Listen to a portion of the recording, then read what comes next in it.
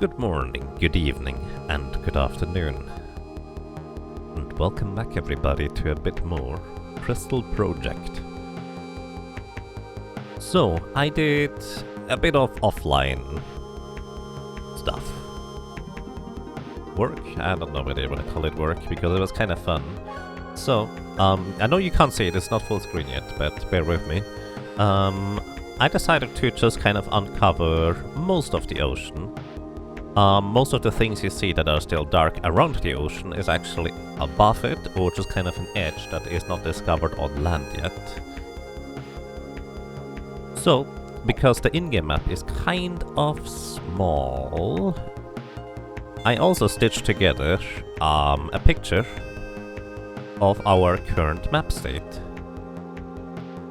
So this is a lot of pixels, and this is currently the map that we have. As you can see, there's these little hand symbols because I was just taking a screenshot and stitching the entire map together. And effectively, I kind of now have a better idea on where we can still go and what we want to still do. So the first things that kind of were interesting to me, I think the entire north side of the icy area, there's still a map missing. Like, it looks like this is discovered here with the ocean, but actually there's just an entire section above that I have not the map found yet. So I would want to explore there. The Chalice of Tar is still quite dark, so I want to go back there. Then there's this entire section over on the right, which I think we want to float over from the Chalice of Tar in order to explore that. I kind of want to maybe also climb the Tree of Sequoia again, in case we float from here around the world over to here instead. That could be another option. Plus, there is these little sections here in the desert that are still also quite interesting, and I don't know whether we need to be on the Tree of Sequoia for that. So basically, this is kind of most of what I did yesterday. I don't know how long it took. I started somewhere in the morning after waking up at like 6 AM. And I was done sometime in the afternoon? Something like that. I didn't work the entire time on that. It was just mostly casual idling, I suppose. Either way, I do have a map now of the entire world, which also kind of gave me a bit of a better perspective as to how the world even, like, functionally looks, if you will. Which was kind of tricky to visualize for me personally until I put this thing together, to be honest. Alrighty.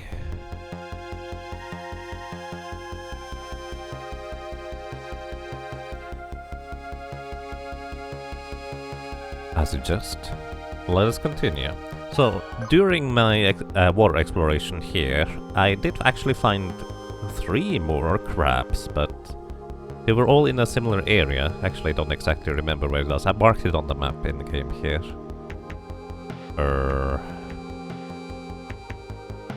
Just don't know where that was. Ah, over here. Oh, I actually found 4 crabs, apparently. So all the crabs were in this area that I found, while just kind of uncovering the map. So there's that. Plus we also have the shark thing still to do. And I have to admit, I actually did not think about the shark thing whatsoever. I'm just gonna go out exploring and worry about that thing later. So, wait, where was the thing with the crabbies? I want to see whether we may be just able to find all the crabs, maybe? This was over here, south of the Boreal volcano. What's the easiest way to get there? Actually, just from Callisto, I guess. And going north from here, let's see where we land. Oh, also, my entire party right now is literally an alchemist to run away and an assassin to run away. I did not put any thought into my party beyond that. There's that.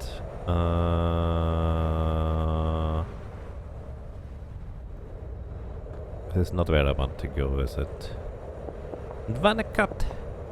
Thank you. Thank you so much for a long time of support with 46 months. welcome back, and I'm glad you enjoy your stay. I hope you're doing well. Thank you so much. Much fun, indeed. Also, let's go up here, the waterfall.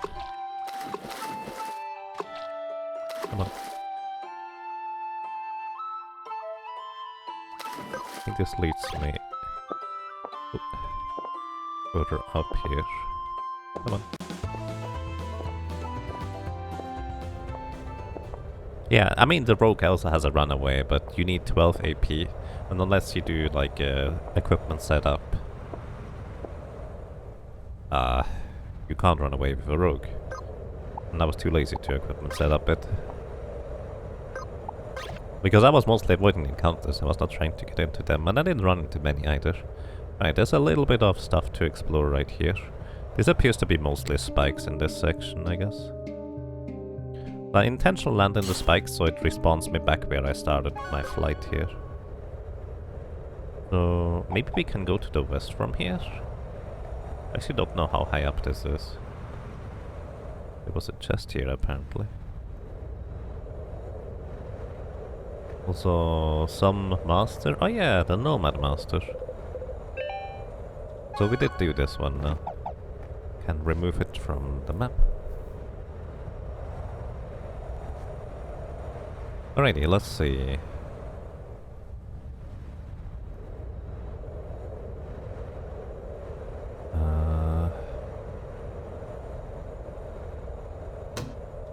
I'm intentionally once again not landing properly because I wanna respawn back up top. There's another chest over here too. Wonder whether I can get it while floating down without actually landing. There's the other pouch. Alright. This does land me back up here. This, and I guess just south here would be this patch. I don't know whether we can land all the way over there. A bit more to the southwest of here. Let's see whether we can get there. A more direct route. Doesn't look like there's anything particularly interesting down there, to be honest.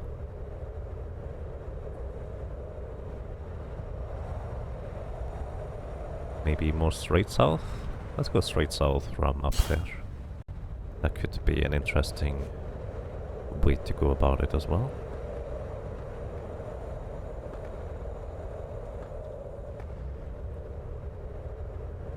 It looks like there was like an entire other way of getting up here with the mushroom jumps, which honestly this is one of the things I really like about this game. It often gives you multiple ways of getting to one place in particular, which kind of consequently means that you may not have found the little hidden path initially when trying to or exploring one section of the map, but maybe you find the other path from the other section of the map to get to the same place, and I really appreciate that. Not always the case that way, I don't think, but it definitely often feels like that is actually how it works. Was that a waterfall? You could just go up here in order to get to the bottom of this? It is a waterfall. Let's see, this is the remainder of the river? I have not been down this river yet, so I might be getting back sidetracked again while sidetracking. Oh well. Bless you. And hey Valakar, did I find all the summons? No, I think we're still missing 3. Actually, maybe... is it 2 now at this point? It might just be 2 now. Yeah, it's just 2. There's 2 that are still missing, which we may or may not find sometime. We'll see. So we are back in the Salmon River, but kind of a different part of it. Where does this lead? Salmon Pass. Oh, this is just a fork I've never taken. Okay.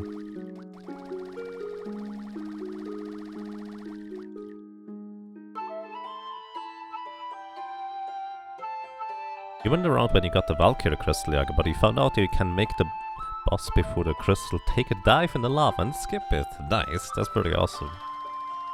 I don't remember which one was the Valkyrie crystal, to be completely honest. But that sounds great.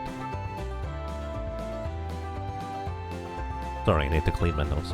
Alright, let's actually get out of here and see where we may be able to go from here.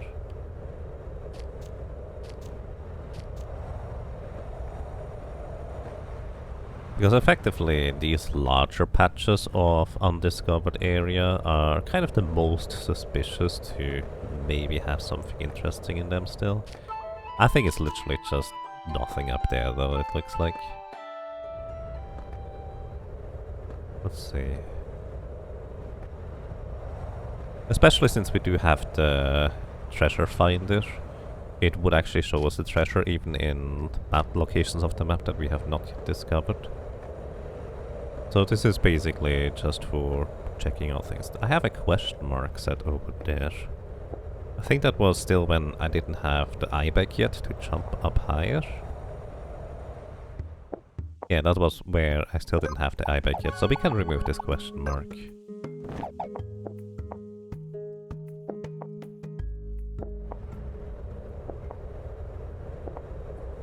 This is the ancient tablet beach down there.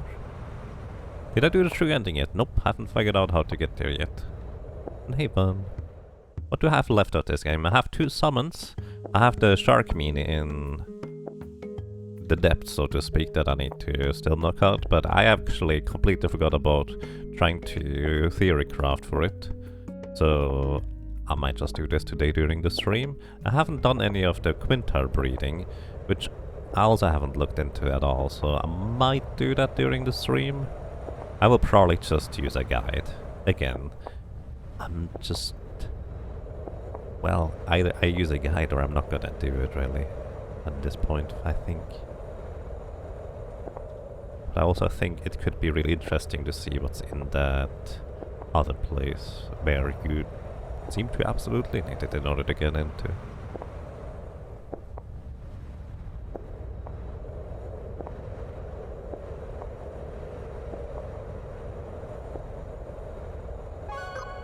Alright, so over here, this was one of the parts I hadn't discovered yet.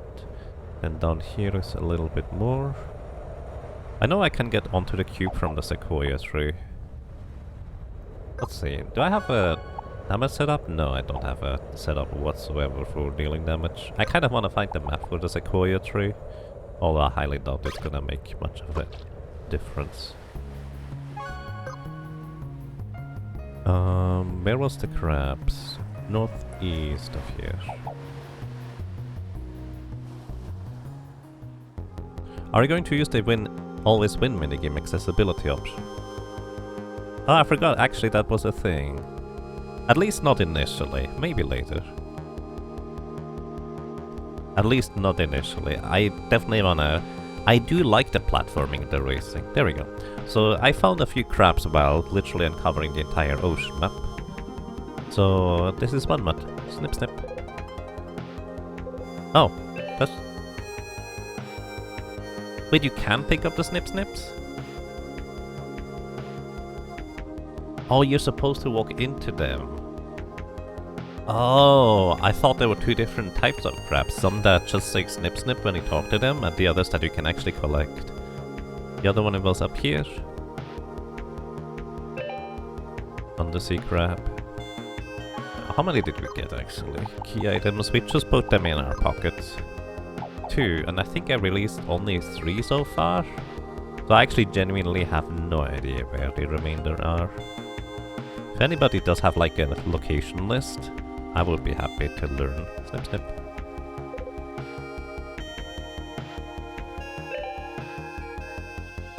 Yeah, don't spam the interact button apparently. Snip snip. So these are the only 4 I found while uncovering the ocean map. But there might just be a bunch more. I was told that they are kind of on that same lure tile set here. So let's just stick to the tile set. Oh, there's another one. I'm actually just gonna mark them all, just in case there's no map yet for people.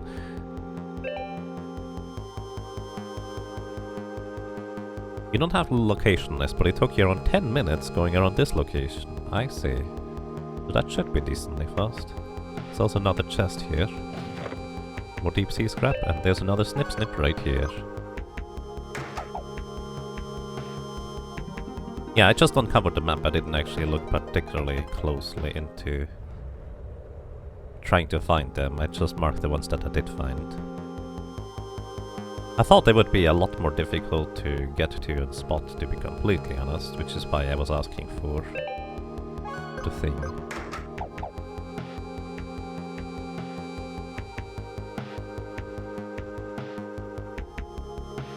You hope I put rubber bands in their claws before putting them in my pockets?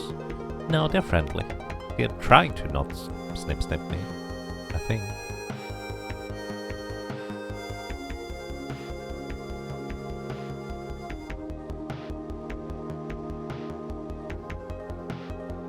Right, don't go too far away from this tile set, I suppose.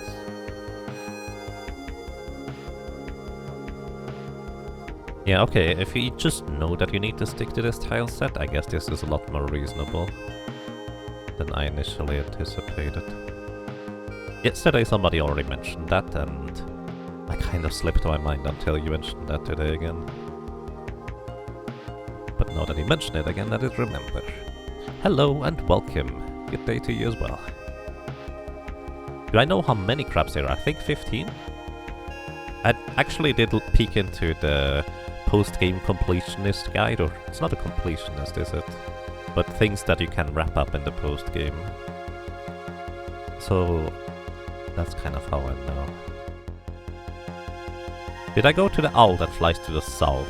If I'm not mistaken, the owl that flies to the south also goes to the same island, but I actually don't remember where it was while occur. If you remember where that owl was, we can go and check it out, but I don't think I followed it, directly at least.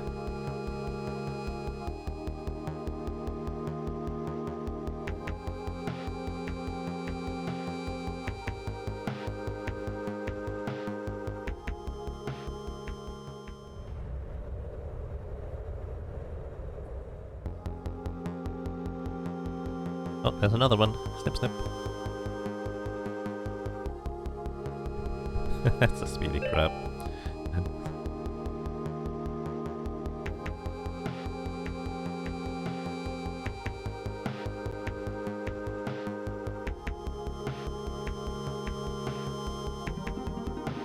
There's still the volcano tile set here. You think there's more down here? No, I think the volcano tile set actually stops.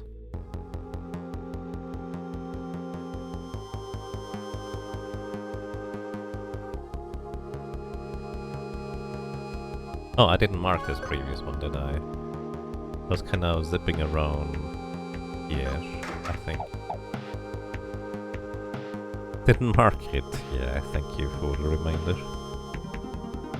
Oh, we are near the sequoia tree. Again, I have not my party set up whatsoever. So I'll have to do that. Also, I need to...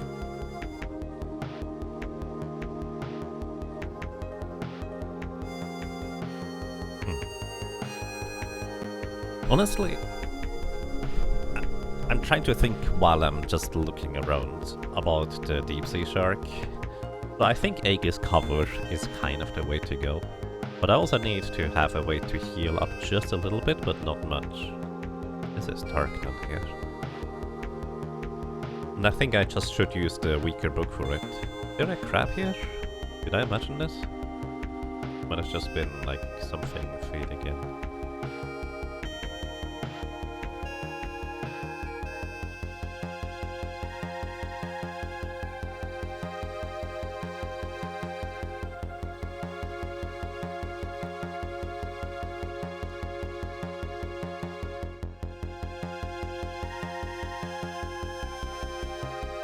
So I was thinking maybe if we actually do go with 2-time waivers to amp status and basically improve the power of the shield. Just keep using amp status, but then we run into the trouble with running out of magic. So But we can just use an alchemy secondary plus dervish for the weaver. So we should...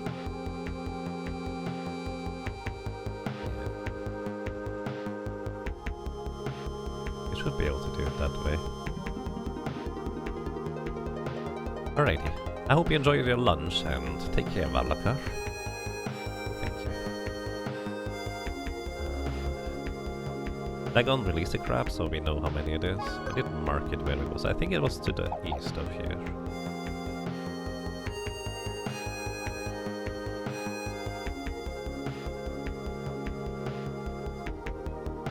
I feel like I might be once again running into my good old issue of I'm going around the edges of the map, forgetting that I could also go into the center. Alrighty. Release all the undersea crabs. Lost 8. There's 3 around here. Oh, actually, there might have been more. Let's see. 1, 2, 3, 4, 5, 6, 7, 8, 9, 10, 11. 11. So we need 4 more. That's a lot of them. Oof. Figured maybe, hopefully it would be only 1 or 2. I hope there's more. So maybe need to go up higher too. I don't like you guys. Bye.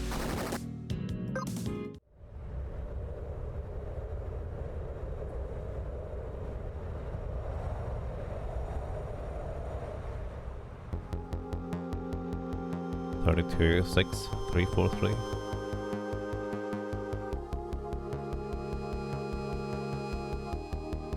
Alright, we're gonna do the seesaw method. Keep going up and down across the entire area.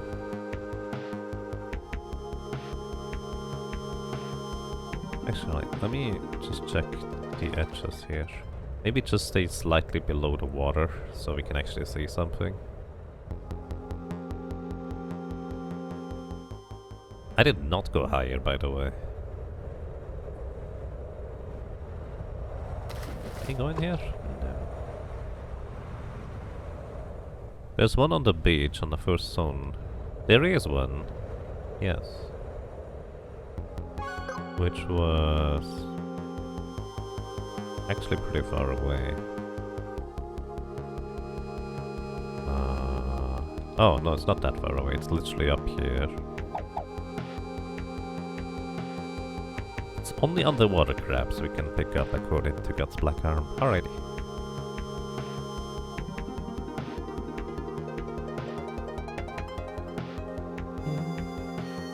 But yeah, I distinctly remember that Snip Snip crab as well.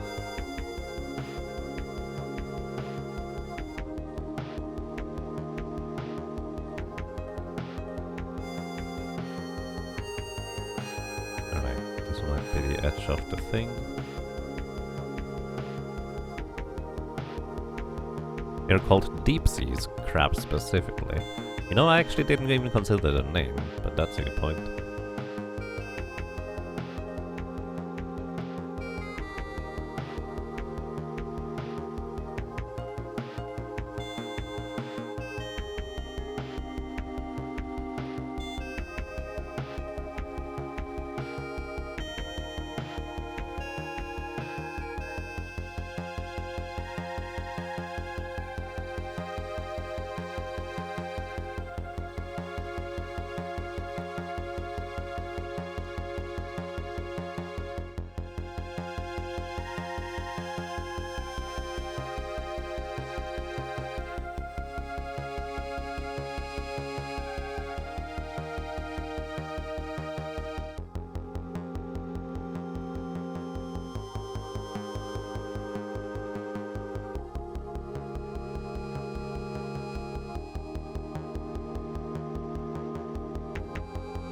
Oh, there's another one.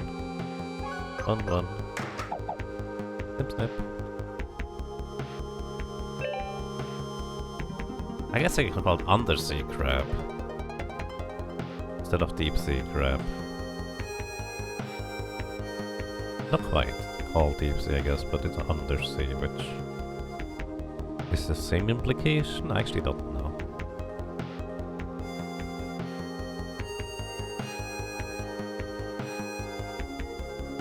Have I checked up here?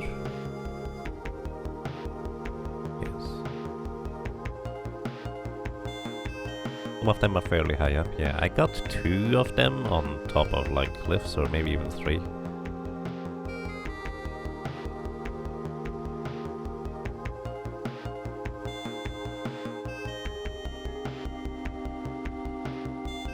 There's also these pillars here that are just going completely out of the water.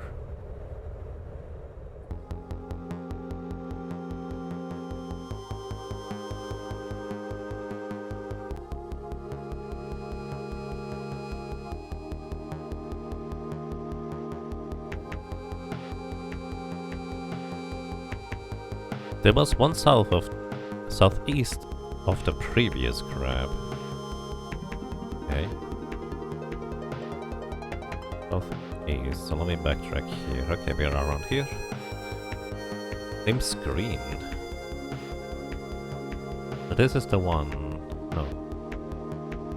This is the one that I just got. Southeast.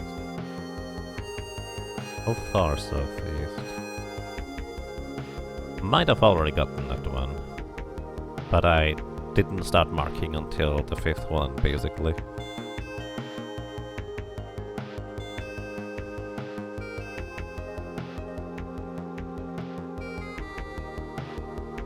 Oh, there we are.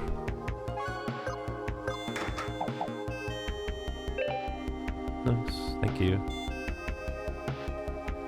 I guess some of them are just wandering in awkward ways where I happen to miss them just zipping by the way I do. Check up top here. No snip snip. And how many more do we need? We needed 4. We have 2 right now? Yeah, we have 2. So 2 more.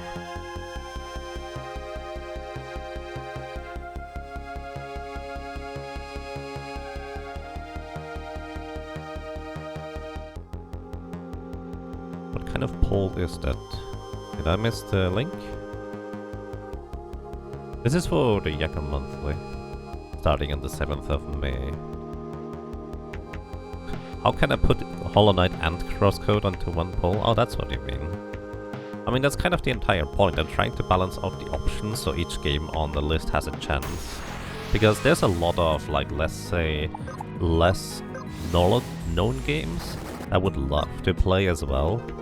But if I just put them onto the list with,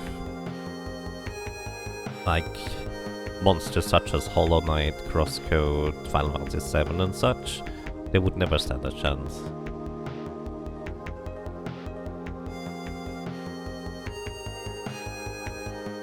Because as much as I like these games, or I'm intrigued by them at the very least, just not as popular.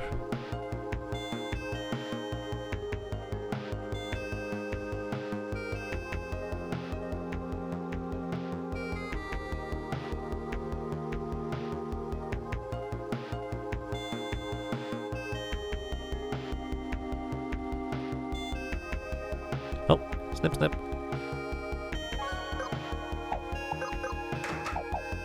But it can be all the way out here.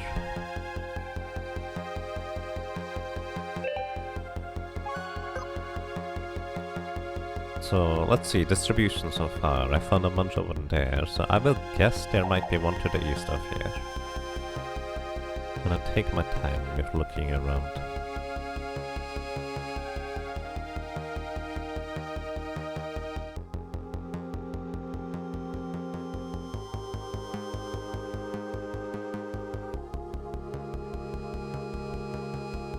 I mean, you can actually vote for 2 games.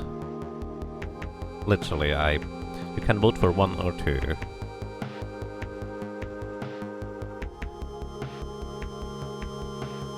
Have I played either of the 2? I have not played Hollow Knight and I have not played Crosscode. But basically, the Crystal Project kind of scratched my or made me want to play more platformers again that way around. I really like some good platformers. So Hollow Knight would be definitely up there. In Crosscode, I don't know how much platforming it involves. I know it's a bit of jumping at least.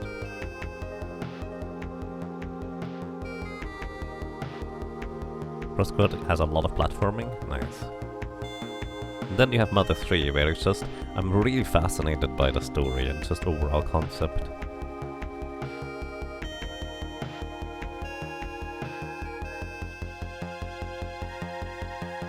Bare bones? I mean, bare bones does not necessarily mean it's unenjoyable or anything like that. Okay. Does anybody have an idea where the remaining crabs might be? It could be that I already picked up the ones from around here, for all I know. Go further east for now. Looks like the tile set does expand a little bit here. Maybe not.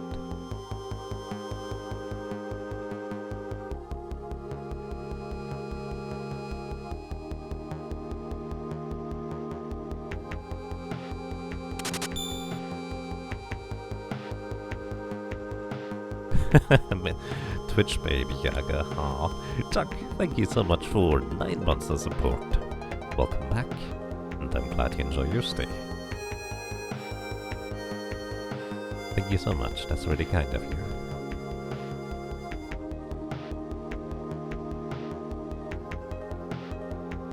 Oh, found the last snip. There we go. And again, unfortunately, I have not started marking until the 4th one, so there's 4 ones missing that I haven't marked. But at least, if somebody needs to find the crabs, these are the locations that I've marked. Maybe somebody has like locations of the remaining 4 where they were. We could add them and maybe post them somewhere. Alrighty, got them. Was way closer to home than you thought, buddy. Oh, there's a crab on the throne here. Hi. Snip, snip.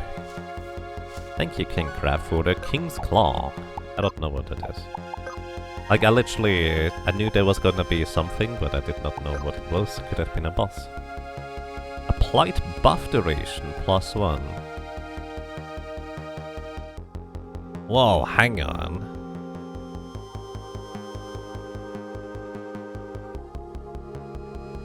I wonder whether it works on buffs that are at the beginning of combat.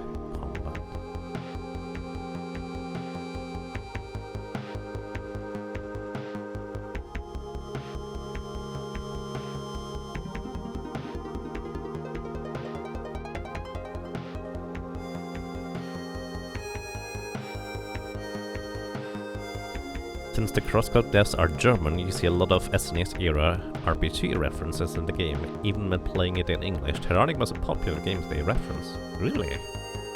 Oh boy. That sounds awesome. Alright, hang on. Buff duration +1. I need to think this one through. Because we now have debuff duration +1 and buff duration +1. What are some ridiculous buffs that you only usually get 1 turn only?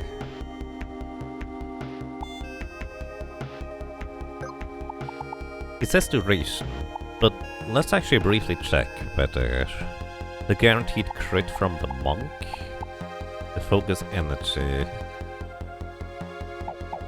is... like, normally that crit lasts for 1 attack, right? But... in theory, you already have monk. With your crab's claw. In theory, this might be more than that. Sure, why not? I have no idea how to fight with these clones. Actually, no, you know what? I'm just gonna go for an easy enemy because I don't feel like dealing with these.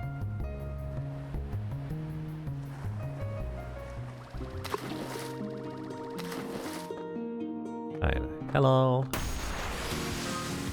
Jellyfish. Just small man of wars. Alright, you skip.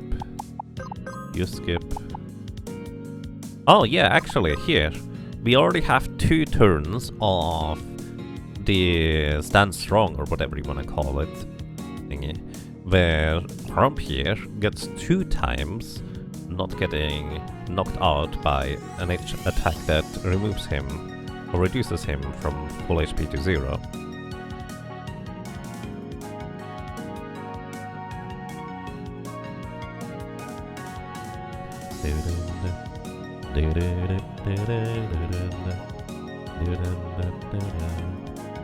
I'm starting to actually think about this entirely differently now. But martial arts, let's focus energy, which gives the guaranteed crit. With the sword, it's 2 guaranteed crits.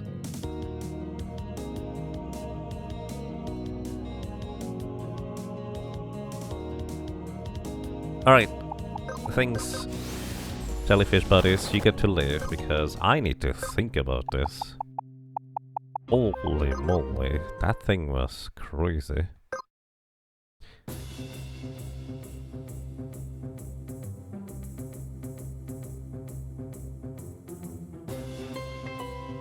You do like how the crab's claw is more or less the other side of the pointy hat? Yeah. Valkyrie has some of 100% defense resistance, take half physical magic. Yeah, exactly. That's also a thing I was thinking of. Actually, it's Aegis, I think, not Valkyrie. Which I assume that's what you were referring to. But yes, those are potentially really crazy good.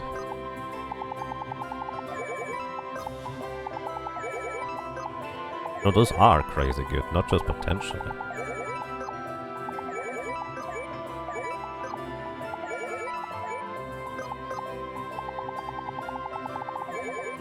Oh, I ran exactly from 10 encounters. Alright, hold up, hold on.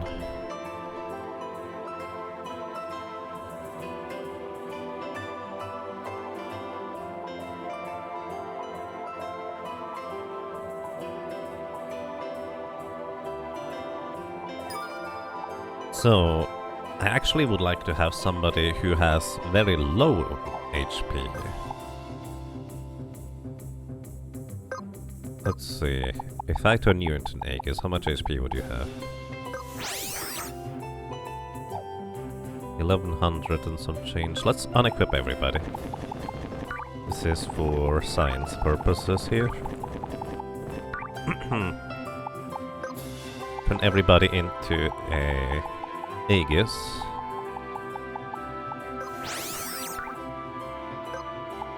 And see who has the lowest HP.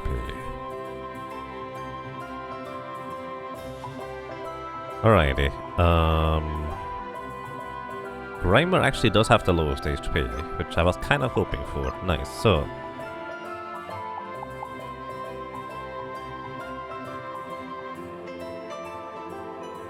Oh wait, no, that's still not gonna work as well as I hope it would. It's gonna run into the same problem as with the shield.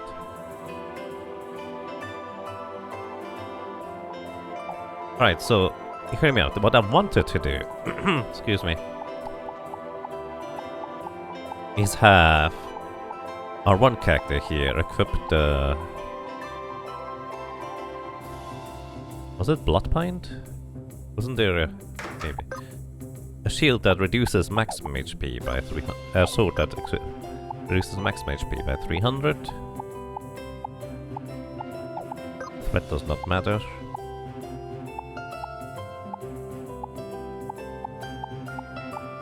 Anything else that reduces maximum HP? No, there's the... excuse me.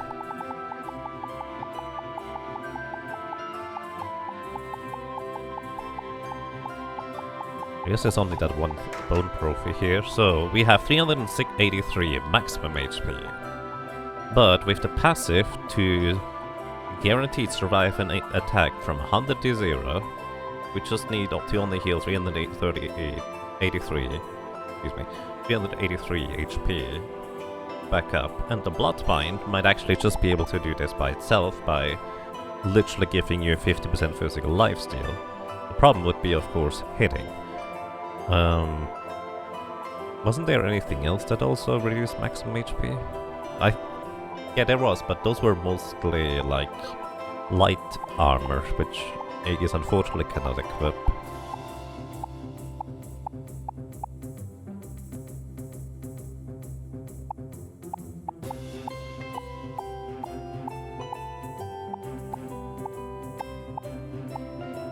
But also, the problem is that the sword itself is, of course, preventing you from using the crab sword. Which by itself doesn't help either.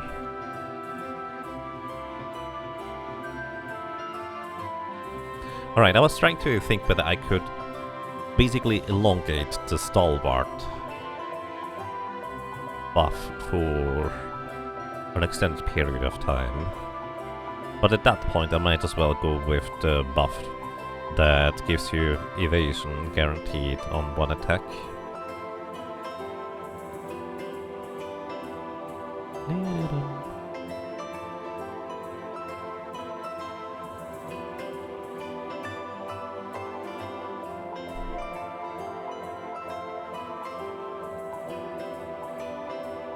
That doesn't have to be on Grimer either.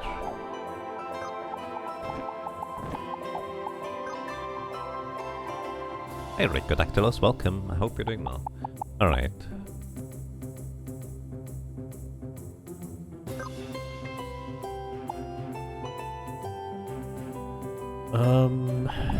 Secondary ninja might be the way to go. Or the higher chance to dodge. If I go like an Aegis dodge tank. So, by the way, I tried using a ninja main and stacking literally all the dodge equipment I had plus the 30% chance to dodge, but we did not actually reach a 30% chance, or enemy having only a 30% chance to hit. So that boss has actually really good accuracy. How many jobs are in the game? 1, 2, 3, 4, 5, 6, 7, 8, 9, 10, 11, 12, 13, 14, 15, 16, 17, 18, 19, 20, 20, 21, 22, plus 1, 23. Because there's one that I don't have yet.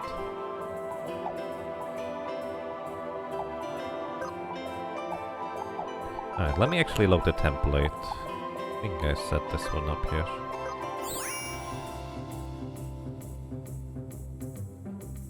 This is kind of my standard loadout.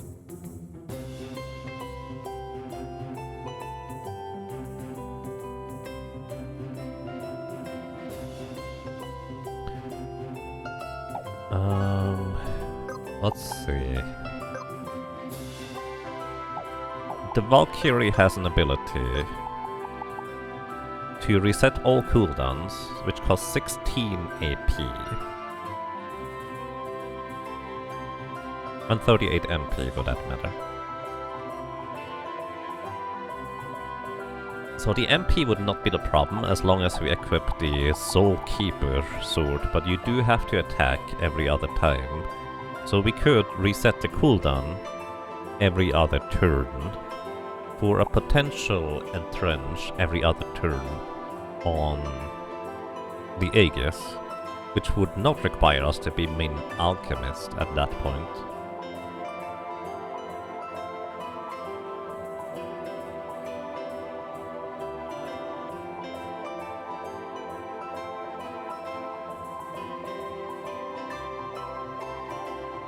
We would need to be fast though in comparison to the boss at the very least. And we would need to have somebody be the Valkyrie that guaranteed hits, like Grimer. So how would I wanna do this? Hang on. Trying to theory craft on how to defeat that boss right now.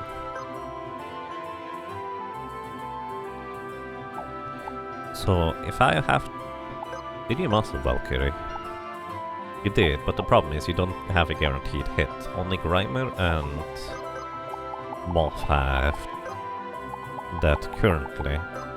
The Hunter, perfect vision, and enough accuracy for that matter. We have one master material to work with. So, my current idea is to use Summoner in order to guarantee 2 physical hits evaded, and then continuously use Entrench on the Aegis to guarantee surviving these attacks.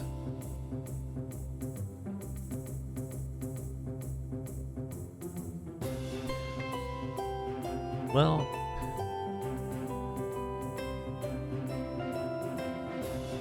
am I making this more complicated than necessary?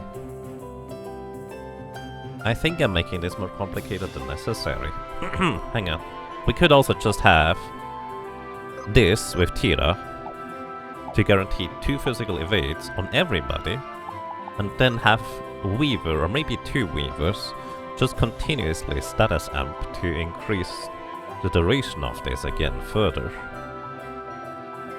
With this it does not matter who gets hit.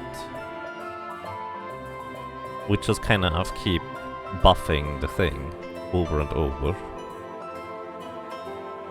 I think I would want to go with 2 Weavers in that case.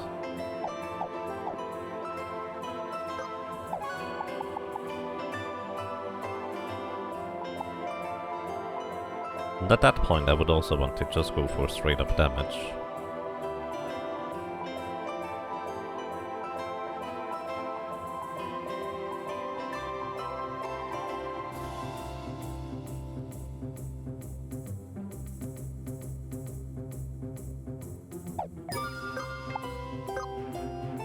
Which would mean you would probably go Warrior with Berserk stance.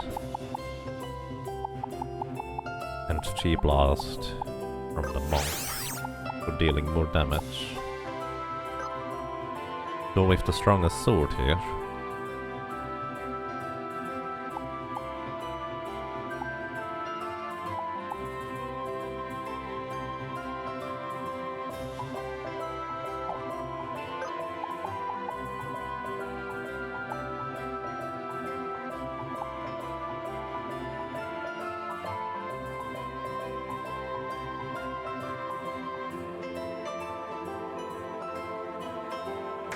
Sure, why not?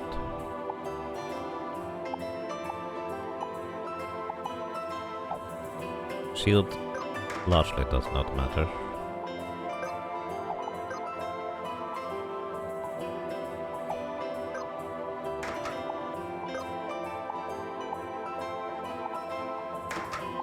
Attack plus 15%.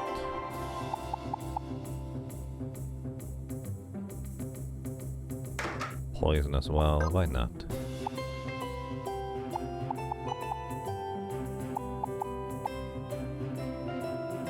Wait, was the sword?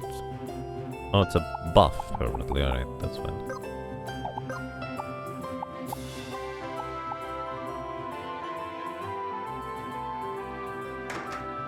Attack focus. Alright. So we're just gonna go straight up damage and have 2 people do the Weaver thing. Which means you want to be a Summoner Weaver. Actually, we need to also heal a little bit against the water damage.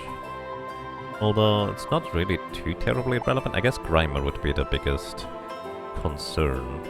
But we could literally just put a little bit of lifesteal on Grimer. The Grimer will consistently heal up no problem, and we can just use 1 turn with the Summoner to heal back up. For you, I would want to... You don't need the Master Material actually.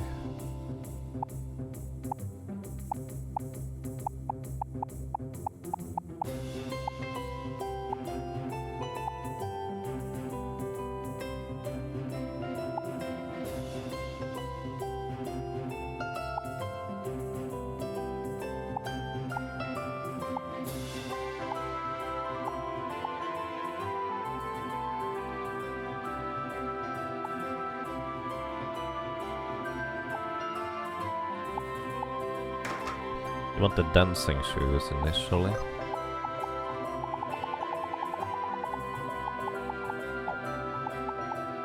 Then you also need to equip sword. Yes, you can't equip sword. Can you equip sword? Bow. No, neither of you can equip sword. So we need to briefly go and get equip sword. Do you want to stay assassin? Yeah, sure, whatever. Doesn't matter too much. With the days and slowdown potential, that could be great.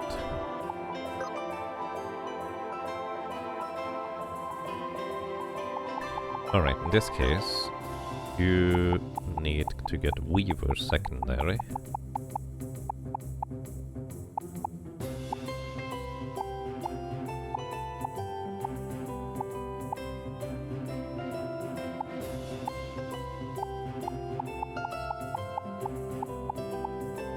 Time magic. So actually you do need the master material in this case, because you don't have status amp otherwise. Isn't status amp kind of expensive though? Hang on.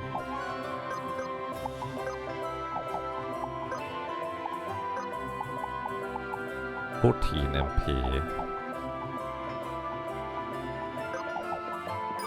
I guess we can use secondary chemist for this purpose.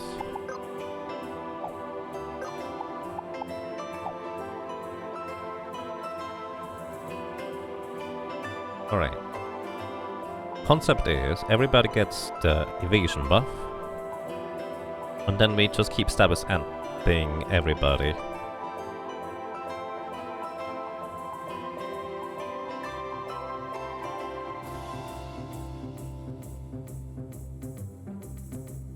Over and over again. So I guess we could get a region crown, so I never need to worry about healing you two, since you will continuously heal anyways. So it's just you who needs a little bit of healing, and we can easily get this through giving you also one of the... Okay, we don't need to worry about healing whatsoever.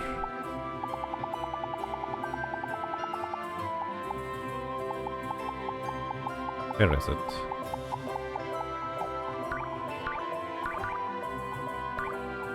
Chemo ring it is called. I keep forgetting what it is called.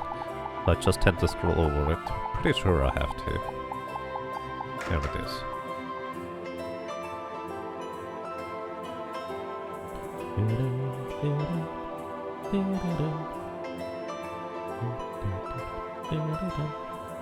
I assume that's the wrong chat.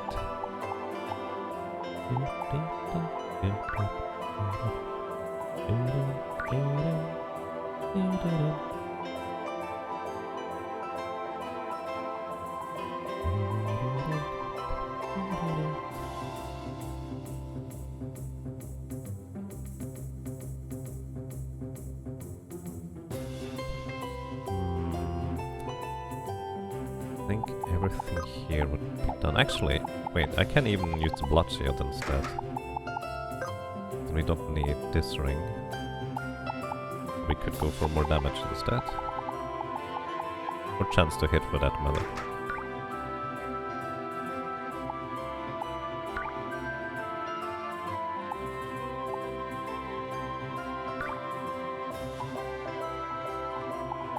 So, I still need to equip a sword on you, so we can double this. Actually, I don't know what the status amp is going to get doubled as well. That would in fact be very, very interesting.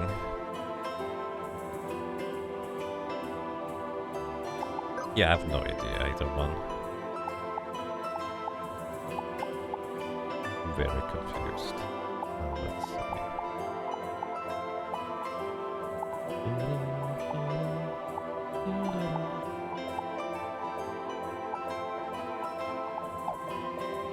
I don't need the scope specs because I don't necessarily plan on attacking with you.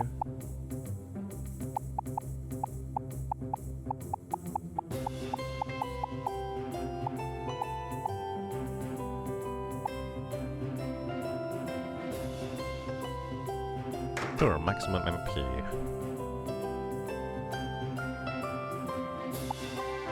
We do kind of want the first strike mitts, that's good. Alright, so literally just equip sword and we're good to go. So template, create new template. Eesh.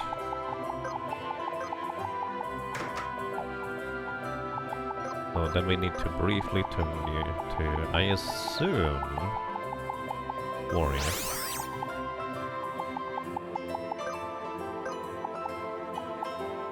Up sword, so we need 3 AP. It's pretty quick to get.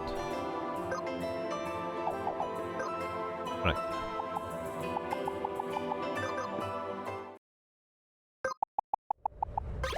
Yeah, honestly, I feel like there's just no point in wasting too much thought on it.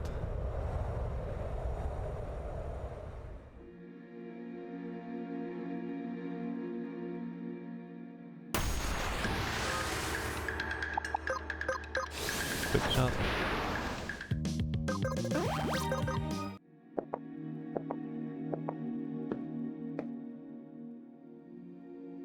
Appreciate that, Global Kaiser. Libora. Good night, everybody.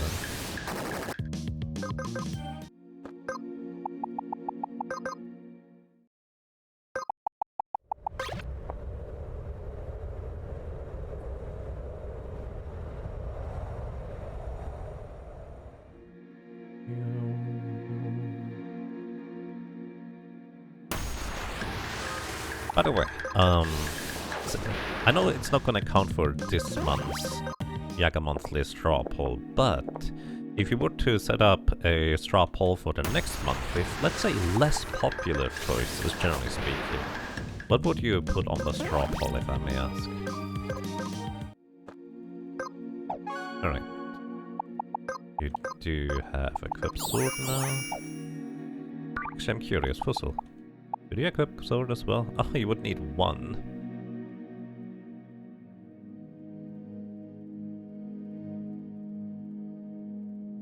Maybe that makes more sense to give you the sword then.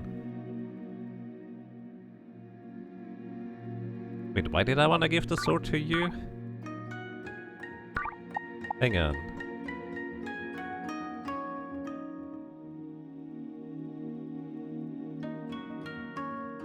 Why did I want to give the sword to you? That does not make any sense. I'm not smart. Less popular. How about Alundra? I think that would be actually perfectly fitting for that kind of choice. Let me start writing this down.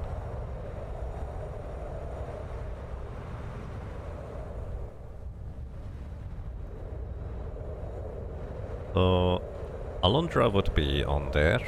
I also have to put Sunless Sky on there, because it's a game that I kind of played a little bit on stream, but I never got particularly far. So, yeah. Alright, let's turn you into a warrior real quick as well. I say that, but I don't find the warrior. Probably just rolled exactly the wrong direction. Grandia? I guess that's a good point for the list, even if I don't currently feel like playing it. Maybe in the future. And again, I guess considering the community we have, it might just be one of the more popular choices, all things considered. I'm gonna still put it on there for now. Chrono Cross would probably be too strong of a choice for this little list here.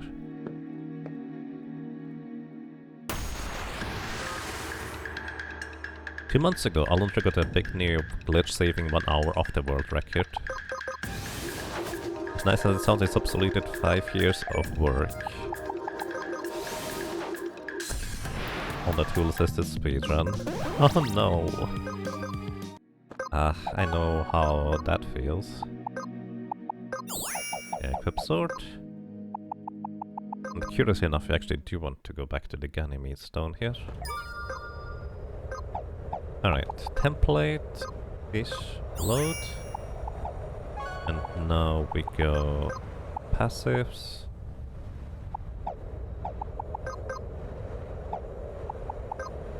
For you get equipped sword.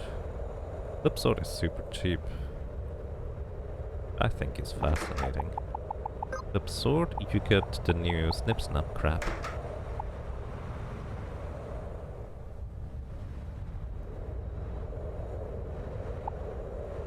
Which applies buff duration +1. You get... Oh, if you can't use the pointy hat. I would want to use this to slow for a long duration of time the enemy. Let's just try it to see how this is gonna work without this. Alright. Sleep, and let's try the big mean fishy again. Which, according to Velhart, that was also the boss that gave him the most trouble. Because it's, again, a fish that is basically... It's a boss that's just a puzzle. So, which, to be fair, I guess is kind of describing most bosses. But it's more of a case that this boss in particular feels like it just requires a very particular kind of setup. You worked on the tools as a speedrun. I think I've actually peeked into the thread that in task videos at some point. I have to admit I don't remember any names, but yeah.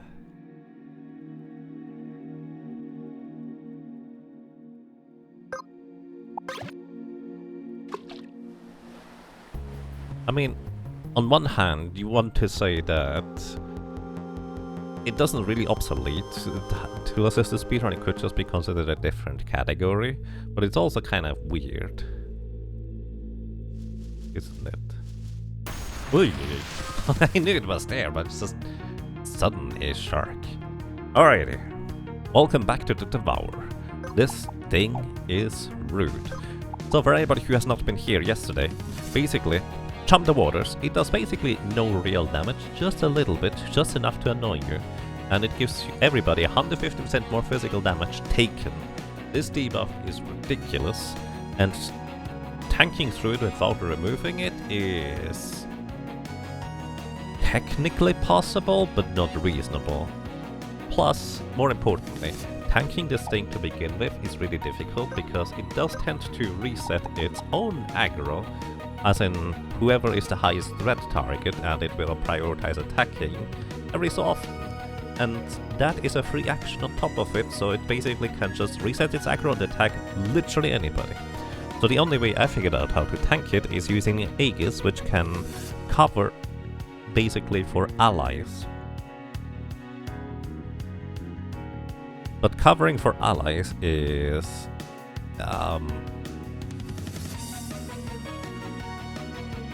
awkward in the sense that you have to have everybody on critical HP, which is why Chum the Waters, which deals a little bit of damage, is just so annoying.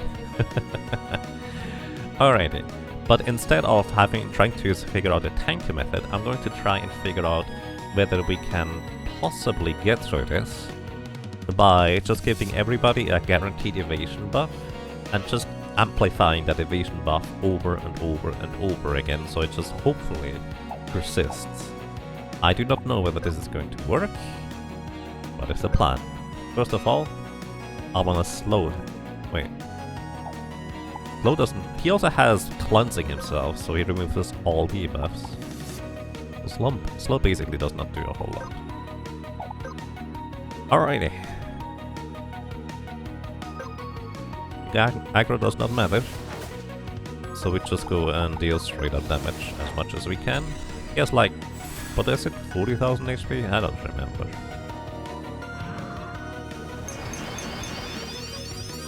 Everybody gets hasted. And now, summon Tira, everybody gets blink. I think I may have to begin this entire battle by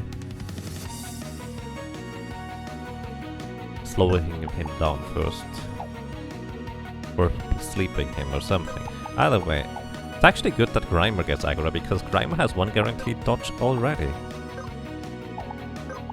So you go Berserker stance to deal more damage, and the entire point is to just G-burst the entire time. Oh, you bulk up too? Okay.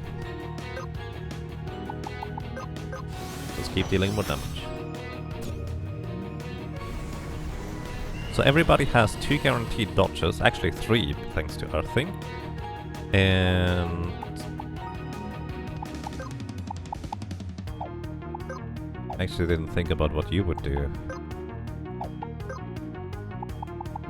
I guess just if you... The problem is I can't really slow him. Well, not effectively. So let's just status amp everybody. This is gonna randomly attack anyways, for the most part. Chi burst, deal damage.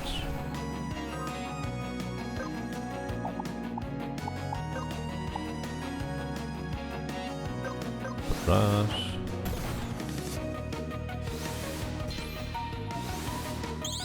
Amnesia and jump. Oh, status amp comes back up. And that's kind of the entire thing we're gonna do. Keep everybody at 3 or something.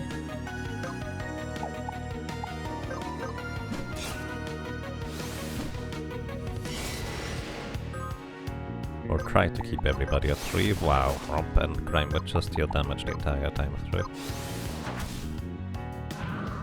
I may have to have him not bulk.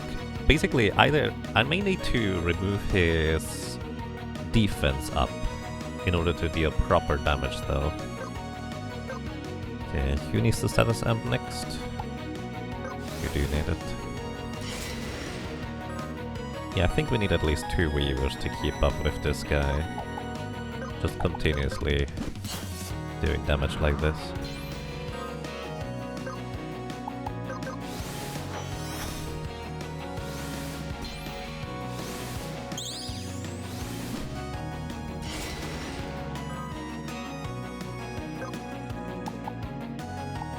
Let us amp here. Oh my goodness. Hey, are you so fast anyways?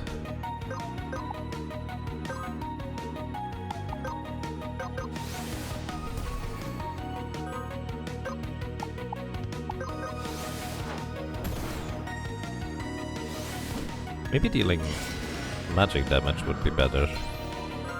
Because he only goes physical up.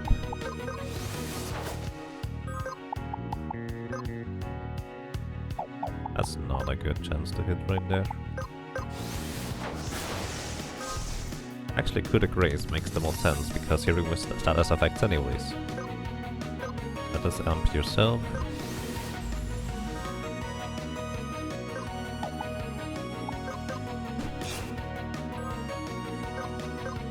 Let us amp here.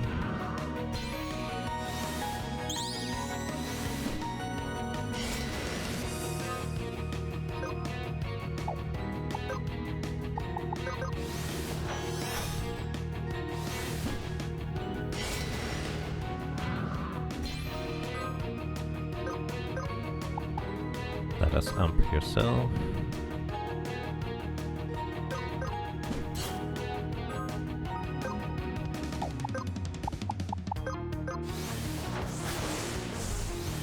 Okay, he cleanses anyways, even if he does no longer have the status thingy. Let us amp him. Uh-oh. Well, now we just need to hope that Reimer gets hit as little as possible, because can't put that buff back on again.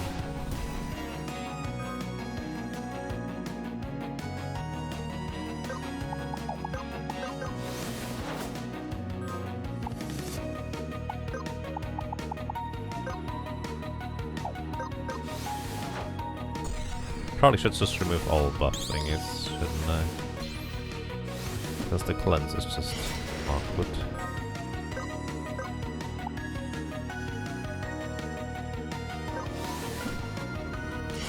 Also, maybe a weapon to reduce the casting time, because this has really long casting time here. That would probably make a lot of sense.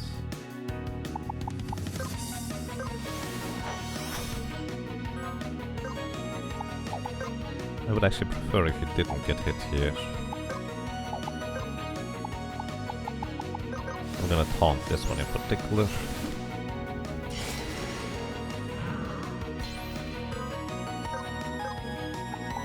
Yeah, I think my status amps are gonna be too slow overall. Mainly because this guy is just too fast. If I could just keep haste up on everybody, then that would be much more reasonable.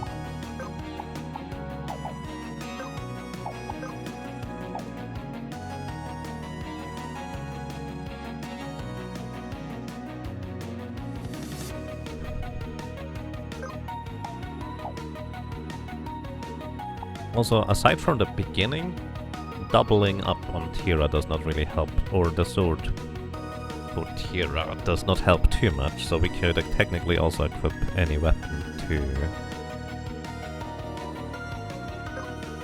We could also just have a random person use the summon for Tira, because you literally just need to cast once and then attack afterwards, and everybody else can just keep status amping. That would also be a potential option.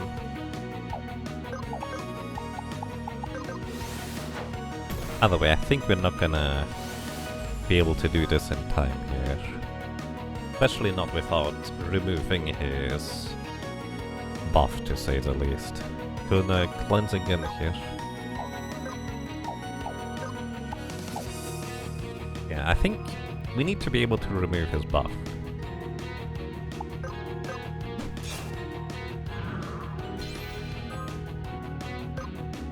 And we need the weapons that reduce our casting time.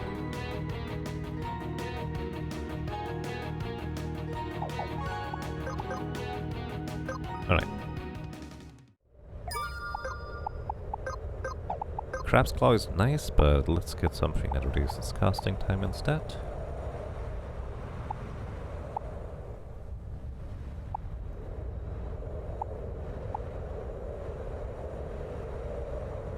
Oh yeah, the training sword. All abilities are considered learned while in battle.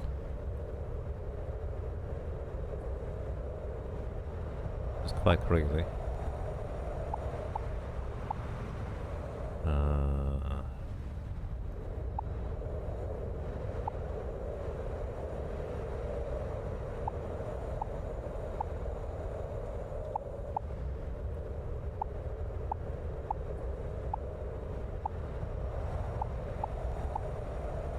Oh, we need to equip once, don't we? Equip sword is not really that necessary here.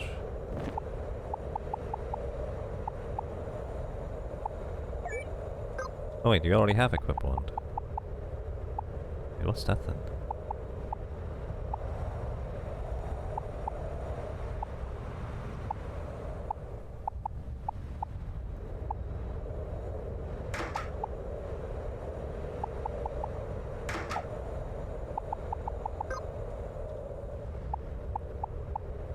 I'm pretty sure there was once that reduced casting time. Was it staves? Either way, there was this stuff. Maybe it's just further down. How old are these? Only a book, you think? Ah, there we go. I was pretty sure there was another item too. Paperback. I guess your weapon really does not matter, so might as well give you something else.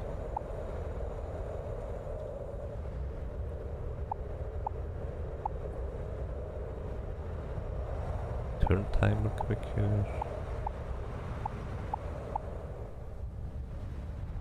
The Grim Scythe it is. Oh, you can't equip Scythe, can you?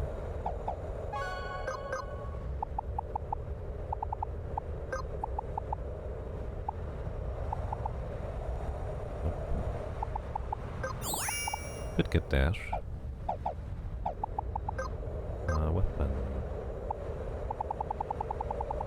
I knew there was another one, I just did not remember what it was. Ember Scythe.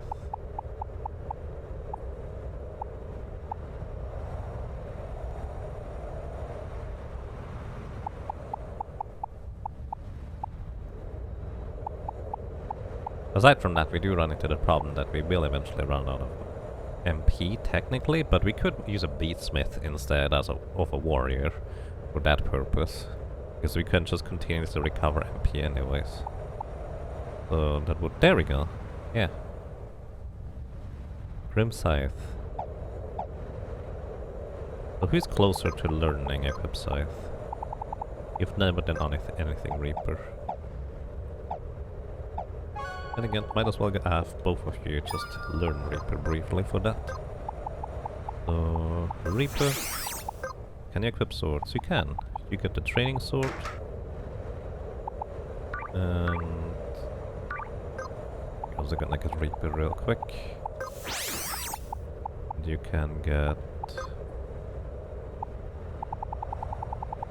Do we have the Reaper permit or whatever it's called?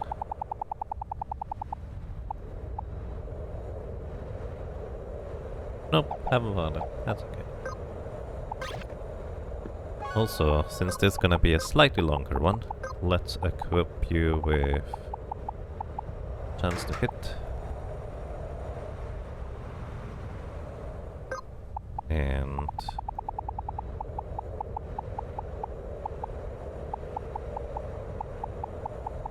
no sleep for you.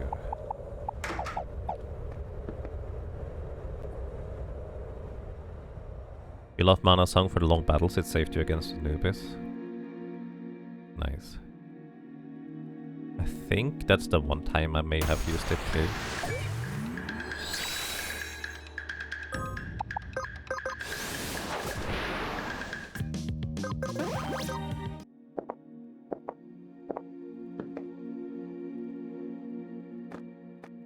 No, come back.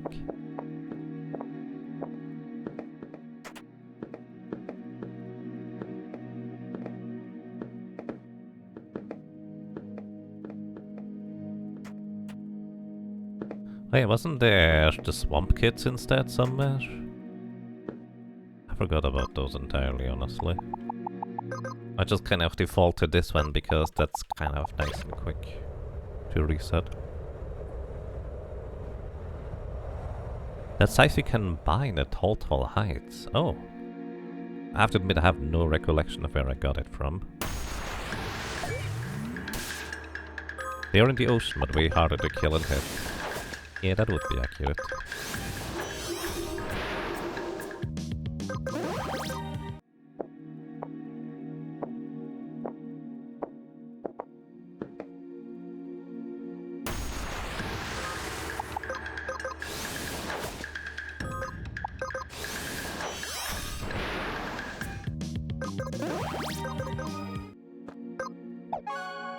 Already 9 abilities on Fussel thanks to the training sword, that's crazy.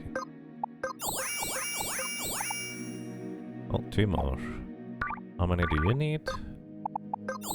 You need 4 more.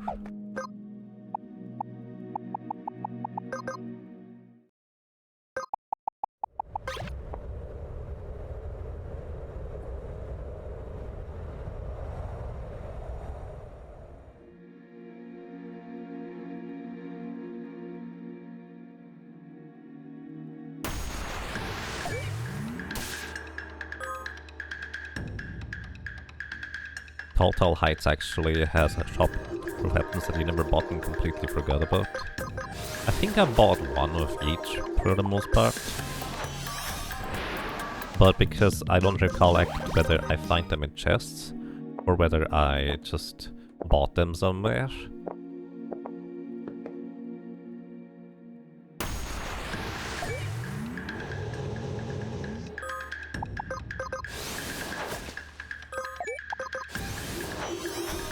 Makes it a little bit awkward.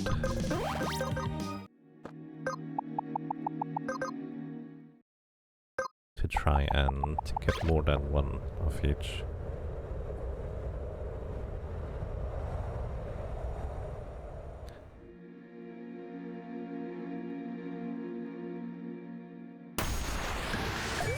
Actually, yeah, does the Tall Heights shop indeed have it?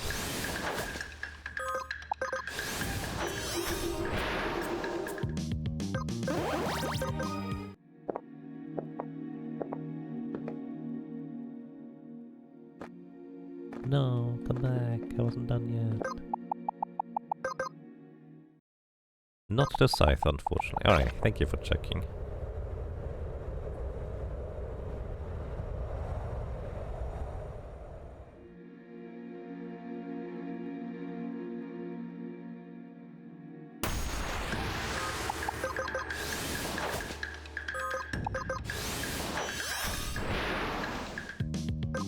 There's a book of healing attack and 160 mana though. Yep, I actually do remember that this was there. Because that was the first weapon I found that had a healing attack whatsoever.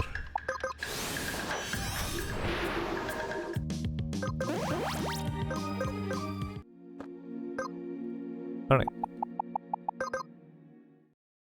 I think with this we have the Reapers, Equip Scythe learned.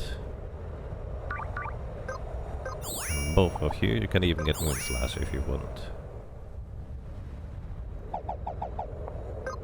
Not really relevant. Okay. Back to the fish template. What did we say? I couldn't really use this to recover MP anyways. So what could I do? I could just Trickery and put the thing to sleep at the first turn, or maybe I go Red Mage for Dispel Magic. But you don't have Red Mage learned, so that's a shame. Maybe you want... No, you can't. Alright. In this case, let's go Beatsmith with you for the ability to use the Mana Song, because this might be a really long fight at this point. Beatsmith, we just go full support.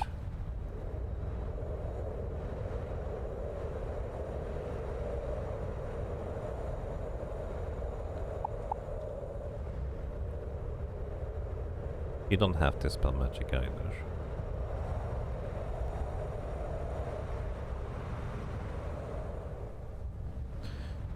Fine. Just gonna have you sleep the very first turn. And that's all you're gonna do. Equip the best stuff? Sure, why not? Don't need an aggro band.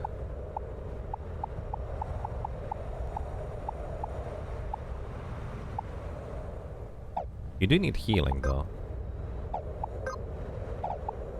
Can you heal yourself?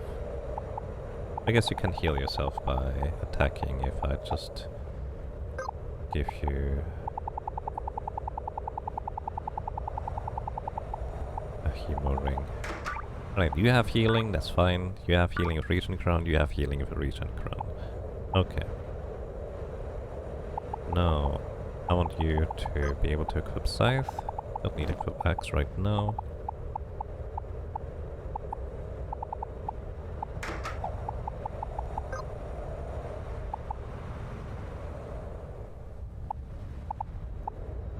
How many of these scythes are really fascinating, but I never really use anything that uses scythes, so I tend to forget about them entirely. Alright. Grim Scythe for less casting time.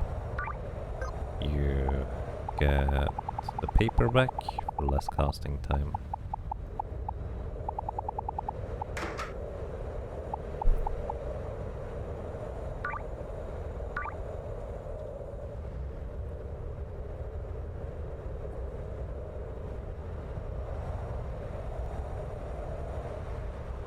There was a rapier with 40% evasion at the shop as well. Wait, 40%? Not just straight up 40?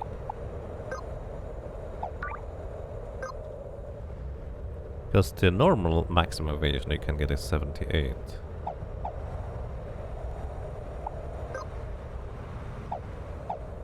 Wait, Rob, did you actually ever learn anything Beatsmith related?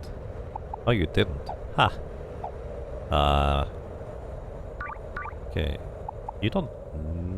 you do need the master material. Oh, shoot. I never learned Beatsmith. Oh, coming back to bite me.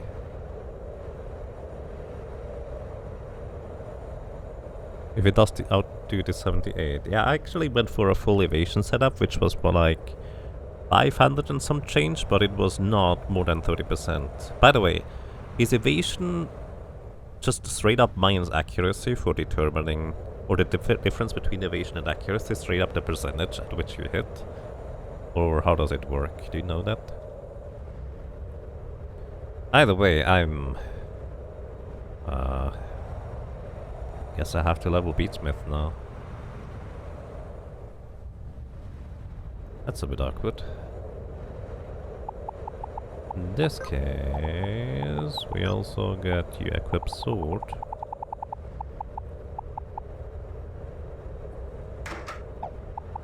So you can get a training sword. Wait, before we do this, let's set up the new template. So you equip sword, training sword. So you get more LP from the mushrooms because it's gonna take a while. And since we're gonna go for training anyways, might as well teach you Weaver. For the most part, I don't really need Weaver. I'd rather have you learn something else, to be completely frank.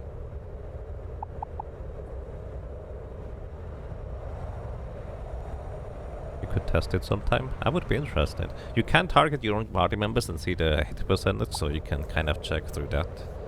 Whether it's a flat subtraction, and then turn it to percentage.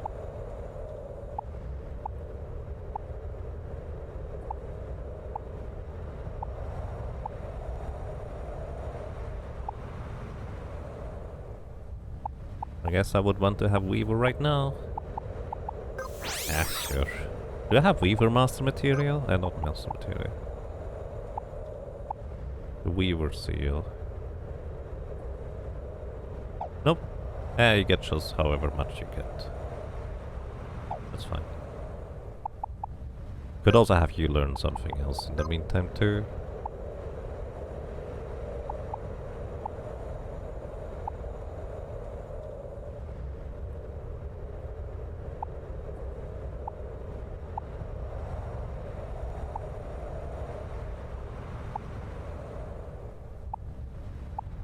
I don't know what you would want to have, to be honest.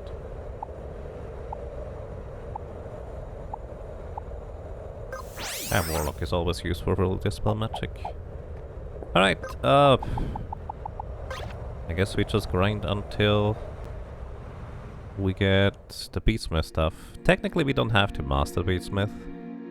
We just have to get...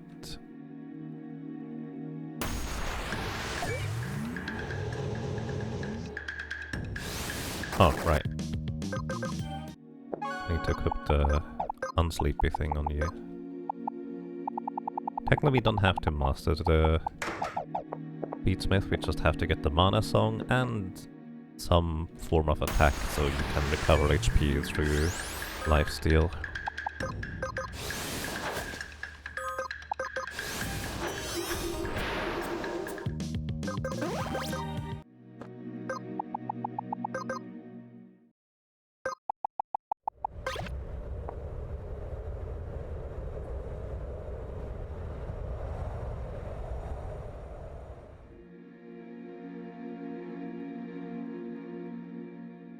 Yeah, 40% dodge chance.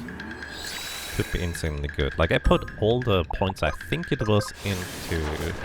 as in all the levels. I respect all the levels to Hunter to have maximum agility. And then did the setup from there.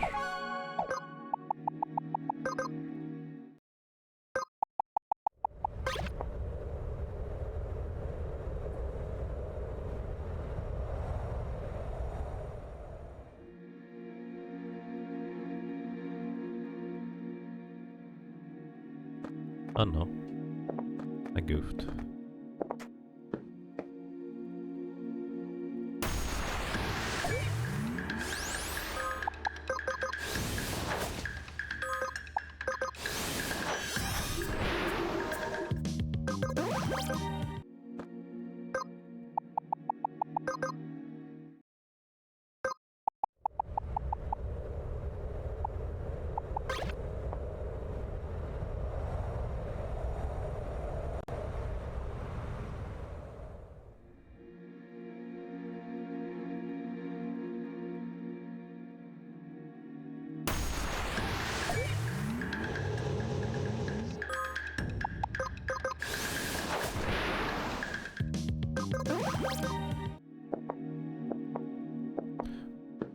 It really quickly plays a large role in evasion as well.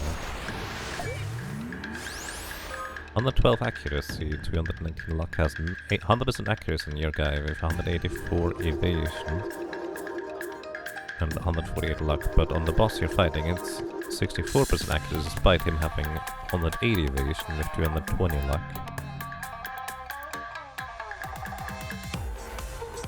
Yeah, actually it completely forgot luck even had any influence on it.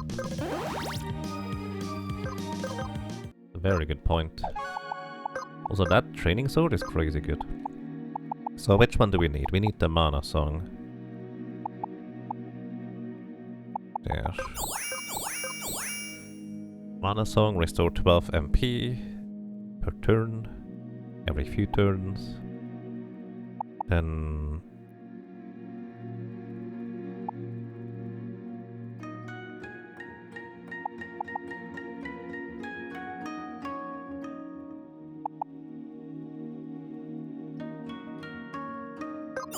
I guess technically useful.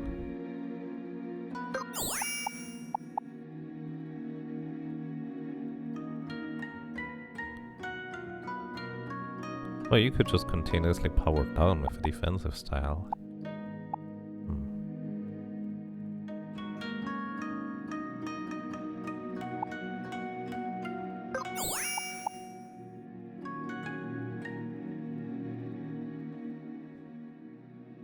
I will probably just do a regular physical attack to try and heal occasionally. With you. That's good enough, that's all we need with you. Want you to get this spell.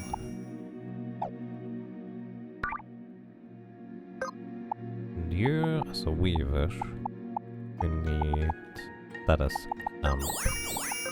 That's all we need really. The rest is just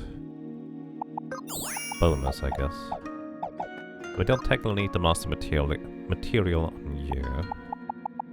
Which does mean we can switch it up a little bit. Right, so we go back to... load. Thank you for not overriding. We do go back to you. Instead of trickery...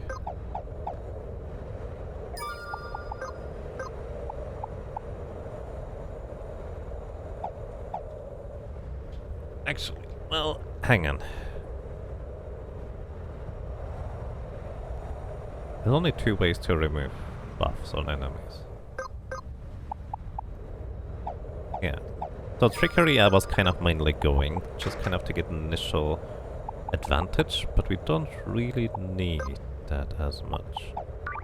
So you don't need the master material anymore because you have status amp already now. So you can just get whatever. Really doesn't matter. Dancing shoes for initial speed, why not?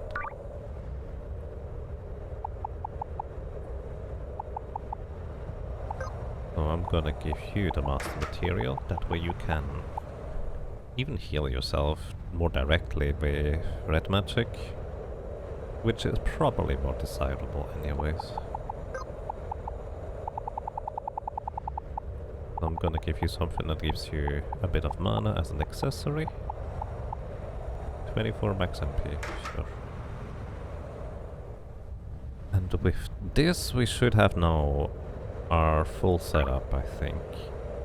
Grimer is gonna just deal all the damage. You're going to dispel the armor up buff, hopefully. At least you try. Grimer is also going to switch up a little bit for defensive things. You need perfect vision. You do want smoke screen, I think. Maybe.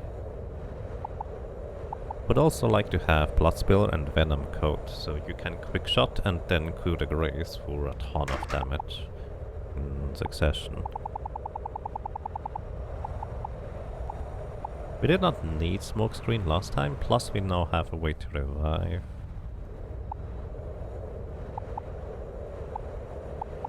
Whatever. This should be basically a team that can go on for effectively forever.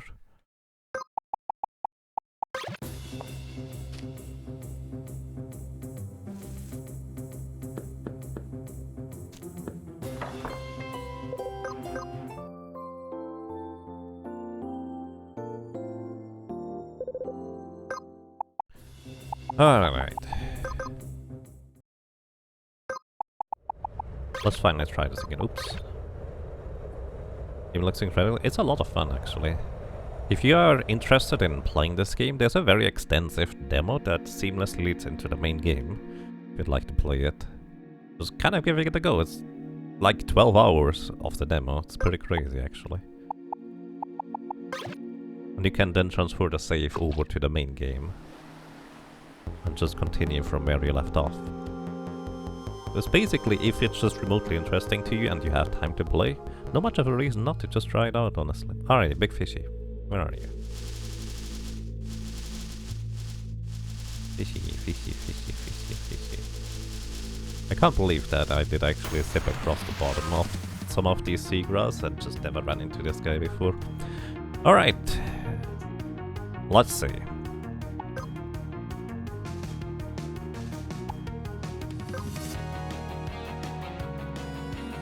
I did not equip the scythe on you, did I?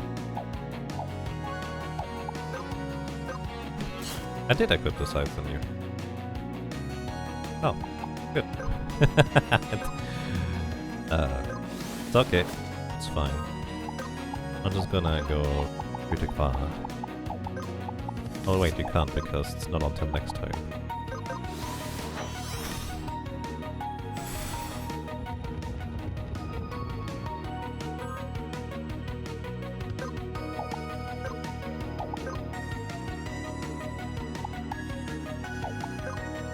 Alright.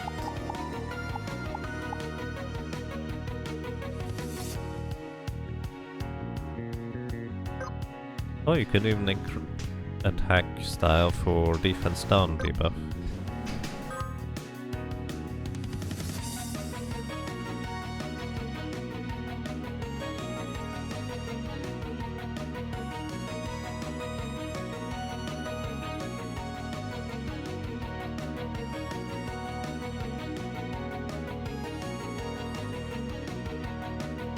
Okay, I'm back.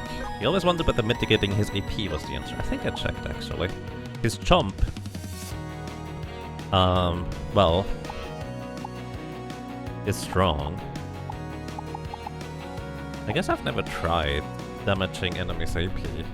You know, that could be an interesting way to go about it. Just keep it down permanently. That's a very interesting way of going about it, honestly.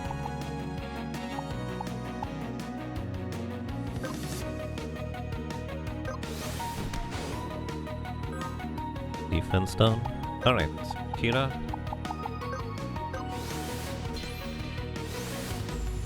That's the bulk up.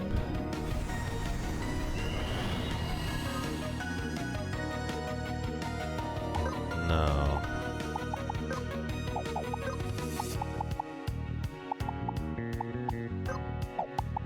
Just Hunter's Mark to guaranteed hit. Now we also go status amp. Yeah, this is way quicker casting time. We now have defense down. Status amp.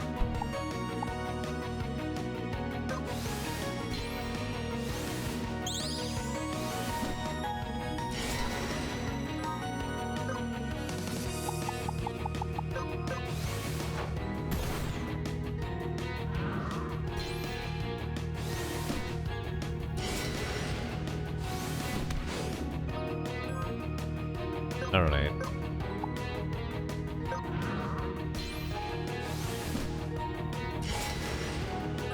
I definitely don't want to go with the beat thingy. You two need status amp the most.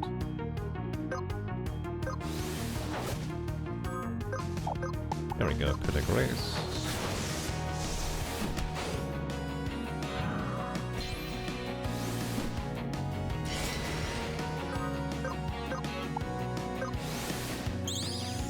Don't jump him. Okay. I was lucky that it didn't hit the other guy twice. This guy's just too fast comparatively. That's kind of crazy, honestly. I literally can't keep up with just status amping everybody all the time.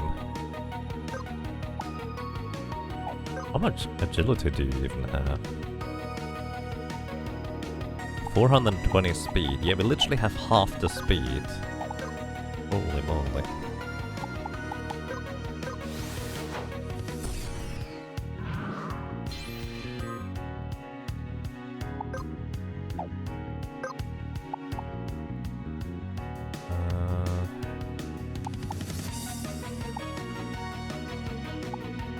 Guess I'm just gonna cast refresh in the meantime.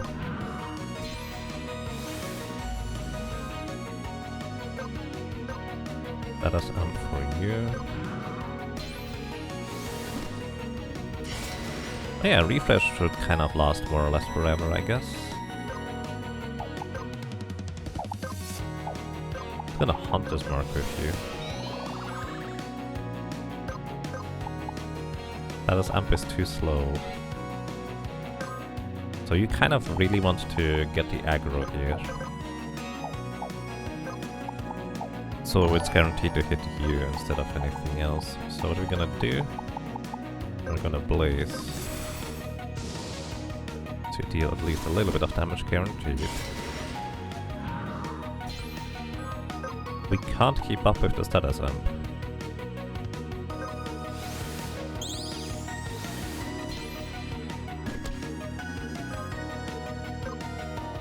We are too slow with 2.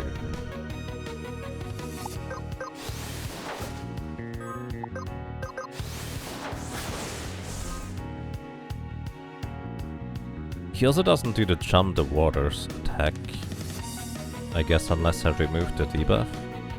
So maybe I want to remove the debuff just so he does not use it, so he uses the jump the waters thing again. Eat it up, thank you for the raid into the host. Welcome everybody. I hope you're doing well. It's so hard to ignore the little black spots on the map. Yeah.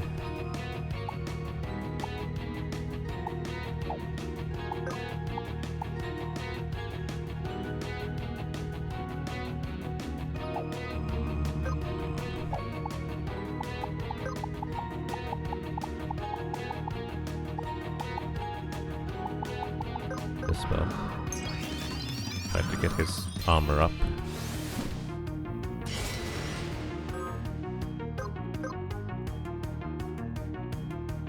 Oh, that's not good. Gonna just straight up jump him. And I don't think there's anything I can do about it.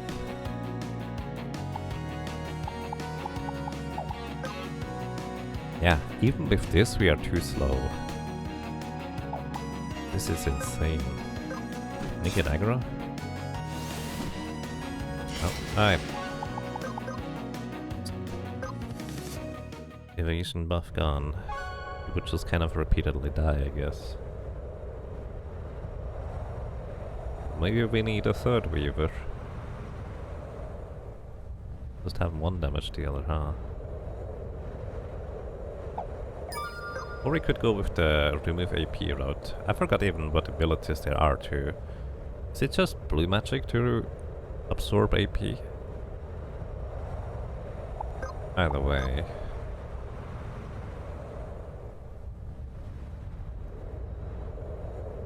Go with a third Weaver, I suppose.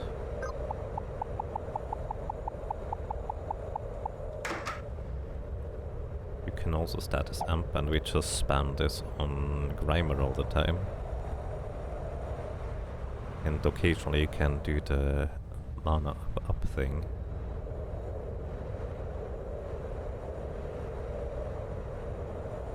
What about blinding with eye gouges? So the problem with this is that whenever he has any debuff whatsoever, he will just cleanse himself and be immune to blind and sleep and all sorts of things for the upcoming turns afterwards. We could then subsequently technically remove that buff, which makes him immune. But the problem we run into is literally him using the cleansing thing that gives him both a buff and removes the debuffs. Costs him literally no turn timer whatsoever. It's a free action for him. And he can do it every single turn.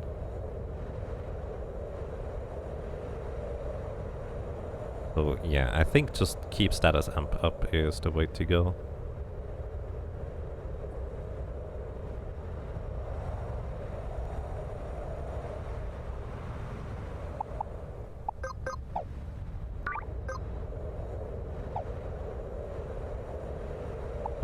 Also, since we don't need to worry about repeatedly taking damage, we might as well go for a higher chance to hit.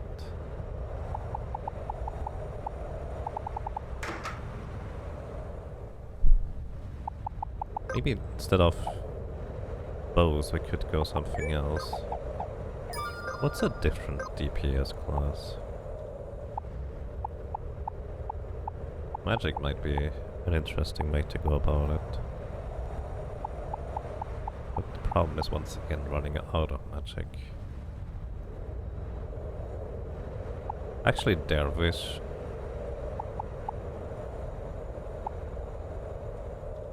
It'd be very interesting here.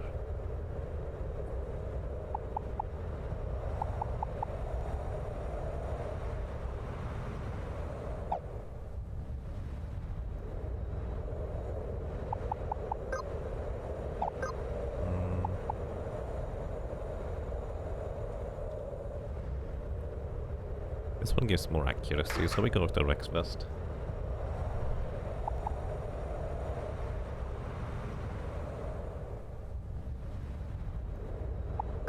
Passives. Crippling Coat is not nearly as reliable as Blood Spiller, so we go Blood Spiller, and the Crippling Coat doesn't really do anything for you anyways. Smoke Screen is cute for the first attack. Beyond that we wouldn't need it.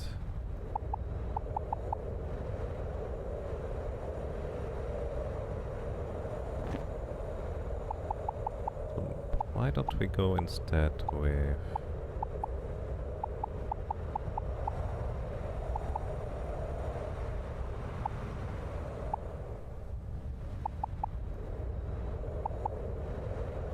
If we could guarantee a crit, I guess.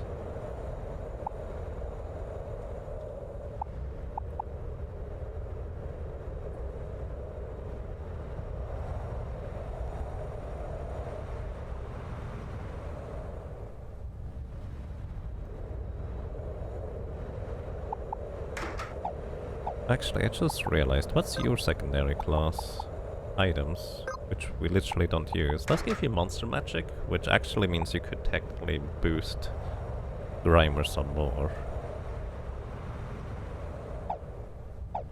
Alright, let's try this.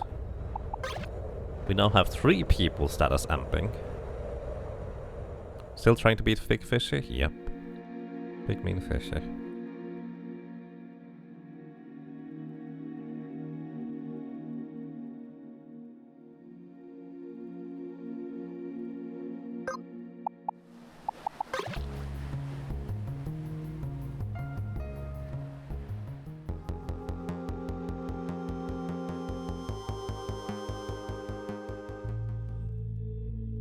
Fishy. Fishy, fishy, fishy, fishy, fishy, fishy.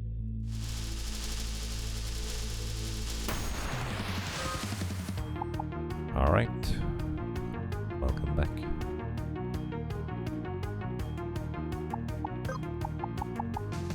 So Overload was my idea to power up Grimer more or less permanently. But you can also just do this later. I'm gonna put you to sleep initially, actually, so we have some time to set up.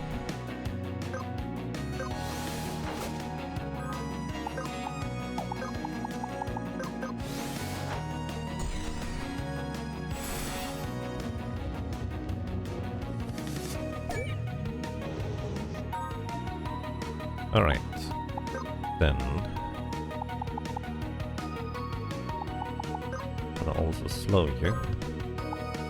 Summon Tira.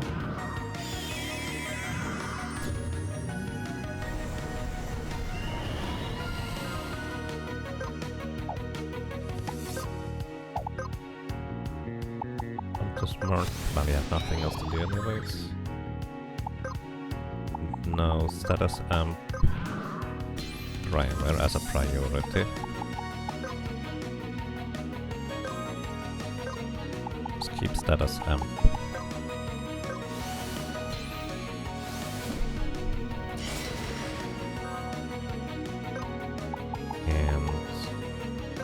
Pick off, which...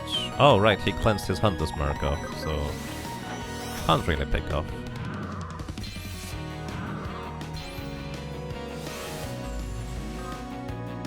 unfortunately has to bulk up now. But this also means we can invest 1 turn for overload for you. Let's keep status amping. Alright.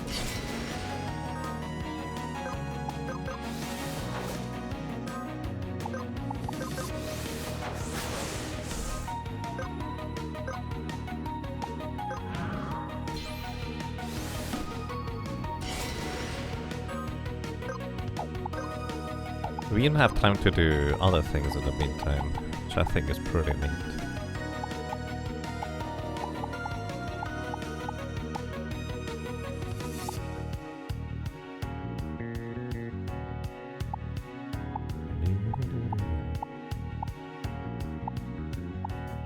Can I do anything interesting though?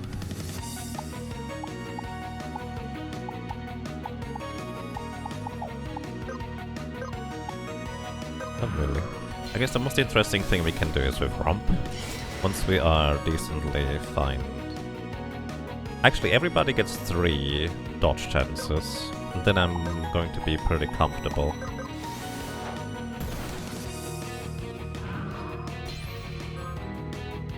Everybody gets 3 dodge chances, you have 4 right now. If you have 4, we're gonna go for giving status amp to others. Status amp here. It's gonna be a slow battle.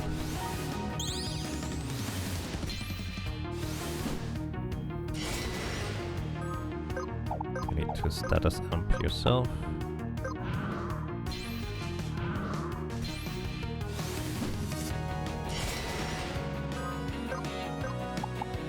Status amp.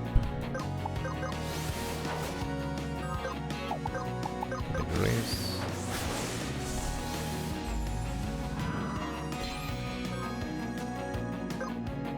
Let us amp here.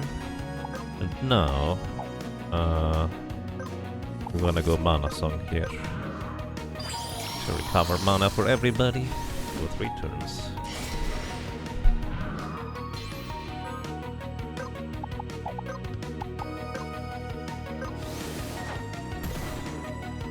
Status over time effects are still going to be basically relevant for 1 turn at a time. It's about 475 damage added every time, guaranteed.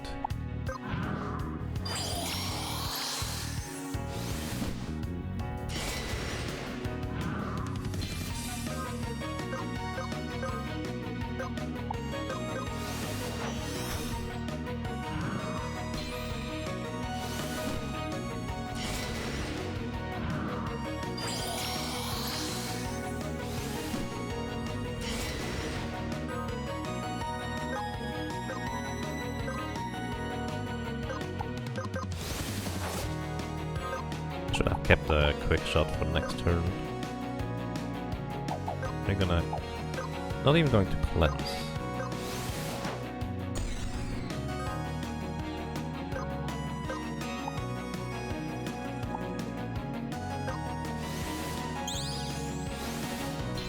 Oh, he did cleanse, of course, because he can choose whatever action he wants after cleansing.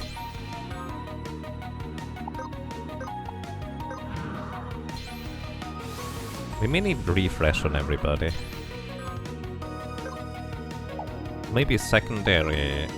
maybe main hunter and secondary... red mage to give refresh to everybody, because we seem to be running out of magic here.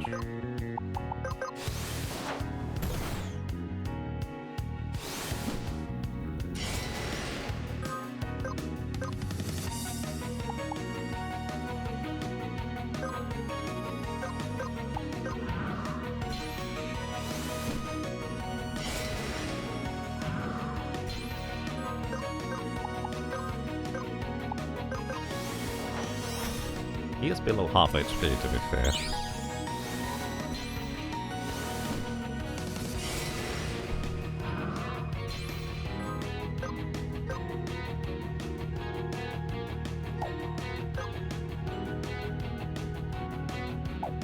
A little bit of casting slow on this thing might actually be worthwhile.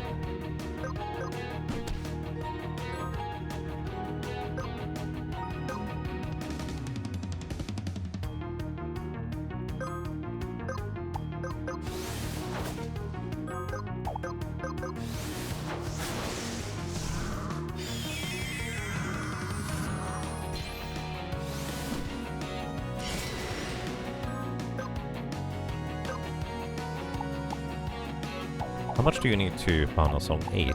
You need to at least have 8 MP remaining.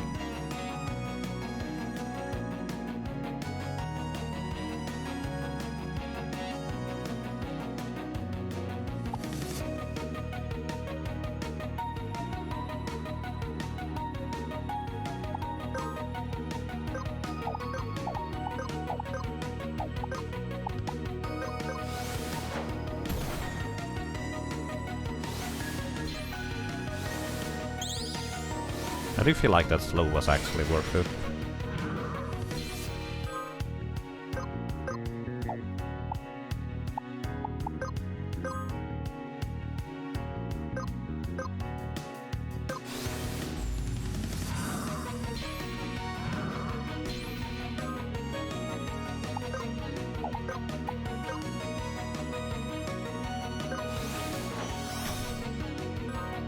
I'm gonna use slower here.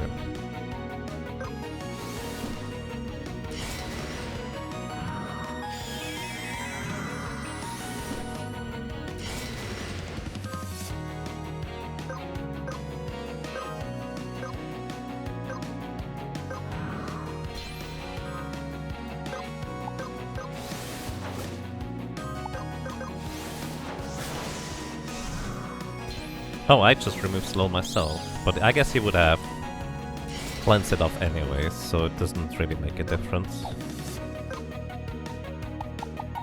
Let us unplug here.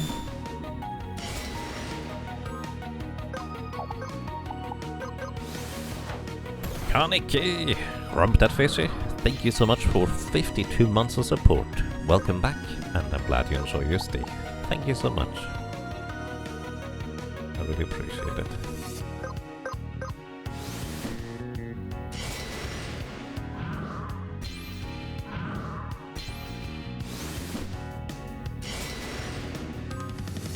The dodge tank does work, just not in the traditional way, I suppose.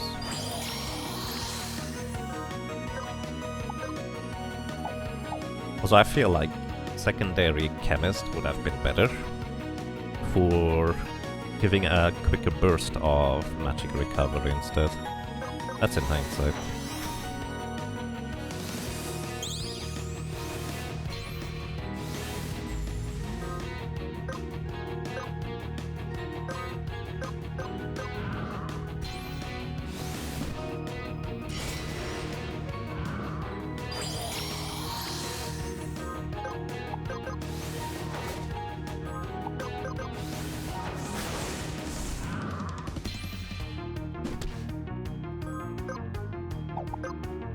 But at this point, we pretty much got him.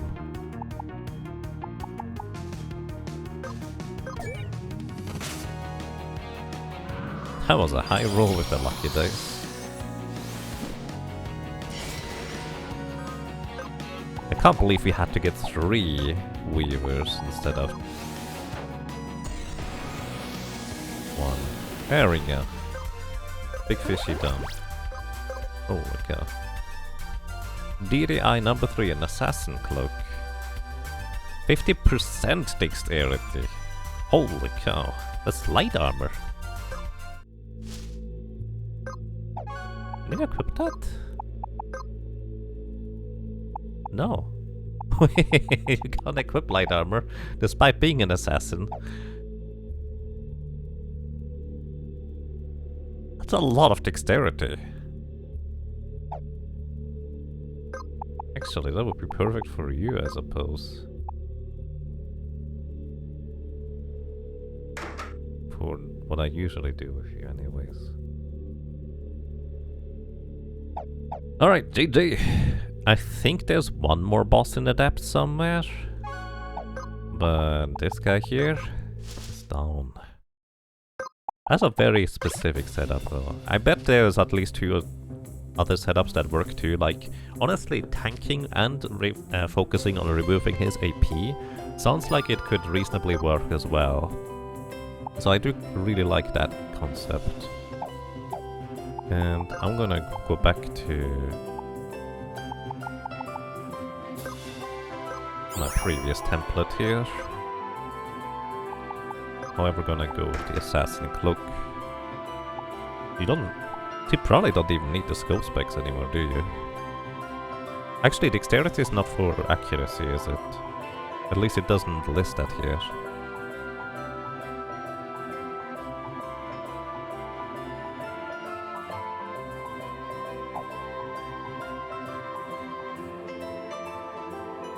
Crit and damage and skills. Ah, whatever, this is fine. Use the lamest strategy imaginable. What would that be, if I may ask? I love some good cheese. And don't forget you have the mirror shield, that's right. Didn't we also get some ridiculous accessories? Oh yeah, the ribbon.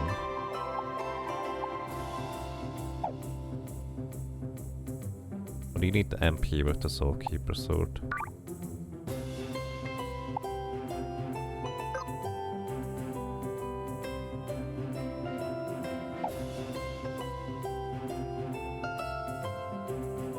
You killed him in a few turns with evasion summon by nuking him really hard. Nice. What setup do you use for just dealing a ton of damage? Because honestly, that was kind of another thought I had, but I've never actually tried to optimize for pure damage. I just loved the slow and steady fight where I effectively could more or less continue a battle forever. So that's just usually what I tried to go with, and so far it worked. 2 wizards, assassin and the summoner. Nice. That's pretty awesome. Yeah, honestly I also have really neglected magic damage potential, to say the very least. That's a thing too. Okay, where was I? Let's actually look up back at the map real quick. Usually go with prolonged battle setup, but that fright frustrated you. Yeah, that's fair. Okay, I think what I want to do is go back to the Chalice of Tar, because I think there might be more stuff in there.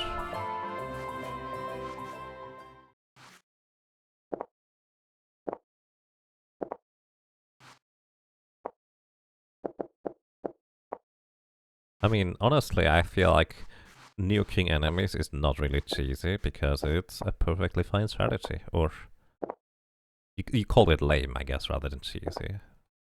Still, to me, that's perfectly normal or reasonable. Your endgame party could kill every boss before they could move, so it was very damage and crowd control oriented. Nice, that's pretty awesome too. Which kind of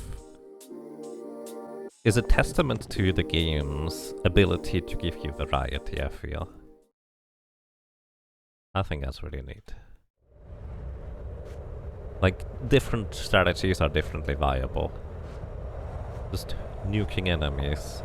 I figured it would be reasonably possible. Another thing I keep thinking of is, if I wanted to have like a damage nuke character, I would potentially try something with reverse polarity and overhealing, or like heal damaging an enemy boss. Because that feels like it could have a lot of potential. Alright, this entire section here is still unexplored, as well as the Chalice of Tar. I'm gonna go over here, just see whether there's anything interesting.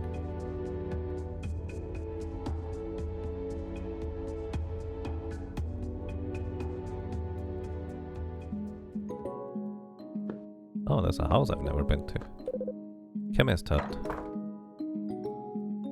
Cactus.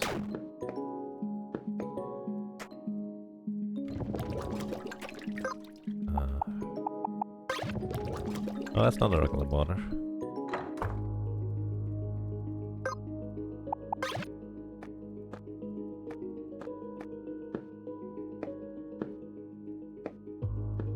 Oh, I have to actually land up there.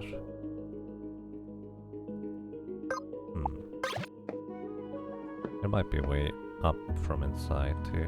Oh, hey, there's another summon. Do we have a summoner? We do. Hi, what are you?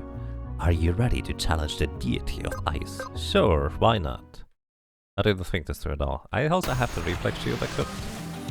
Pamoa.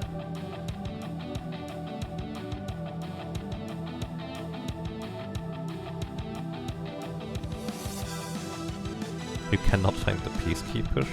The Peacekeeper I think is also in the depth somewhere. I haven't found it either. You've been doing 4 top challenges of the random, granted you play easy. I mean, honestly, one of the nice things about playing on easier difficulties is you can just go absolutely wild with strategies that would not work with more restrictive or difficulty settings, right? So you can just go with really interesting and crazy things. I just really like that too. Like, to me, easy as a difficulty is more of a just go wild, and it's really interesting. That's the short version. Blue alien with a jellyfish? I don't remember. Yeah, the soundtrack is really well done overall. I like it a lot too. Alright, what can Palmoma even do? Of course you take more fire damage, less ice, immune to instant death, and you deal ice elemental damage to begin with. Now that's interesting. If I were to give you a swimmer suit, then again you probably don't do much ice. Icena is multi-target ice magic, deals a ton of damage to everybody, and Icy Chill a bunch of damage and slow everybody. Ooh, rude. Stop is single target and turn is skipped, which is fine because as long as we keep it tanking we can reflect this one. Deathly Chill is multi-target, the next instance of ice damage will kill. And Hibernation, take 50% less magic damage, permanently applied.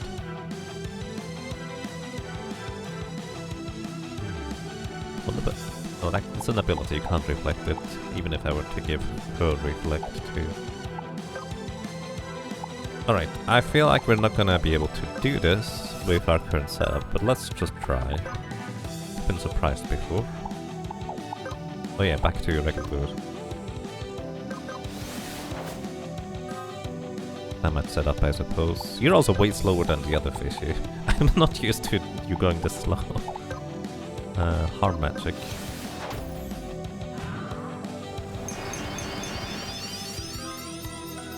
Also, everybody gets hasted.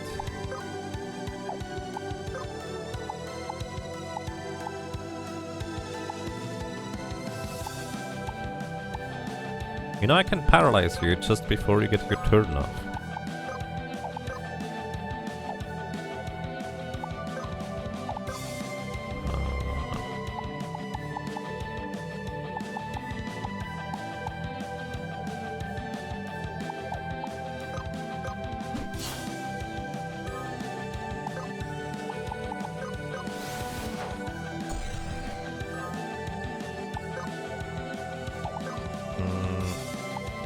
Can also slow you.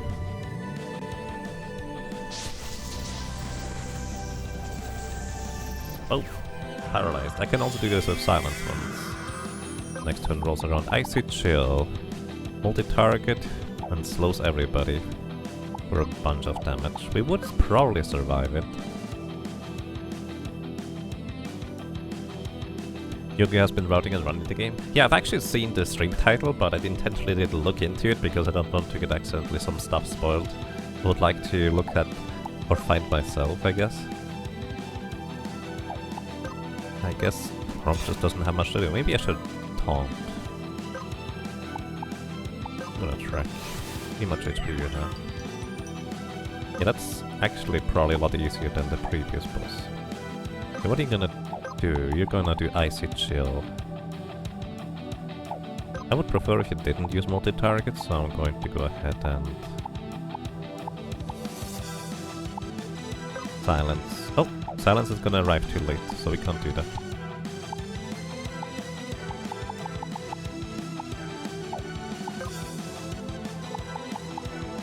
And this stuff arrives too early.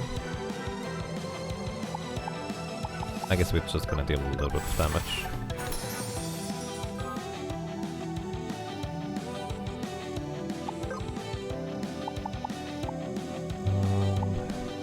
Gouge to reduce your defense. G burst.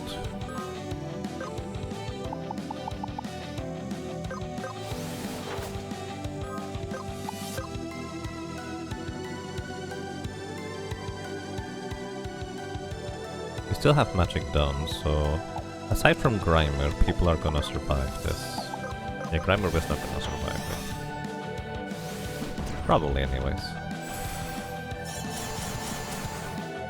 Yeah, the expected result. Are you doing a physical attack?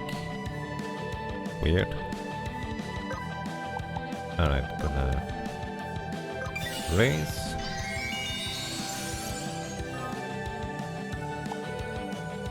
I want you to... Oh, everybody's slowed, including you.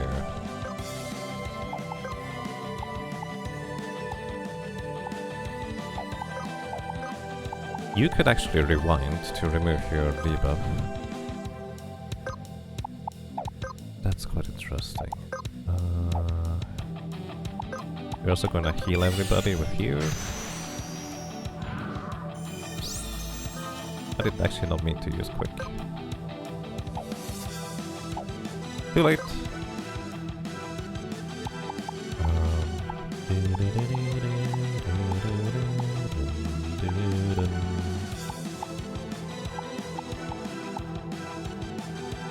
Sure, just do MP absorb. Oh, 48, that's a lot more than I expected. And rewind this time. Actually, rewind is gonna remove your MP again. I'm not smart. Cold Embrace, single target, ice elemental. Okay, so the one thing we need to do is Romp needs to have the highest threat guaranteed, so you don't want to deal too much damage. Because we're gonna be able to reflect this one. And worth noting, I cannot heal Romp with single target, I have to use multi-target. Because Romp has reflect permanently.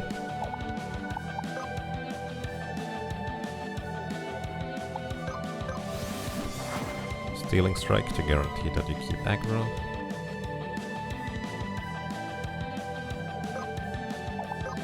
You're going to haste. Ring.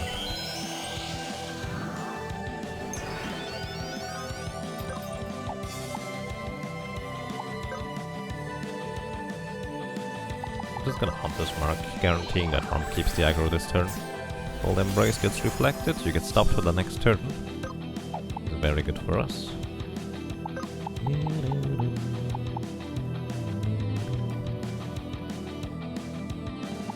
We could just mend. Too late. I could have removed the slow, but I kind of didn't think about it in time. It's fine. I would like for you to reduce armor, so Grimer's gonna hit like a truck this turn.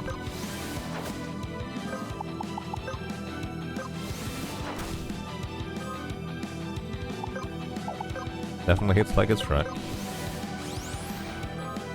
Actually, I don't need to War Cry until she does single target. Deathly Chill hits everybody, but it actually doesn't deal any direct damage. But that might still be really bad. How much is this? 2,847 if we crit.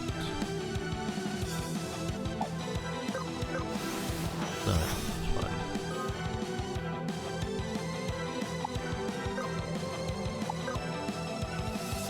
I'm gonna cast slow on you again. And I'm probably just gonna go with the remove debuffs Pinga after she's done casting. Here.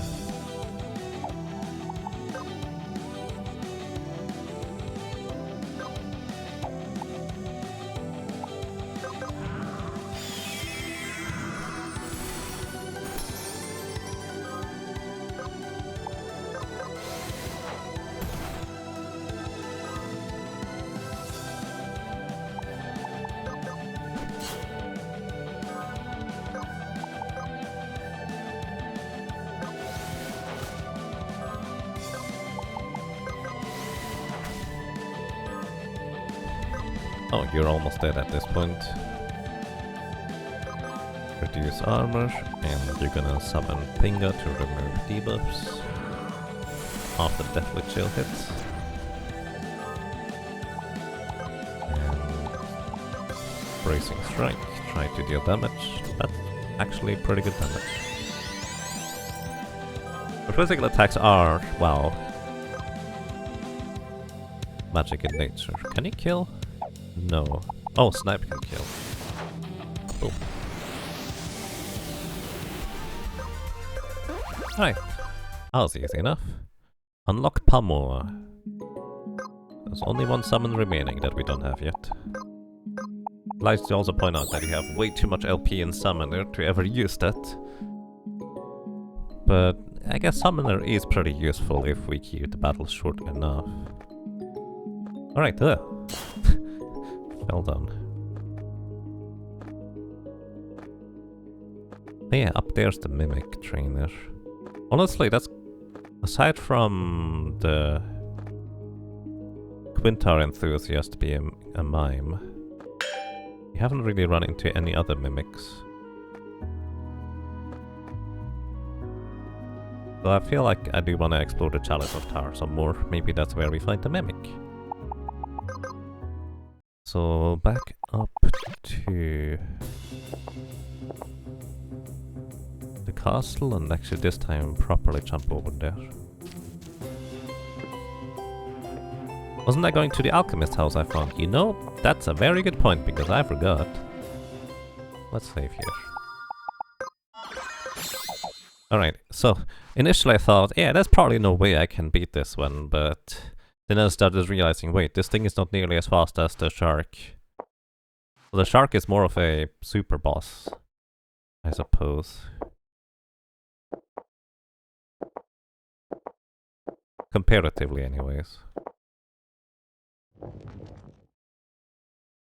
I forgot what I was doing there.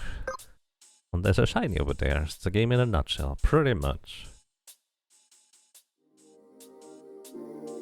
But yes, I wish there was a save point up here.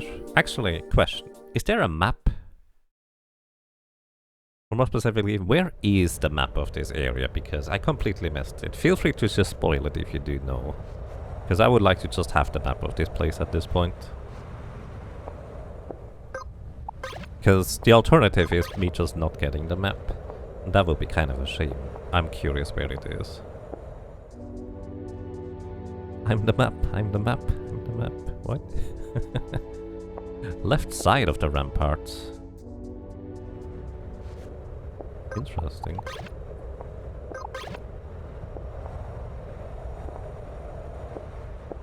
Oh, I guess I've never seen this part, huh?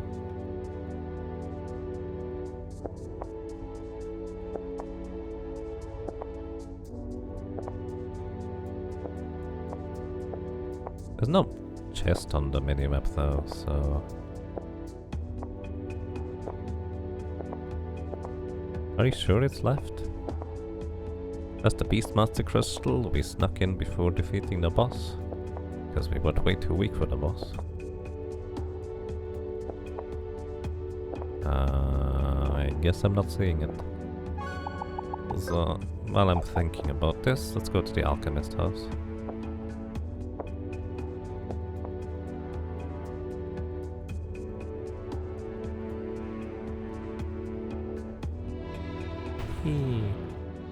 Oh, hello! Oh, it's the master chemist. Oh, I didn't expect that. Simple enough.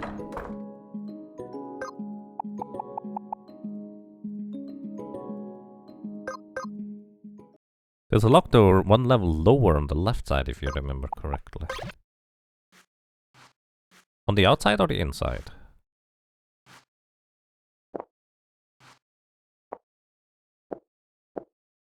Outside.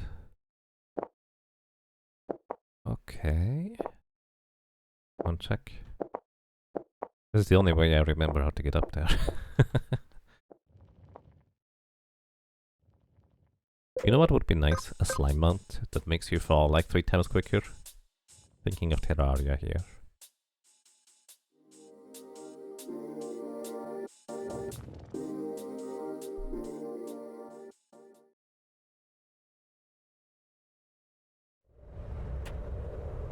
left side of the rampart. Outside. This is where we got... That chest was the crystal. To teleport to Astalon's plane. Did I just straight up miss it? Like, how high up is the door?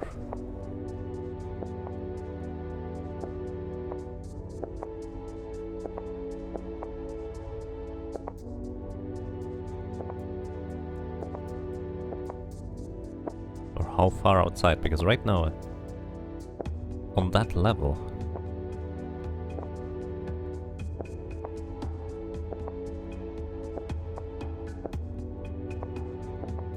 like this level? Where I am right now? On the level below the crystal.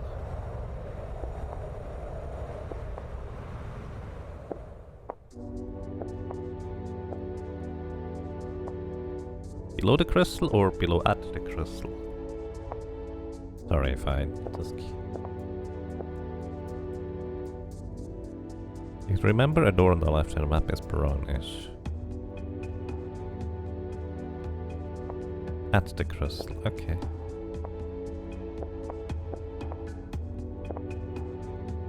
There was a door I couldn't enter, I suppose.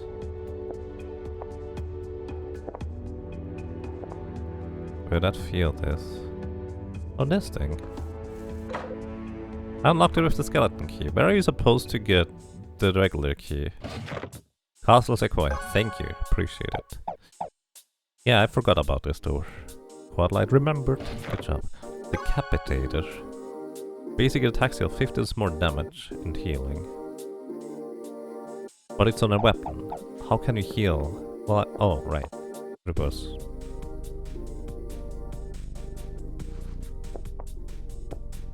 But where's the regular key? Because I'm just using the skeleton key here because I never found the regular key. And now I'm curious. Velhart found the rampart key in the deep sea. Not 100% sure. Interesting. Okay, and there's a large chunk of the snowy place that I haven't even been to yet.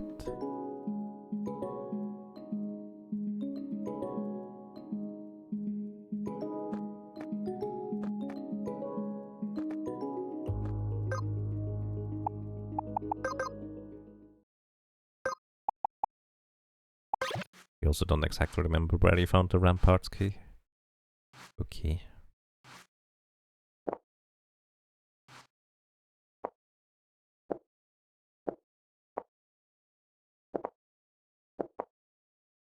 You might just stumble over it, or not.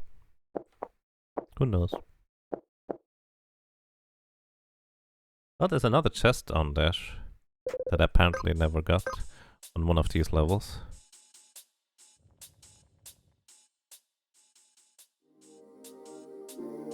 Right here.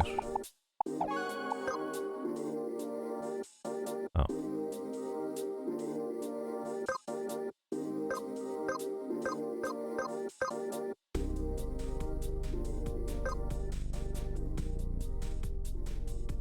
Bottom right of this place. How would you even get there? Hang on.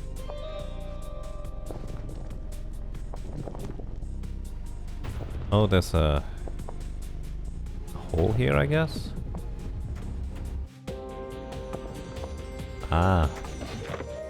A Zeta pouch. Nothing big, but I completely missed that part. Mushroom. Butcher, butcher, butcher, butcher.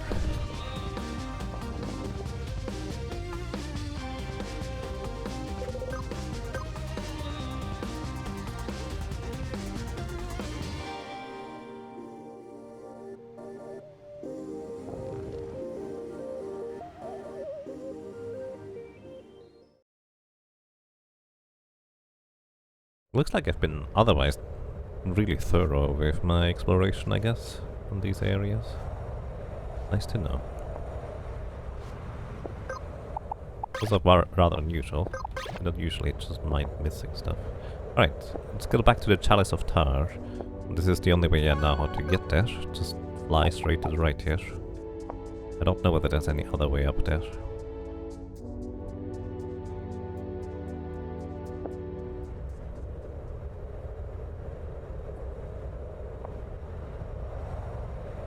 Also where we found the mime over here.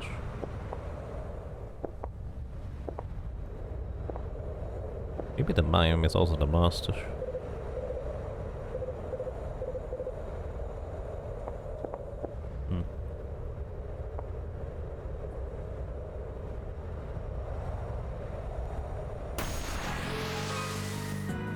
Oh yeah, didn't you have something really interesting to steal?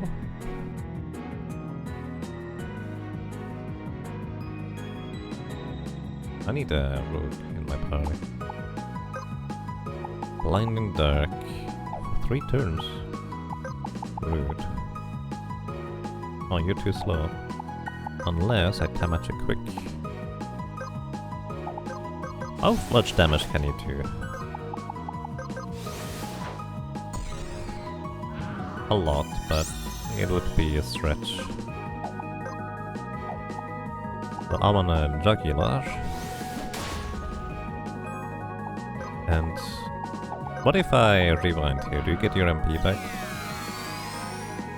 Not everything. I think you still invest the MP cost for quick and rewind itself.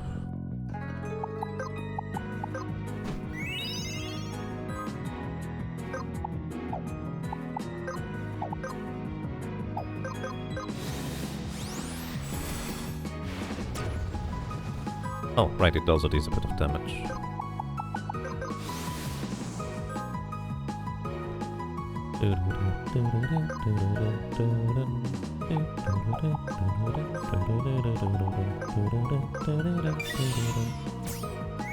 Right, I forgot about that part.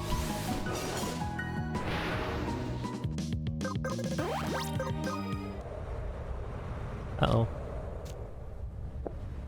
Yeah, I do want the rogue. Or at least somebody who can steal here. Trickery. You get...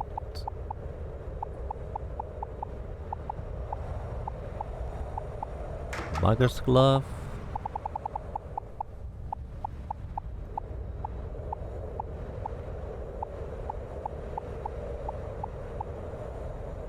And the Knickknackers. At that point, might as well use a dagger or something.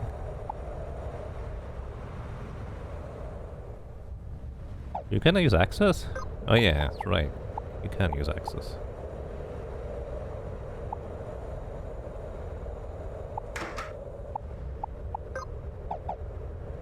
Alright, trying to steal from these things. So here's a question. If I just fly all the way down into the water somewhere.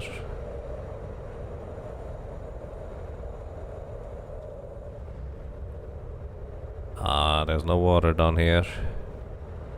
Oh no, there's no water down here. No, I don't want to land.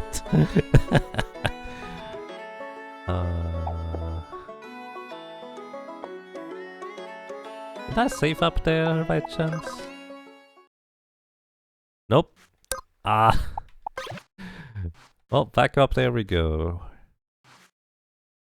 So what I wanted to do is to basically just float down there somewhere random and get out of the area so the winged dude respawns and I would be able to fight him again to steal. I don't remember what it was that he had for steal, but it looked interesting.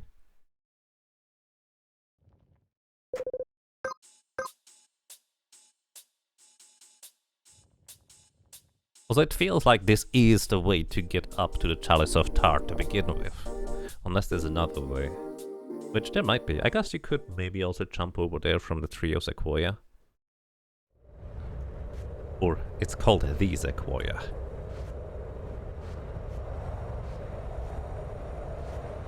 I suppose.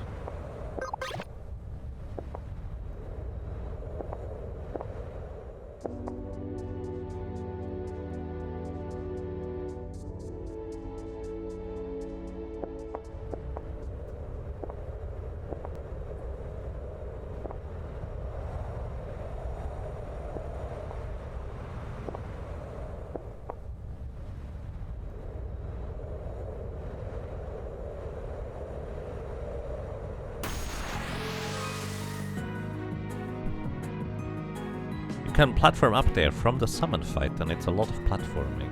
From the icy area? Okay, we're still going to jugular here.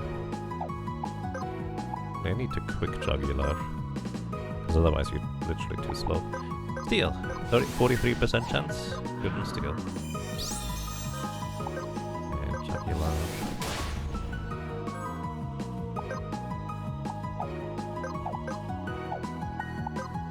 And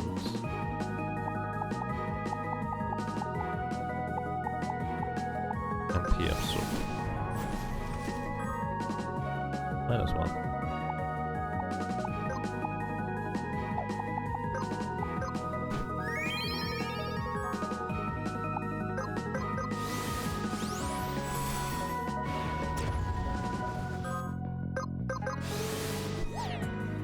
Incursia, there we go, that's what I was thinking of, I guess.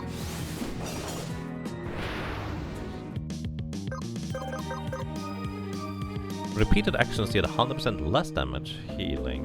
Stacks additively up to 1 times.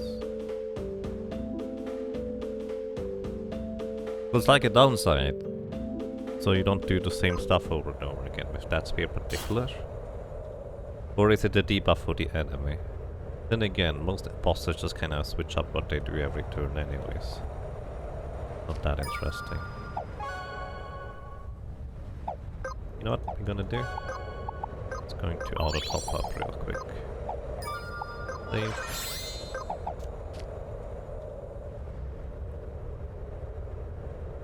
The 380 attack with downside, yeah. As long as you have 2 things to do, it's fine.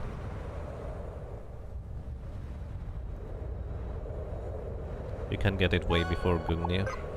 Gungnir was the attack down or defense down thing, right?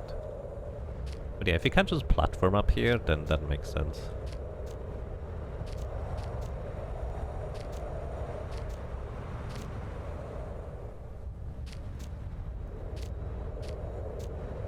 Oh, isn't that the Dino or Dino reservoir on the right side here? I think it is.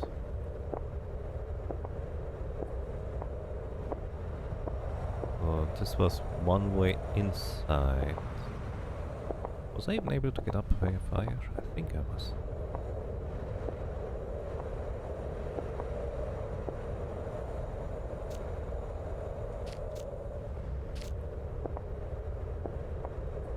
I do not recall where to go through. This is where the book was. Convenient enough, exactly in the chest. I need to go above. I don't remember how to go above.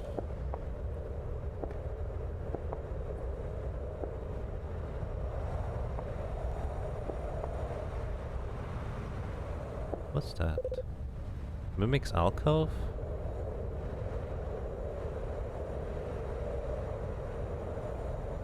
The other guy was lower.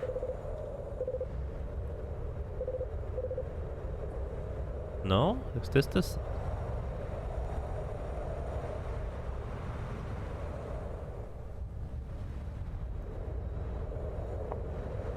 this where I came from? Did I drop down that far?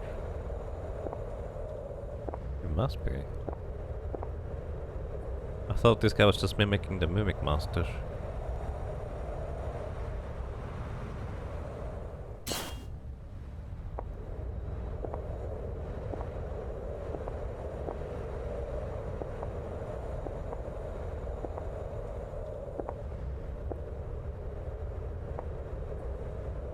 No, okay, yeah, right, you float down here. I see now. That's why.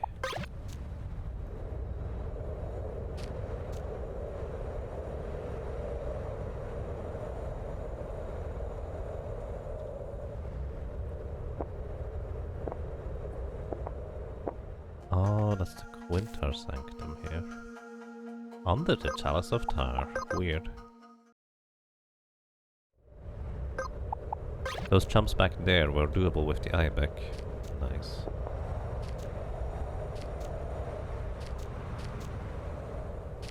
I think these ones over here are not. Probably. Alright, I'm just gonna go do the same thing.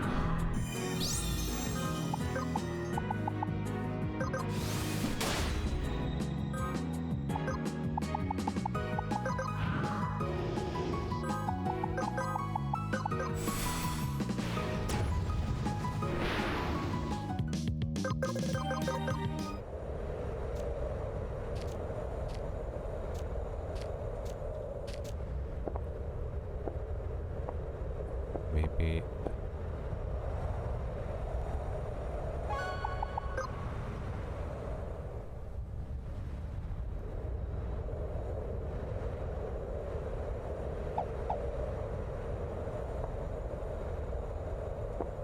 I am confused. It's not where I went. Clearly it is not. Now I see why my map completion is like that. But I know I've been up there. How did I get up there?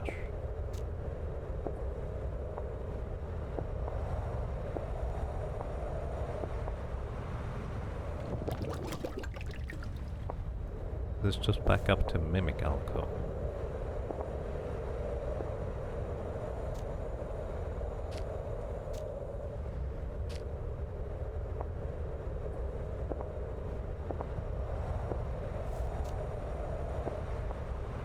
The left of the Mimic is an ibex jump. Probably just blind because I'm trying to go a little bit faster than usual.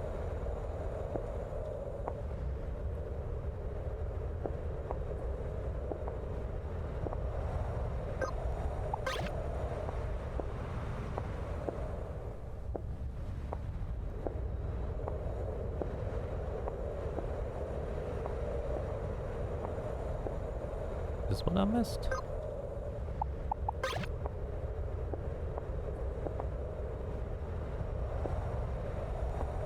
I guess I technically have been up here before.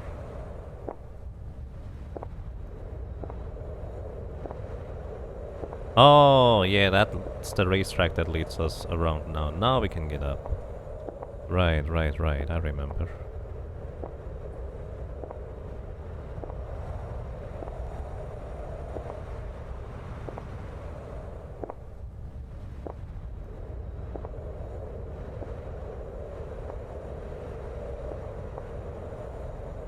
Just gonna uncover the map over here too. Might as well.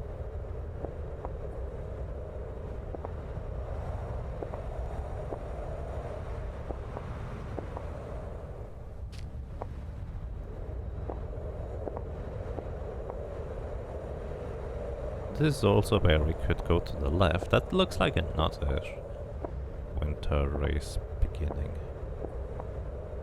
Don't know whether this is the Quinta race that goes up here. Or maybe it's a goal.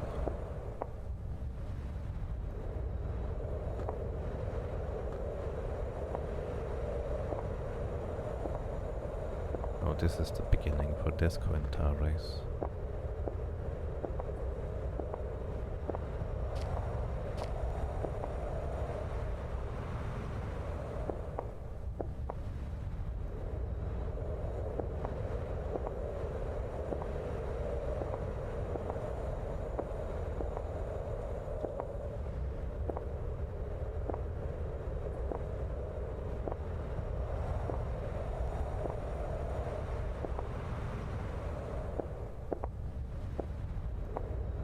Does appear to be something over here? Or did I just not discover the map here? I guess I just didn't discover that part of the map. Yeah, back in the water we go. We respawn up top.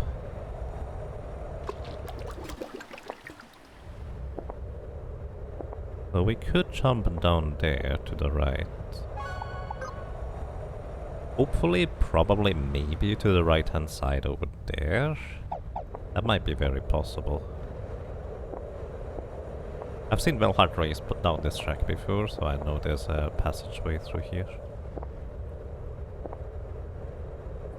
And this is kind of a shortcut you can do during the race. Right here, which I think is quite funny. You know, I'm curious what's in the center of this tar pit, so... Try to... Lights right now. Oh boy, that's probably our last crystal. The mimic. No, we need to be higher up in order to get there though. Kind of silly that the first time I happened to be here I just completely missed that. Yes. I didn't even expect there to be a possible crystal here. But now that I had basically not a whole lot left to check to begin with, this was one of the places I more or less just ran through and didn't discover properly. It's almost there. Need a little bit more height.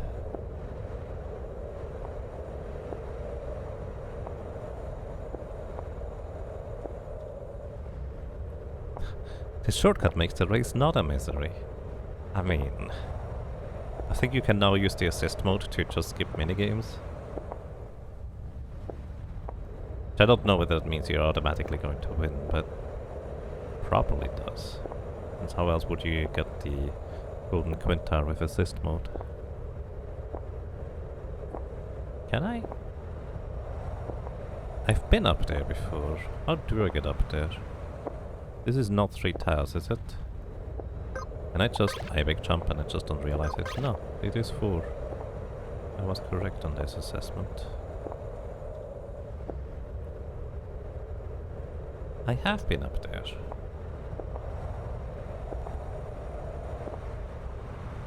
So I must have just missed it.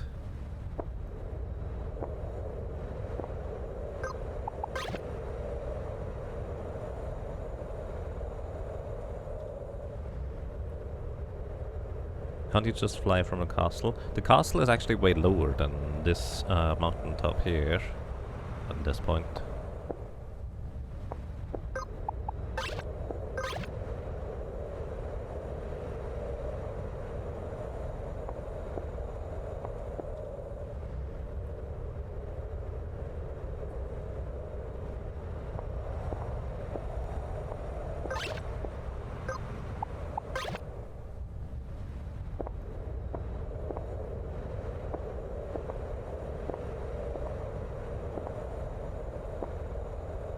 Oh, there it is. That's how you get up. I know you could get up because I have been there before, because otherwise the map wouldn't be uncovered.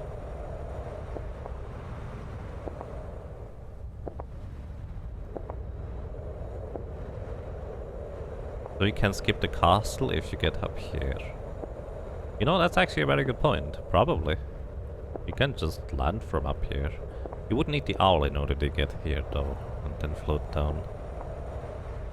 But yeah, I don't see why you couldn't do that.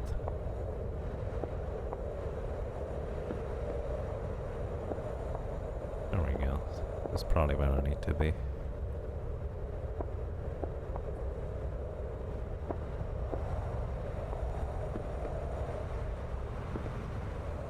Just briefly uncovering the map here because I'm so close to being done here anyways, might as well.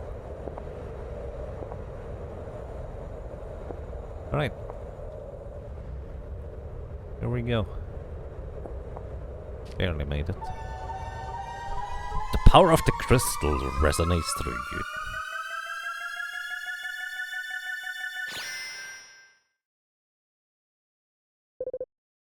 You can go from the castle to this point? What? Really? Okay, mimic. We have a mimic now. What does a mimic do? Aside from the obvious. Mimic. Imitate. Cannot target self. Change the sub-command to the target class for the remainder of the battle. Oh, that's cute.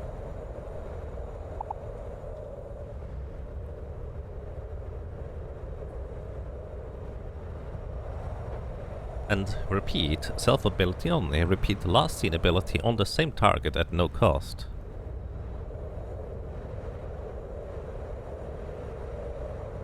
Oh, you repeat your own action. At no cost? Wait, really? So you can just do like a wizard nuke with a flare and then just repeat that? So please mind your language, one. I know it doesn't come up often. Also don't worry too much.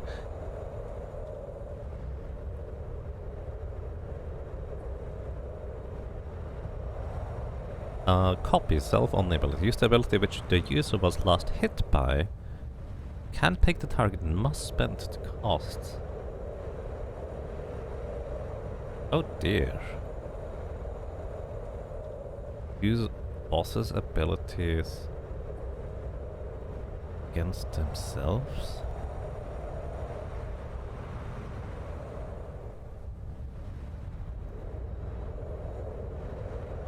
That sounds amazing. Observe. Wait until immediately after whichever turn comes next. Okay. Mirror. Single copies all statuses from the target to the user.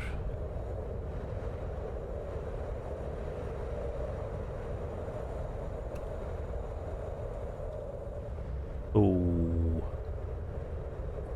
You can get reflect. Honestly, Mimic would have been so nice to have on one of the characters against the shark earlier to just mimic the evasion buffs. Equip anything regardless of current class. Doesn't... Honestly, I like this a lot actually. This is a nice trade-off. It costs you literally all passive points, but you can equip literally everything.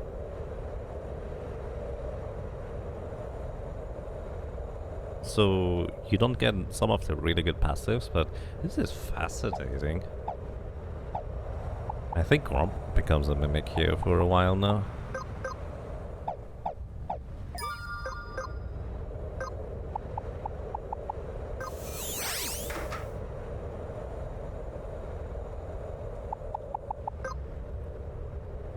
Nice.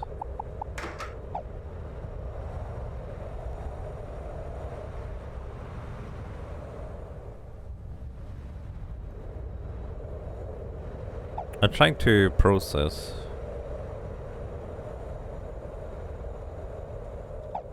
Mimic. That's really fun.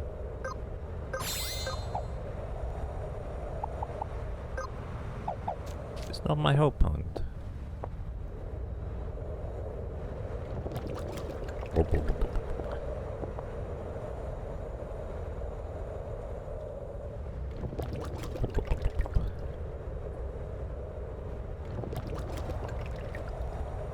Just uncovering the map in case you're wondering what I'm doing.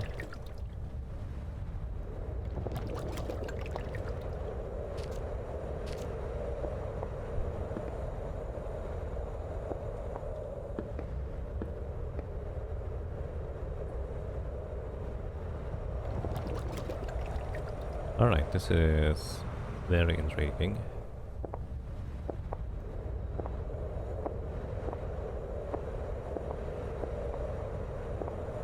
Very intriguing. Being able to just copy second or abilities from other classes during combat is nice. Because this allows you to just adapt dynamically more or less. But only the sub-abilities. Or wait, hang on. Yeah. Oh, changes the sub-command for the target's class. So the problem about this is that you probably need the master material for that to be effective. Speaking of which, you don't need master material anymore. You're literally missing one summon, that's it. I get a ribbon. You can have the master material.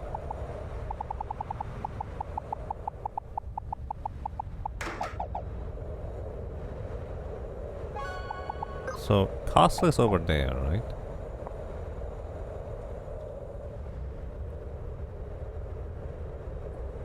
Oh yeah, the castle is taller. I thought you would be able to float over there actually from there. I was wrong. Same. Or maybe good, I don't know. But we kind of, sort of have to go through the castle. And the castle is one of the few parts where you have to defeat the boss in order to unlock the path forward. In the sense that it literally doesn't open up the passage, drop down further, unless you defeat the boss. Alright, so from here, I want to go straight to the right to see whether we can land up there. This might not be high up enough.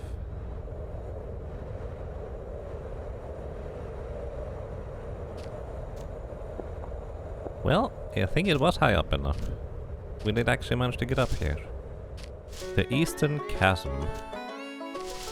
Always try to find the map. Actually, I know there is a chest. I literally even marked it, so that's probably the Eastern Chasm map if I were to guess.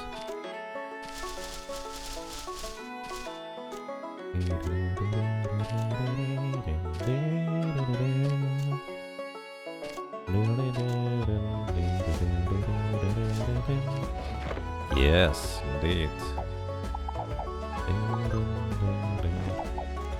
Because I saw it from basically the ocean when I was just uncovering everything. This was the only way you were able to get up there, honestly. Makes sense.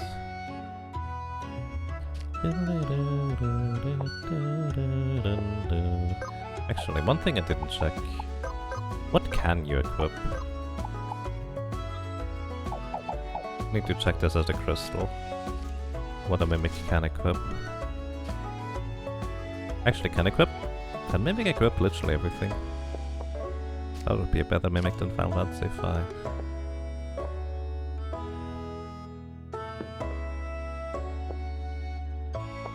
You assume they can equip anything due to equip all. Yeah.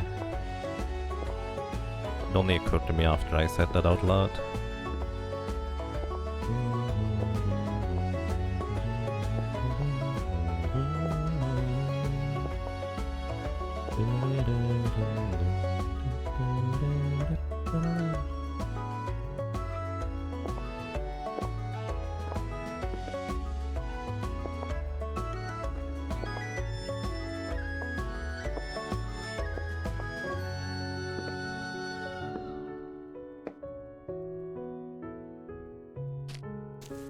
What's down here?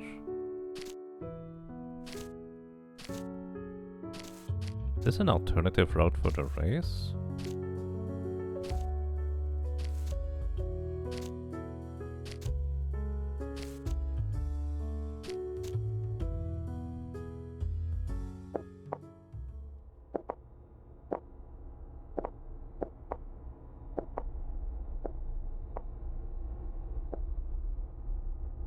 I were even worried. Well, what? We are in the underground here.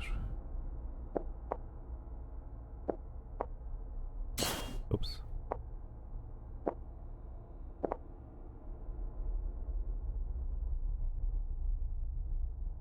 I wanna be here.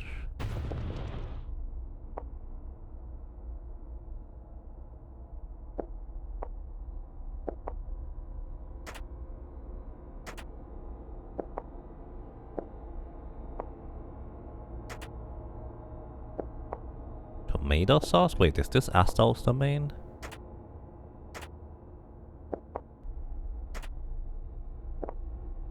I did not expect that at all up here.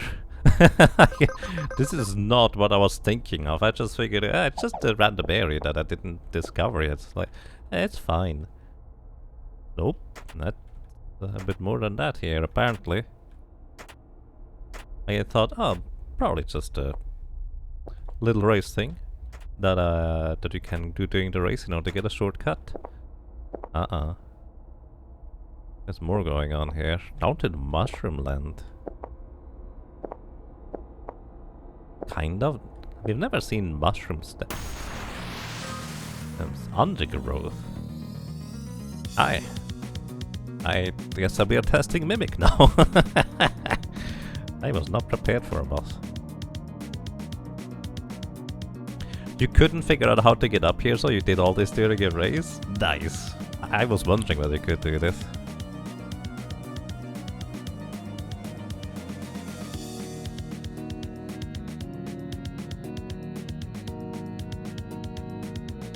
Alrighty, so let's see. What do we have here? Undergrowth.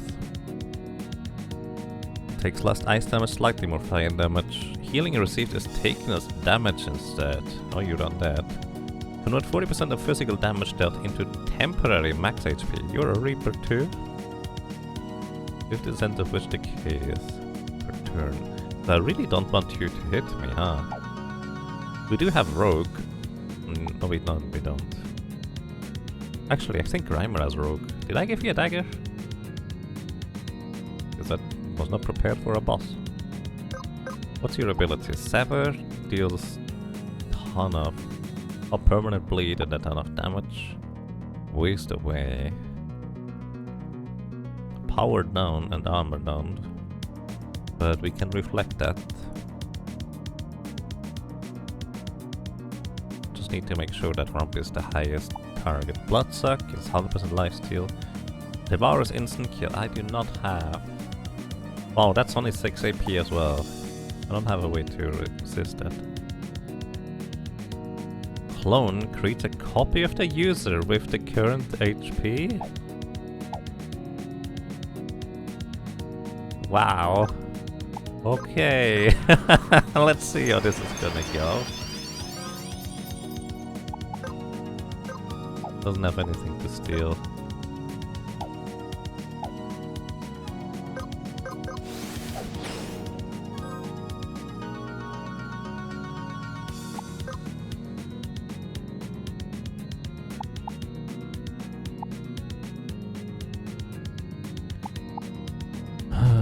Oh boy. Guava for 1 paralyzed next turn, sure.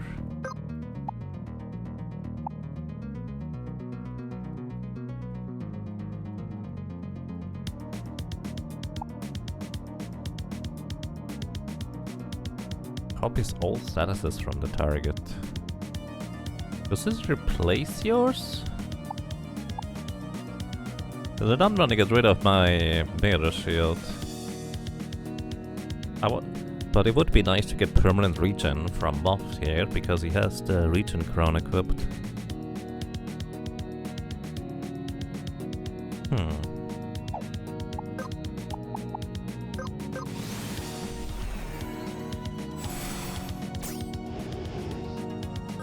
Attack power down. Bloodsuck is fine, because he does in fact, well, have attack power down, slowing you too.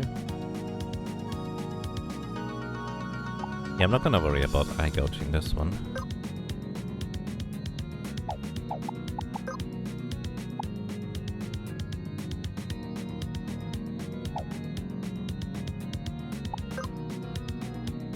Actually, I need you to be at the lowest threat.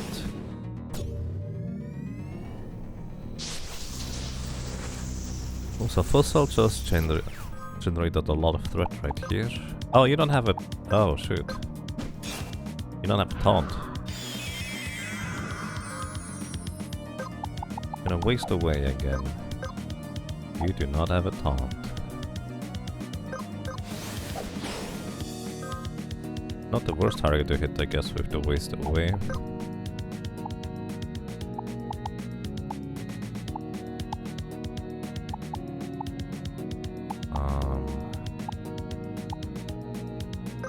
Guess I'm gonna get blink everybody.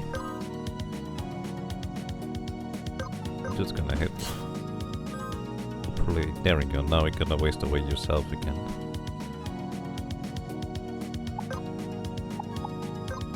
Gouge to reduce armor. You already have reduced armor. Who did that?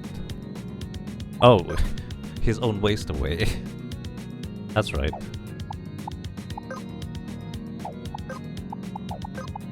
In this case, you don't have any buffs to remove. I'm gonna gouge anyways. just to generate aggro with Moth here too. Wait, I did use Bloodsuck this time. I am very confused. Didn't you say you waste away now? Was he gonna copy now? Or clone?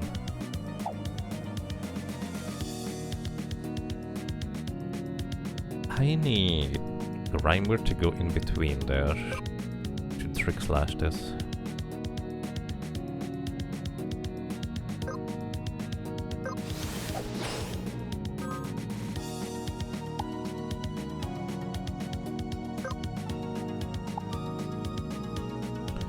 Change subclass to the class.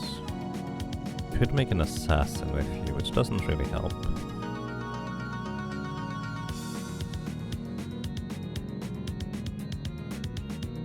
I gave him the Mage Masher. Oh, it was silenced! Oh, I forgot about that part. That's just some Chi burst.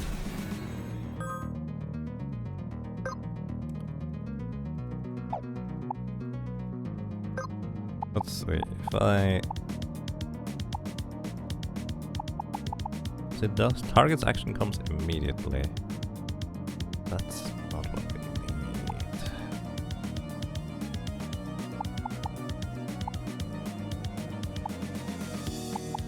That's not what we need.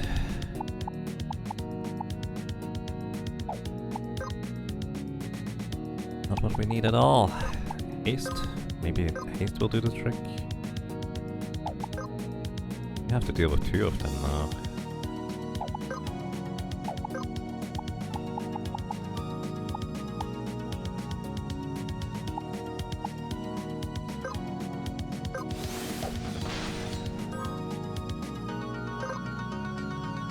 Oh, Moth is now bottom threat.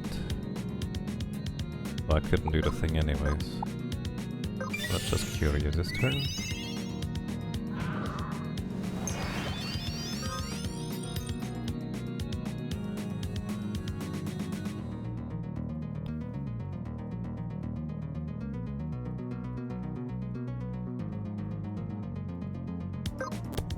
Oh, okay. So now his turn is suddenly slower? I wish I knew how mirror works exactly. Unfortunately, I don't. Yeah, you can't trick slash now because you dealt damage. Because I didn't think about that part. I guess I can sleep bomb you. Yeah, that's probably my best bet right here. Sleep bomb you this turn. Cure arrives too early. Maybe some Shaku?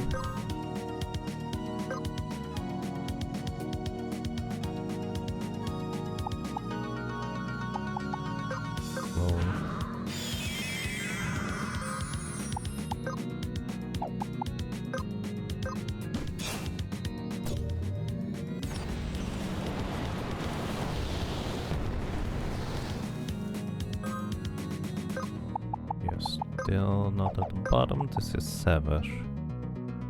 Bleed debuffed permanently.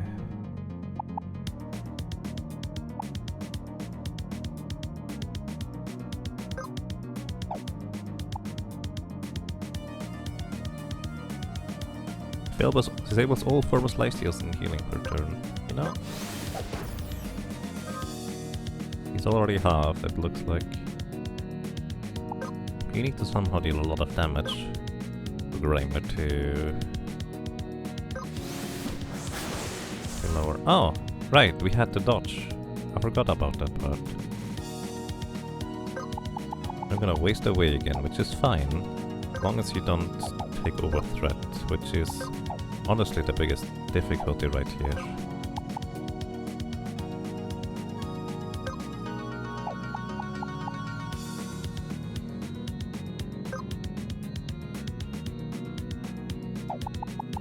Bloody Slice.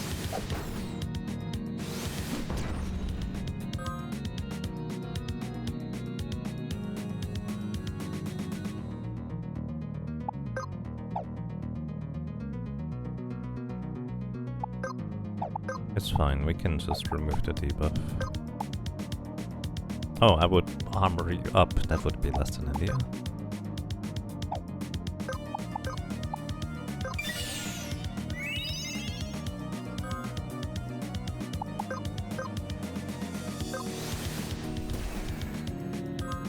Oh, you got your aggro back. Good. Too bad there's no way for me to get lowest aggro unless you die. The pulse wouldn't be the worst.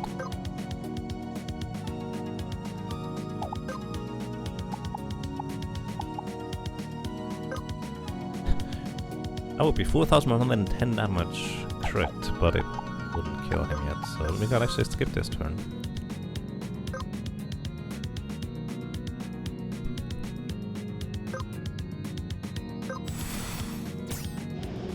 Waste away. He's gonna clone himself again or try to. Do I have something to summon in time? Silence will arrive actually in time. Yes.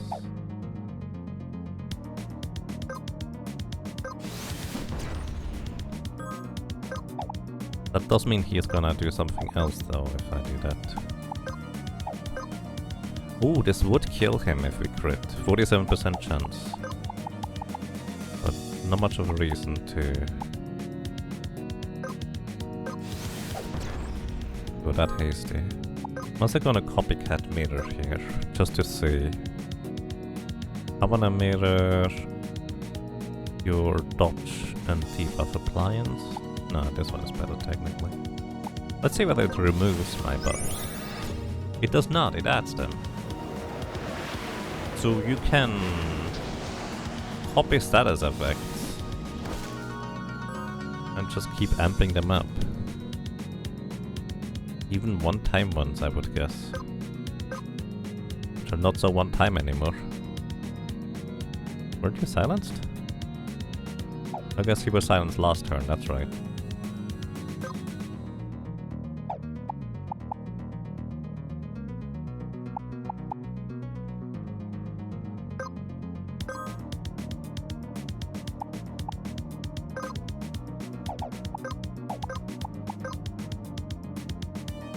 Alright, still does not kill him from here yet.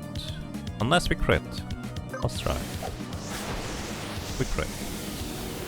Alright, that worked out surprisingly well. Slime coat. Buff permanently. 75% less maximum HP. Take less magic and physical damage.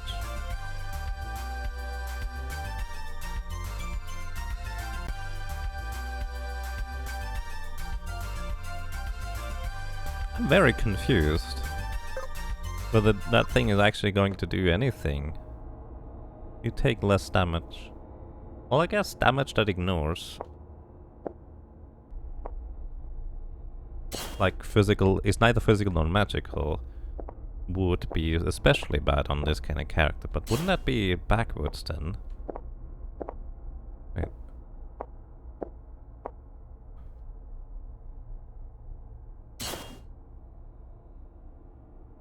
You can save it right back at him if it's the last thing you get hit by. Oh yeah, actually, that's a good point. If I get hit by something, but I dodge the attack, it doesn't do a thing, does it? Oh, you know, that's a good point, Almasia. Reaper with that thing to gain temporary max HP and their regular attacks would work really well.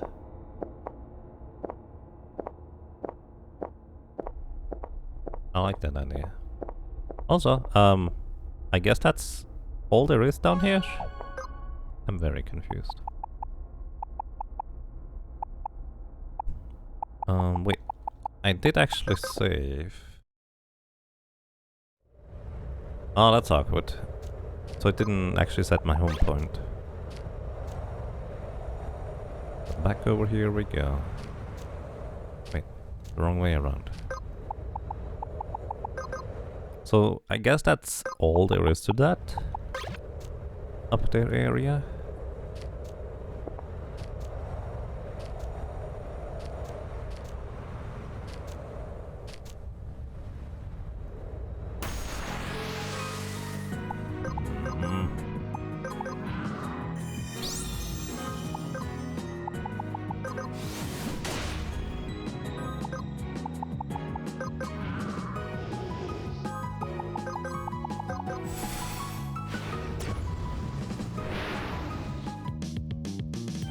It's just a racetrack with a boss in a random pit. There. Alright, so that's kind of what that thing is over there. Was interesting though.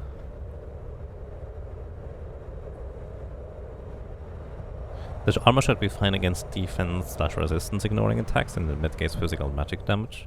Right, but some of them are not, it's just flat damage. Like the Shroomy Leer is like 500 flat damage or something. Okay, what else was there? So we got the mime, which I think is really interesting.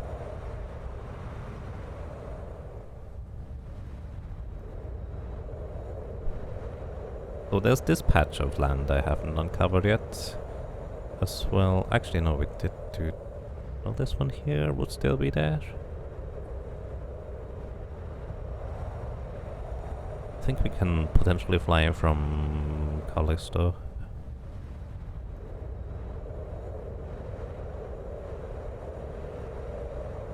Yeah, here we could technically go here from the cube, but we would need to get onto the cube first.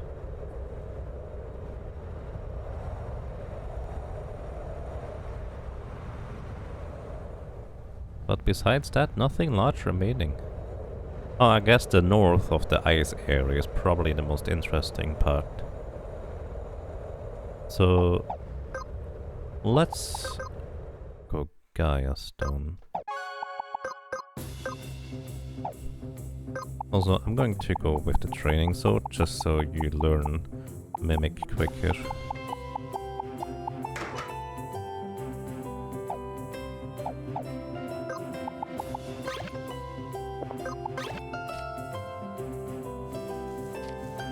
And then I guess it's time for Quintar breeding, so we can see whatever that Emerald Sanctum is about.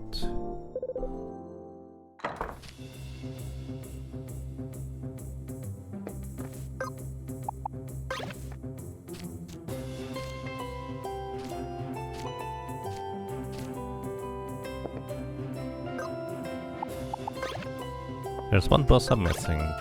I assume that's the one of the depth bosses that I think is still there.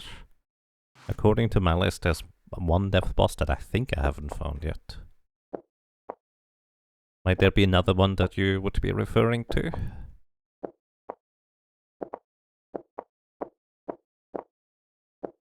Oh yeah, also a summon boss. You did mean the deep sea one, okay, right. There's also one of the summons that I don't know where it is yet. I guess I could kind of infer as to where it is based on what it does. Because if we equip the summon master material... Oh, speaking of which, hang on. You don't need the master material if you equip the training sword, now that I think about it.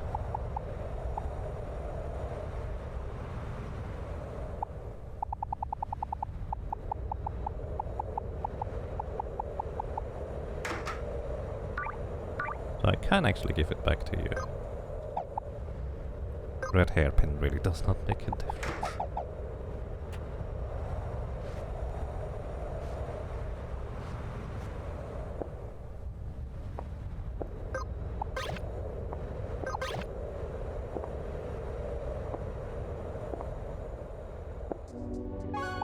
Alright, now here, we want to go straight north and see where we land.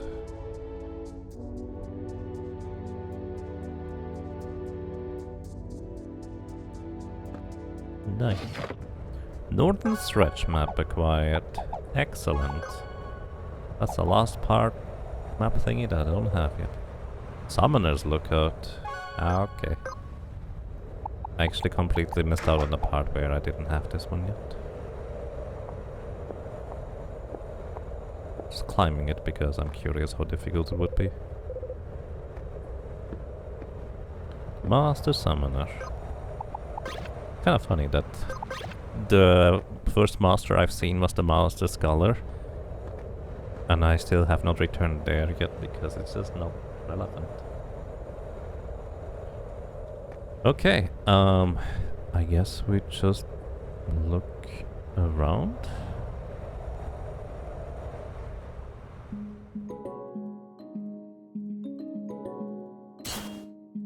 Once again going to intentionally go into the spikes.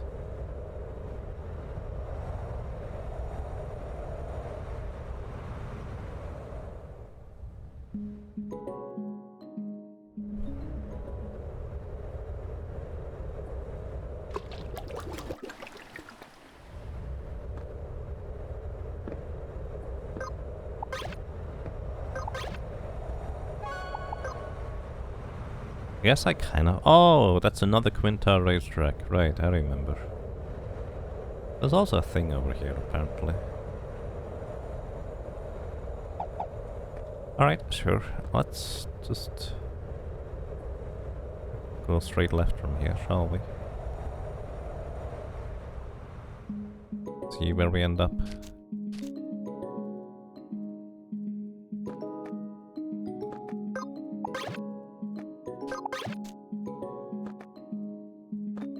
Curious that it's just a flat line drop off. Then again, that's the nature of this area or distribution.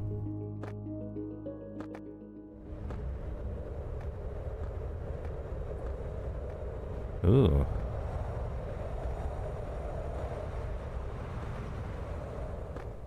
That's an awkward way to get up here.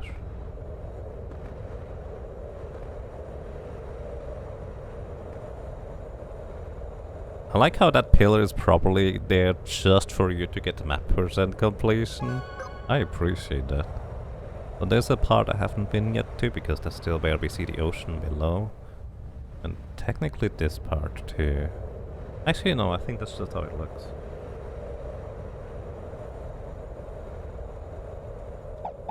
Alright, let's see. We have MP with you. A Vogue Quintar. Just gonna do our good old trickery. Can't even steal a cookie from him. So we're gonna... Jocular, which... So for anybody who's curious what this combo even is, effectively I cast Quick, which effectively removes all turn requirements, as in usually the Beastmaster's ability just kind of take a certain amount of time or a certain amount of turns until they execute, so it's really slow generally speaking. But if I cast Quick, anything I do is going to be executed instantly because I get 2 actions in a row with Quick. So you get more than 2 actions in a row. Jocular inflicts a death sentence debuff on an enemy. When the death sentence expires, the enemy straight up dies. And if I then cast Time Magic, Status Drop reduces the tick duration of that buff by 1. It means the Quintar is going to die after his very next turn, right here. He's also going to try and... yeah, whatever.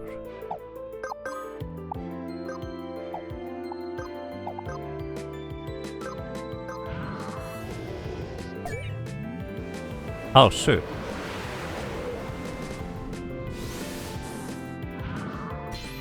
I just status dropped the death sentence off of him.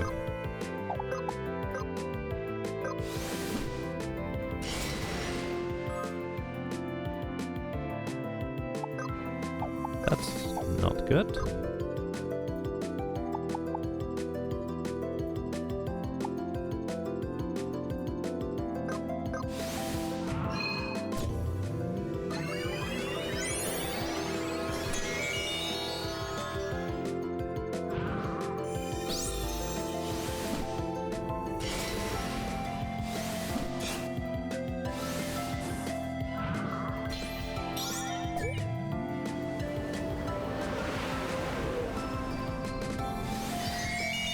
Wow, he just crit everybody to death with this. Humph was never gonna survive it, but... holy crap.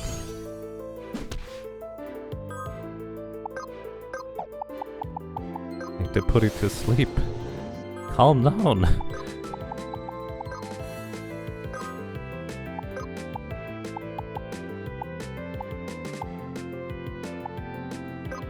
Blink everybody.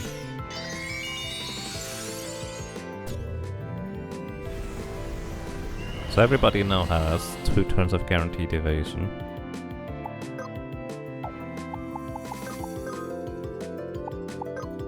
Unfortunately, your jugular has 2 more turns of cooldown now.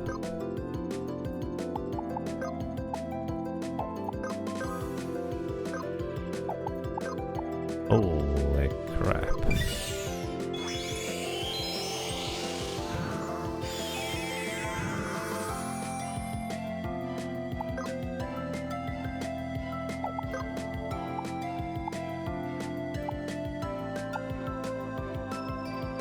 Yeah, I can paralyze you before you can get your attack off.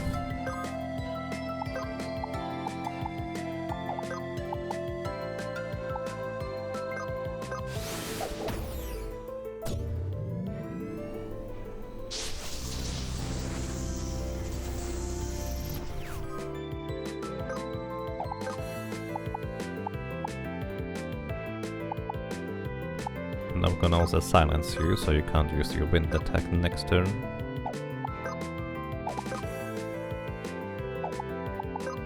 At this point I might as well just kill you instead.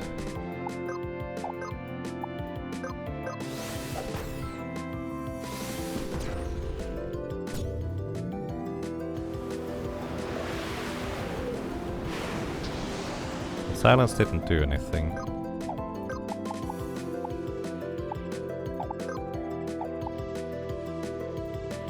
Oh, it repeat... right. You still have mime abilities if you're a main mime. So those stay for... right, they would stay. Whirlwind is next.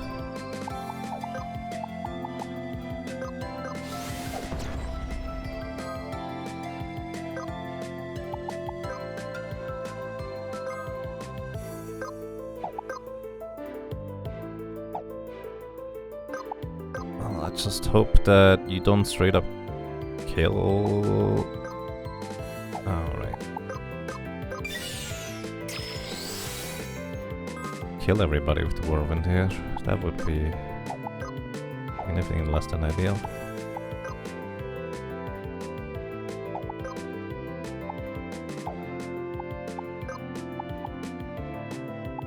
Fortunately, Pinga does not arrive until afterwards.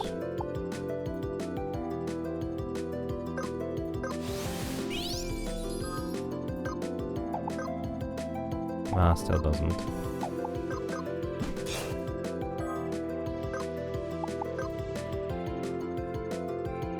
You will kill it, actually. Oh my goodness. That was not how that was supposed to go. Quintar Egg. Riverwalk, sure.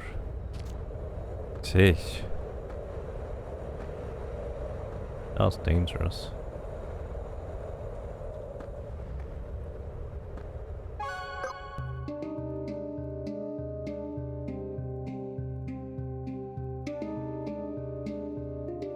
Right, there's this stretch down here that I have not discovered yet.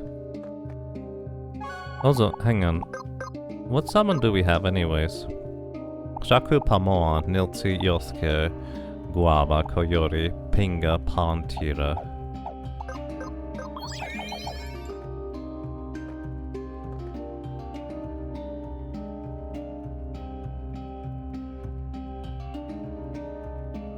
Oh, that's near the mountain where we climb. Right, that would make sense. Missing Tira. No, Tira is the one I do have, because it wouldn't show up otherwise. Tira only shows up in that menu, if I have it. It's also, I think, the one that gives me evasion boosts.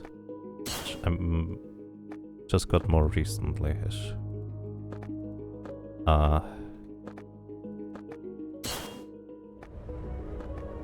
guess I have to go from above. Yeah, I don't think you can do this. Unless...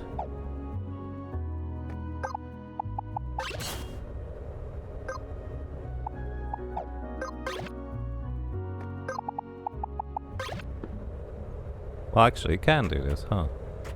What was up here? I don't remember. I know it's a master.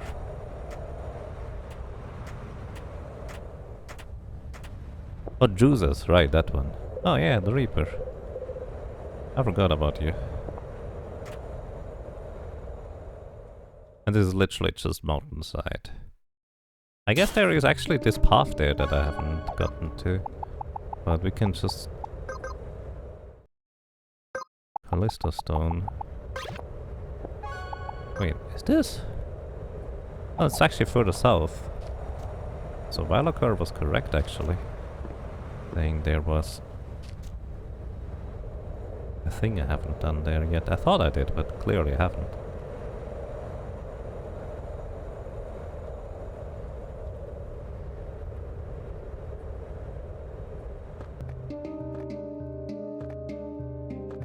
This path I have not been to yet. There's nothing here really, but I guess I hadn't been here.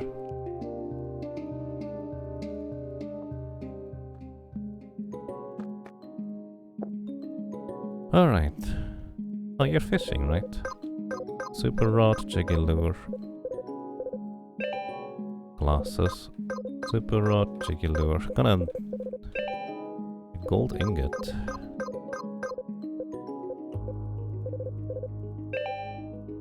Salmon, fly lure.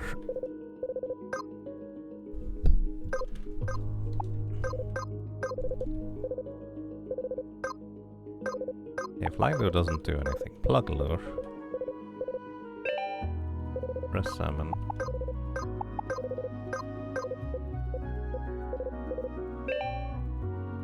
Okay.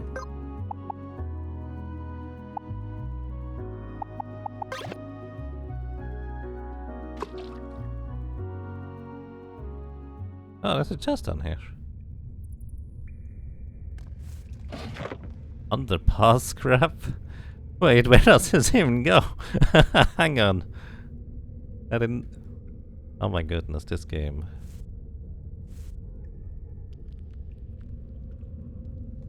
There's a fish way to get into the ice area?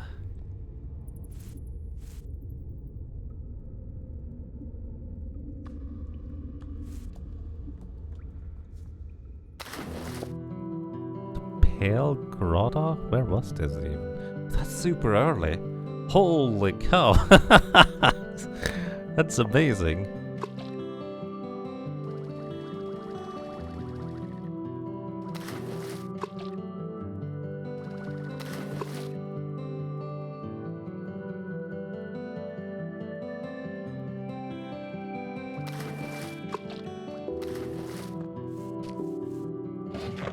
Underpass grab.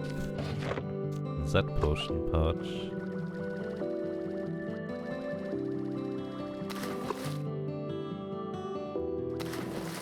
And salmon pass. This is the racetrack, isn't it?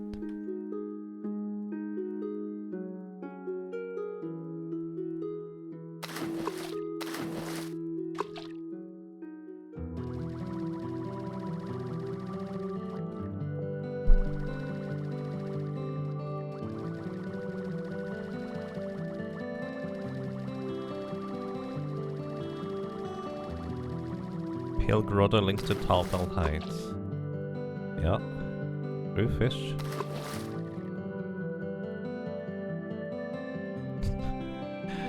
Holy moly.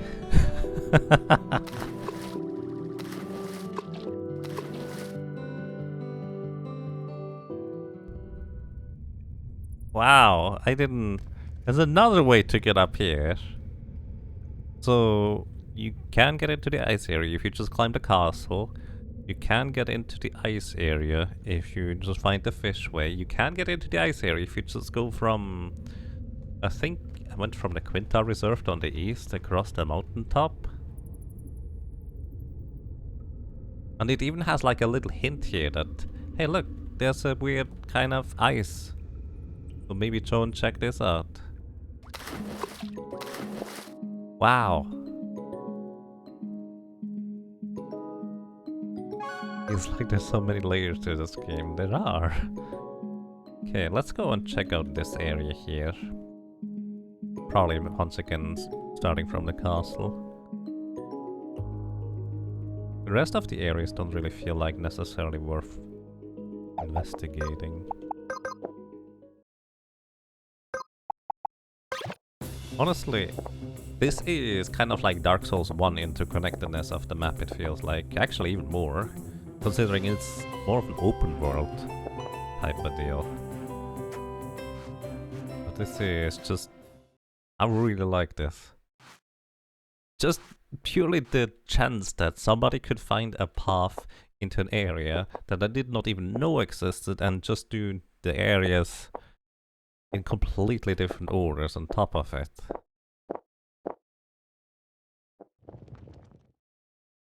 Am I done with the story?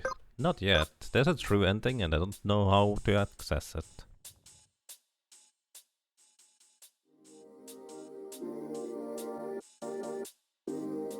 But technically I beat the game once.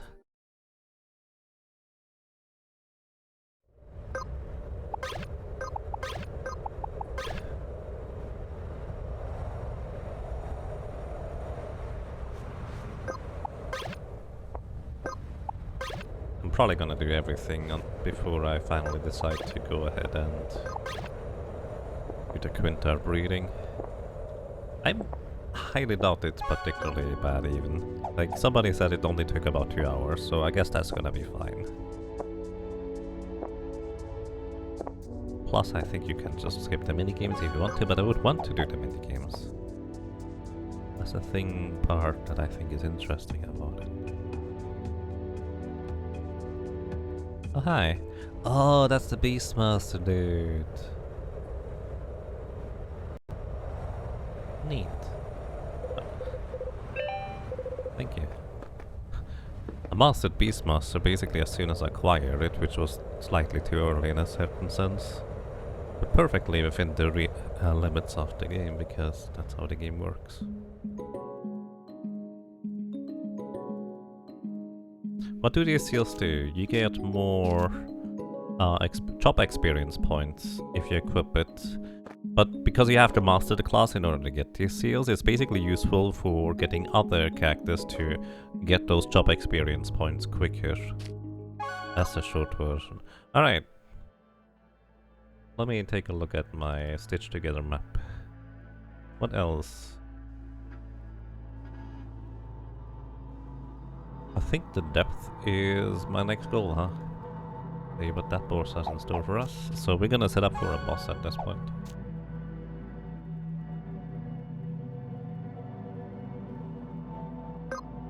Oh, Neptune.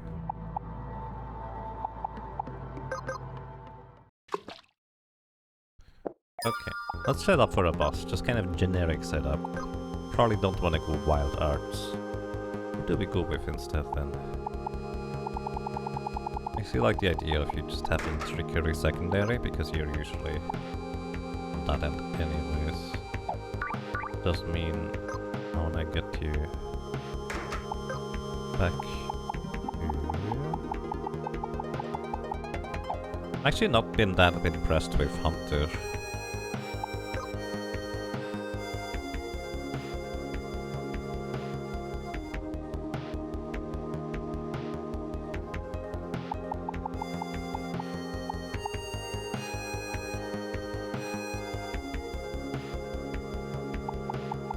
But then again, it's been mostly fine anyways.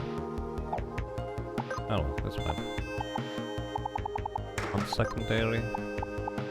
I guess mainly because it just don't have a particularly good bow. These bows here are not that strong.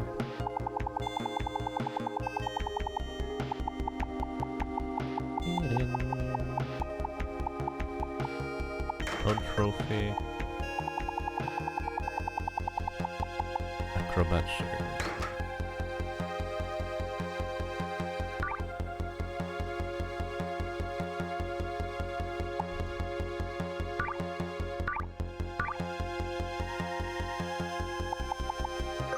Need a dagger, so you get the mage masher.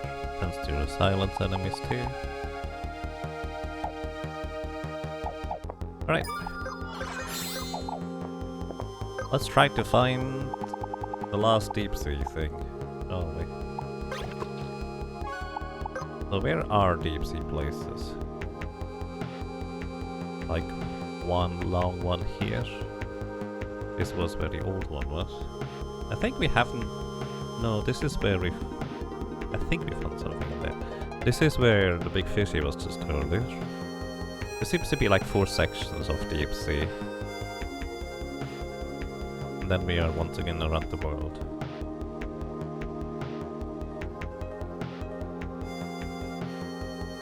So my best guess is probably somewhere here. Because I haven't found... Well, no, we did find the protected there. I don't know. We did find the octopus down there, I think.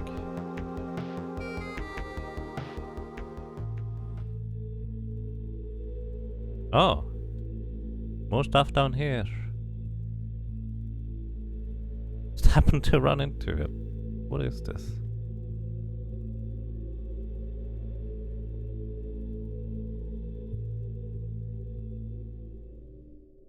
Entire area I haven't even found yet.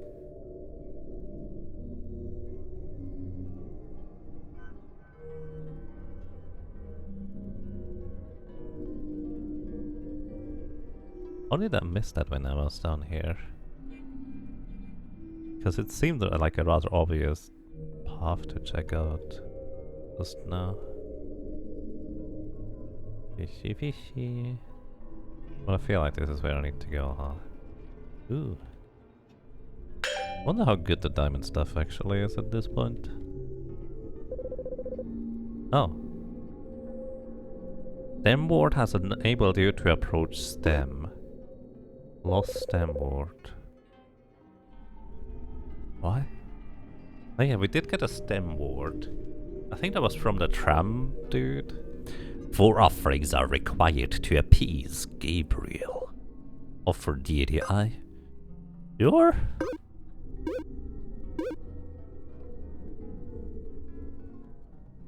Oh, that's what we do with them. Also means there's one more deity, huh?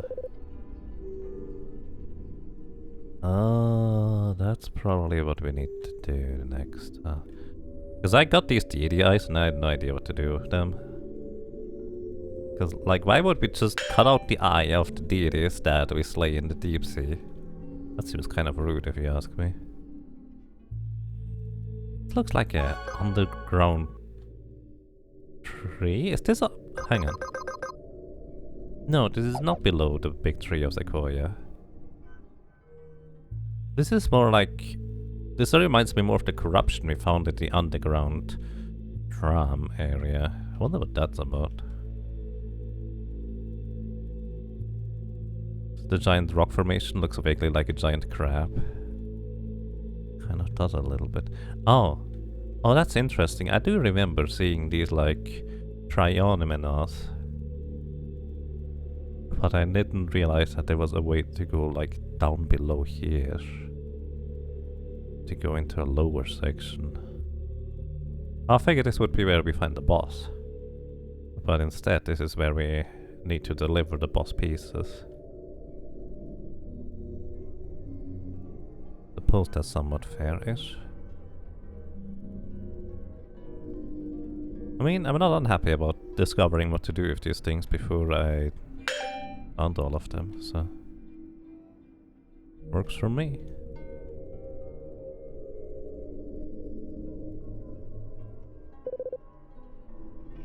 Who's Gabriel anyways?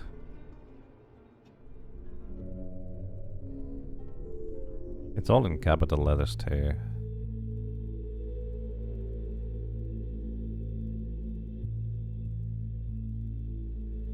Yeah, there's this other... I do remember seeing these, like, rock formations. Okay, let's try to find... the last one, because I know there's one more. I think this is the grass we ran around in without actually finding anything. This one here.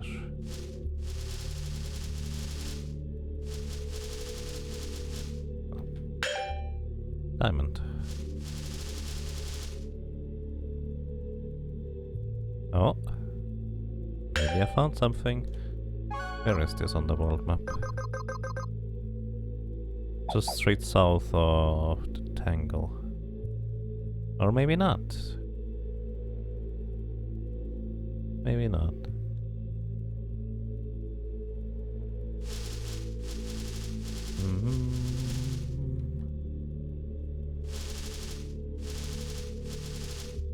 Oh, more diamonds.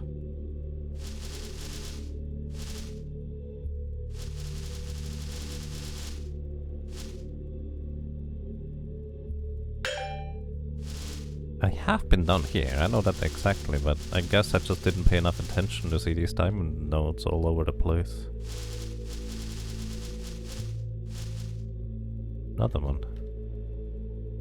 The old one was here? No, the old one was just to the left, where you go all the way down into like a...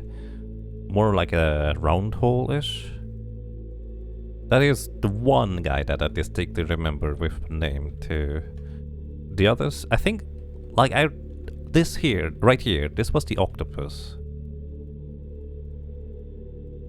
I'm pretty sure this was the octopus place right here. So I would expect to not necessarily find another one.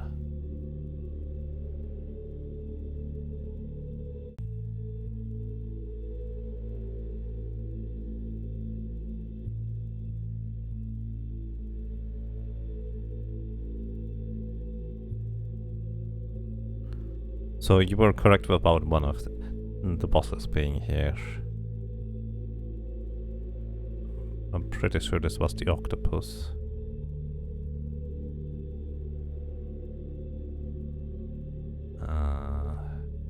Oh, hang on. I do want to get the pointy hat back on.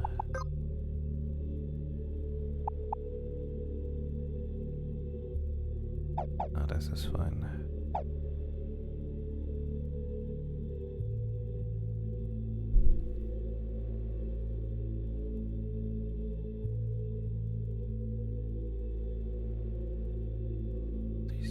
These strange formations here again. Actually, maybe those are the ones I remember seeing.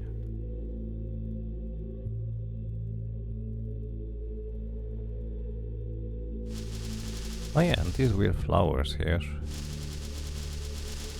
The first time I think in this area here where I ended up seeing like these flowers in the deep sea.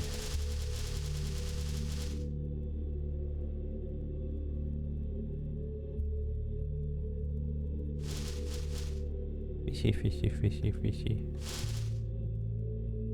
Fishy, fishy, fishy, fishy.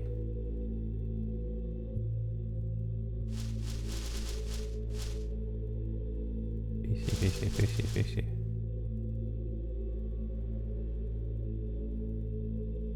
Which bosses did I beat in the depths? The old one, the octopus, and the shark. Those are the ones. I don't remember what the other one was. That, nope, that's just a dead end. It looked like on the map there might be a path leading further through here.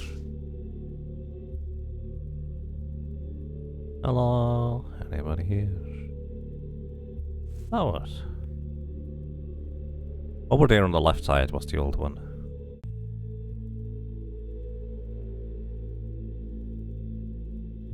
Looking for the Peacekeeper. Peacekeeper is the one apparently I'm looking for.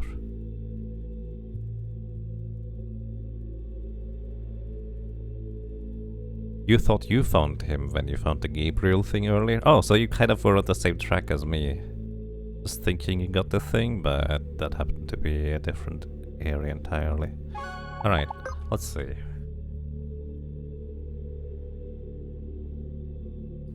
So these are the depths right here, the horizontal ones. Kind of... they do connect to the vertical ones too. Back over here. So technically everything is connected except for the whole of the old one. So... oh, wait. I like how the entire thing is just next to Astel's domain. Well, I made a face on the map apparently. A very concerned looking face. You know, there's actually a bunch over here. I do wonder whether... this is technically the depths, right? Let's go over there. Let us go over there. Because there's still technically a bunch of stuff I haven't discovered yet in this domain. I didn't originally have the map until I think I arrived at the end. So it might be reasonable for me to just go back here and see whether we find anything interesting.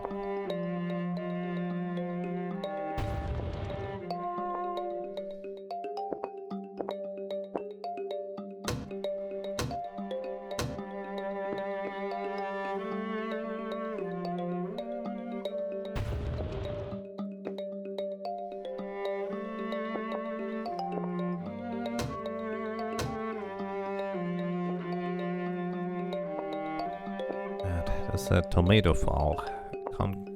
Can't swim in tomato sauce, unfortunately. So I don't know how to get up there. Unless there's a way to cross from the other side. But these guys are super fast and explode, but because we have the reflex shield equipped, they just don't do anything.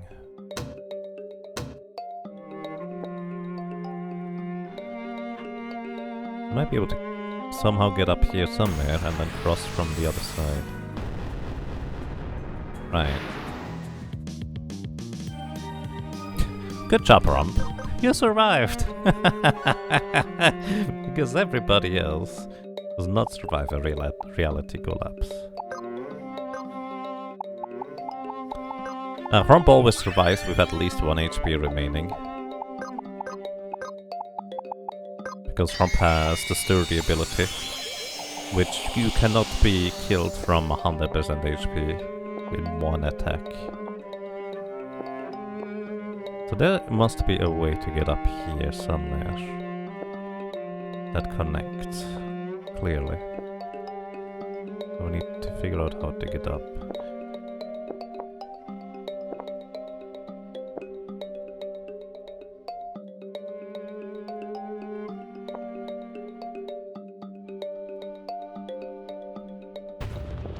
Does not look like it goes around here though. Maybe some form of zigzag?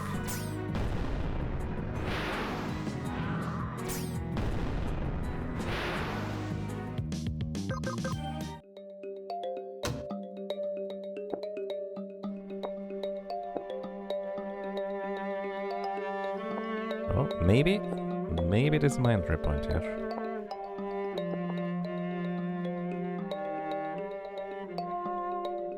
Not. Maybe this is just another way around. Yeah, you can just go around the left-hand side here, I suppose. I thought I might have found something, but this is not what I was looking for.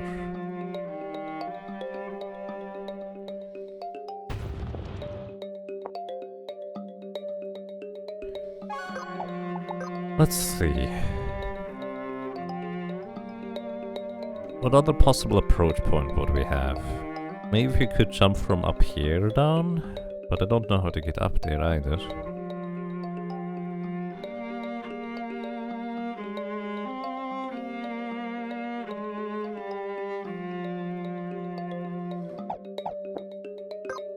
You don't... Yeah, no. You float, but you can't float on tomato sauce. I wonder whether the golden quinter would allow you to do that. Although I kind of highly doubt it, because I would guess that the Emerald Sanctum would be protected through that instead of the gap that we saw.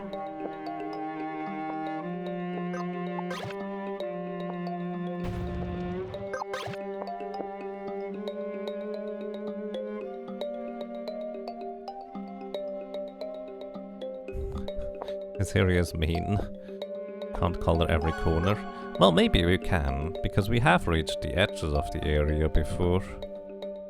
Just need to be more clever about it.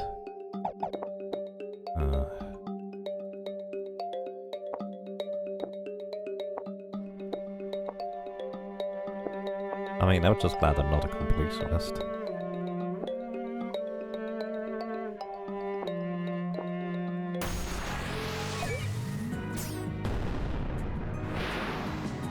I don't know that we can, but considering there are heights here that I just haven't found the entry point yet, not too far-fetched to think that you might be able to. Also, thinking about it, the Juices summon is the one that revives everybody and gives everybody re-raise. And since this is the domain of the Game Master, if you will.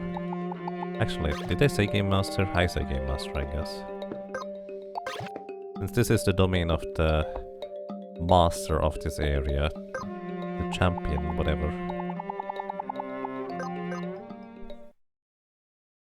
It's not too far-fetched to think.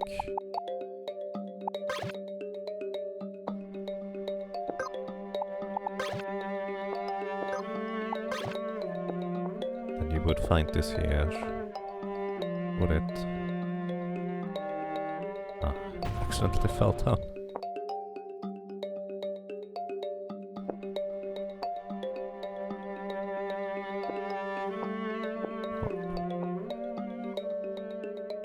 Oh, that's almost... If I had the golden quintar, I think I could make that jump.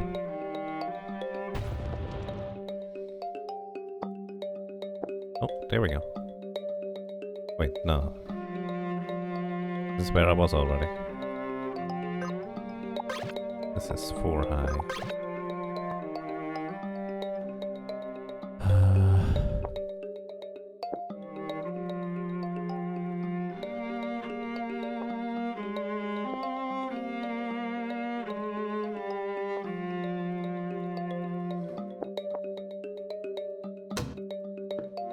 These things bounce pretty high.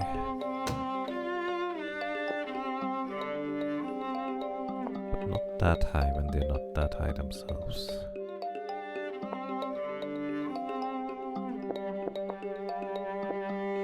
Unless one of them would have a special property for this.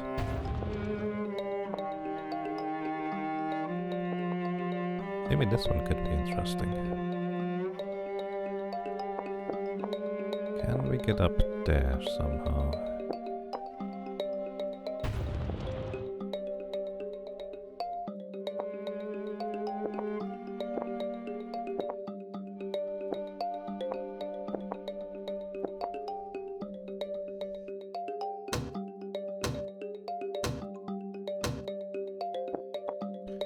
Can we get up here? Would this be far enough? I don't think it would be. Maybe? No. I highly doubt it.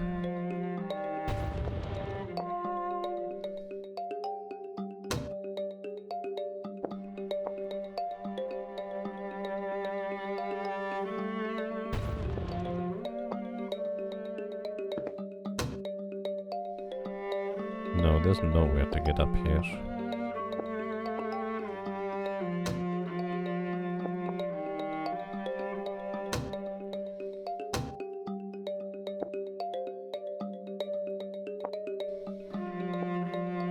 Yeah, there's this one entry point I've seen, but I would need a golden quintar to get up.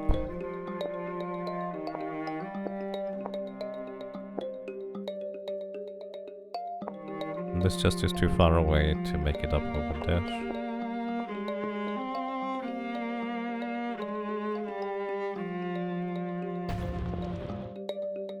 Entering the realm of the tomato sauce.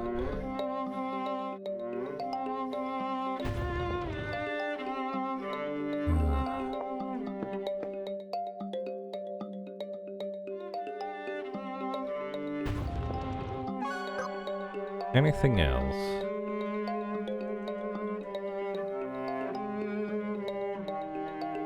Maybe if we could get up there.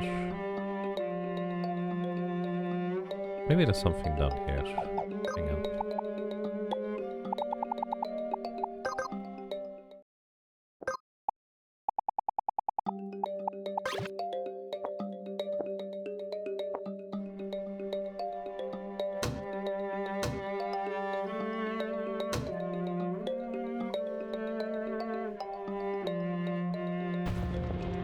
Does not look like there's anything over there.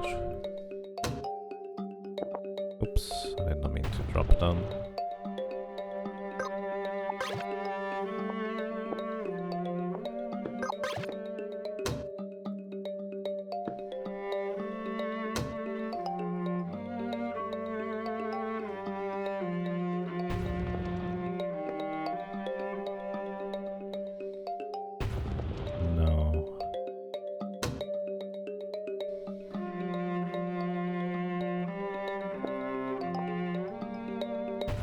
Alright, that's not it, I don't think.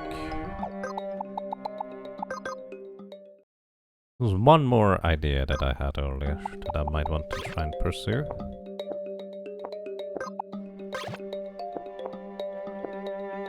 But this does look way too high. Yeah, there's no way we can get up here on the left side. Never mind.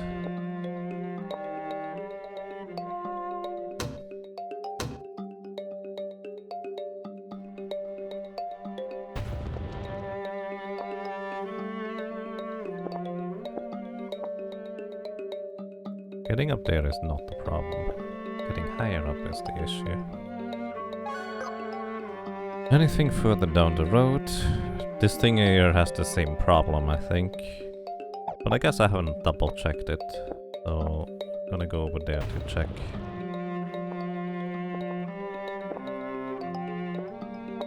See whether there's anything I missed.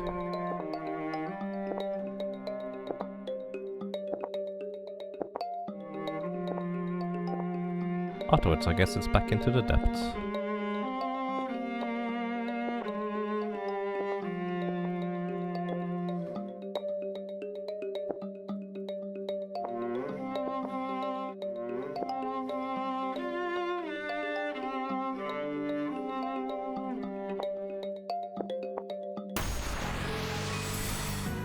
Reality collapse. Nope. Rumcha survives, it's fine.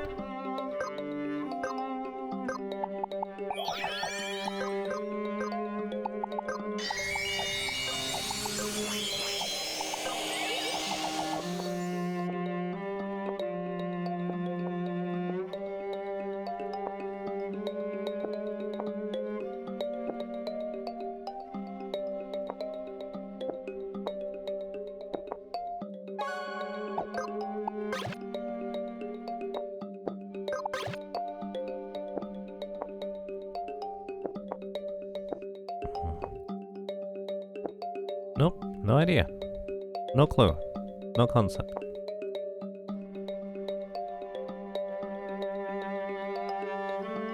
Also mildly surprised that none of the times I've really just jumped out to the side has yielded anything. Not even once.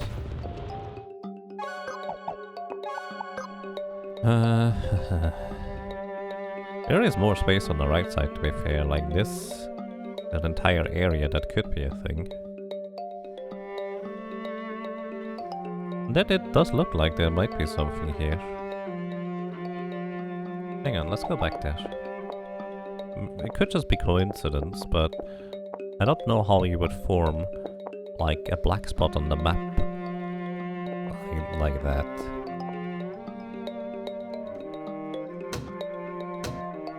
And here for a save point. Oh, there clearly is something over here.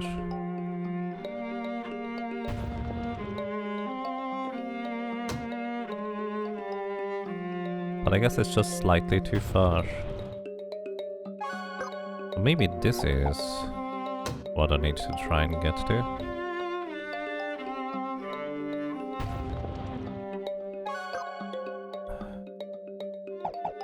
I just need to be a bit faster.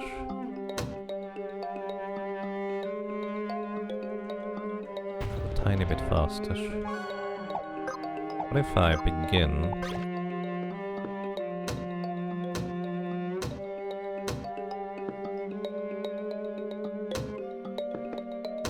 Okay, here's an idea. We go owl. Which one is this? Okay. Owl here. Quintage.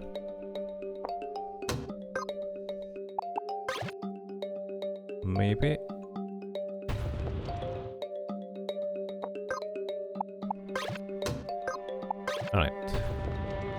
I may need to owl for just a little longer here. So we need to have the Quintar. I actually need the Quintar speed to begin with though.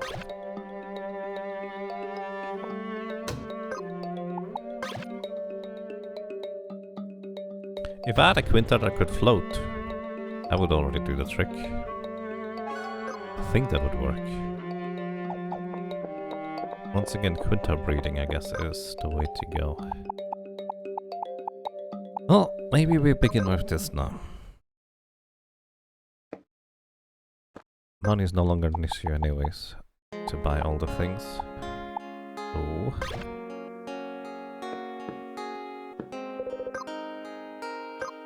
Could just buy a bunch of incubators. Can also name tag.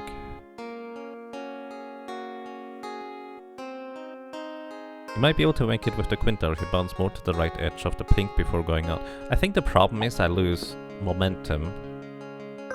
Actually, let me double check again. But I'm pretty sure the problem is I lose the momentum if I...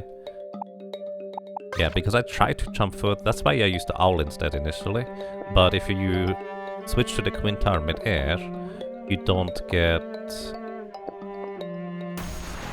the speed, so to speak.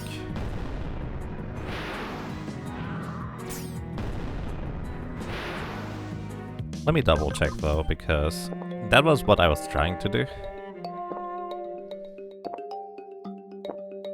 But there's one kind of maybe piece that I didn't exactly try.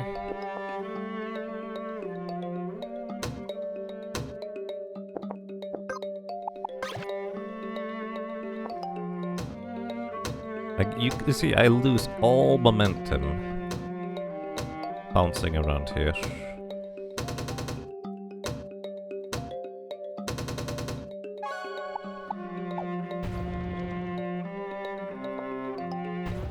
That's why I think I can only bounce once.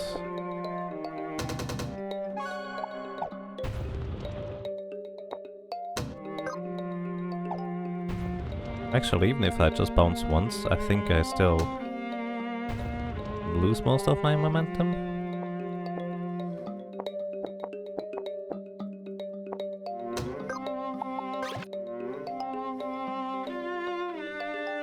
Yeah. I think it's just slightly out of reach.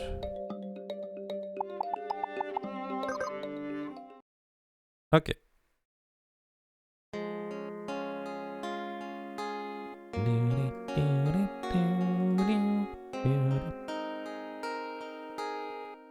Let's see.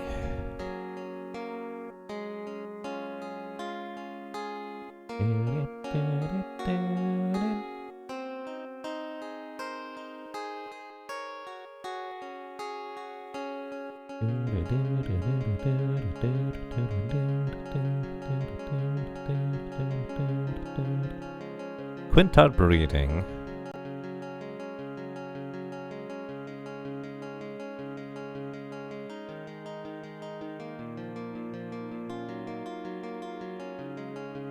Let's see.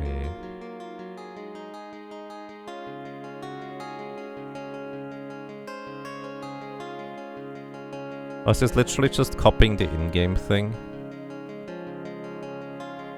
I think we might as well just go with the in-game information then. I think that's just copying the in-game information. Might as well. Alrighty, let's go. Ask the duckies about Quintars.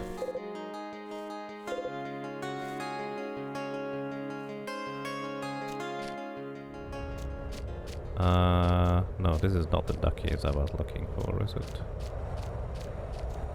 Where's the other duckies?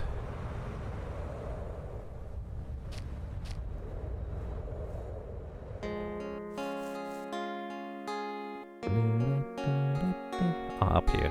Hi. Quintar can have all kinds of different personalities. These are known as natures. Alrighty, what do we need to know about this?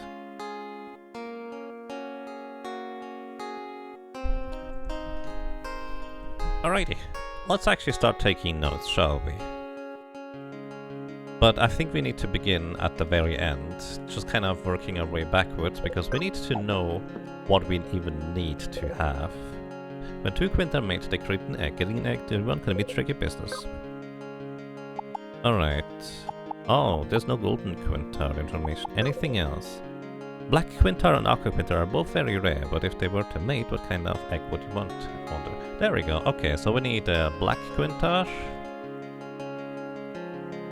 plus aqua quintar. That is our ultimate goal. So how do we get there? So how do we get an aqua? If a fancy highland quintar and a river quintar mate. Okay. Fancy highland quintar plus river quintar is aqua quintar. You know what, I probably don't need to write quintar every time, so I'm just gonna delete the quintar part. Fancy highland plus river equals aqua. Okay, black quintar is fancy desert plus river. You need 2 rivers. Turns into black. Then the resulting egg might be for a black quintar. It says might, but there's actually no randomness to this. Here, river quintar. So we need 2 river quintars. It is rumored that river quintar resides somewhere in the wild. They are said to have nests in hard to reach places. Oh, so we just need to find river. Wonder how many rivers I have at this point. Island quintar. If a red quintar and blue quintar mate. Island or red plus blue equals island. Oh! At least one fancy. So if at least the red or the blue is fancy, then we get a highland quintar. What about the desert quintar?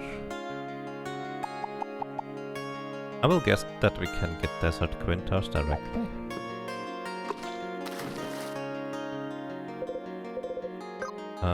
Oh yeah, right, the registry. Sure. Northern stretch. So basically, we can race. Haven't we done this race already?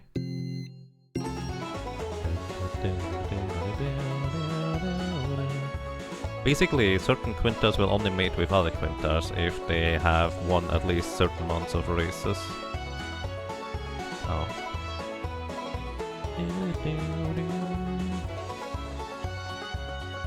So we need to win the race. Oh my goodness.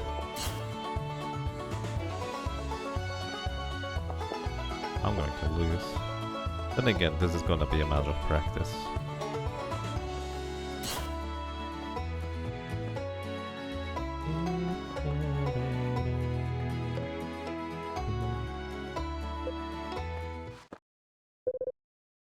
You didn't come in last place. Alright.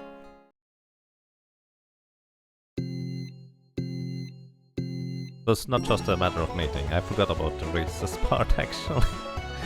I knew that. I just forgot.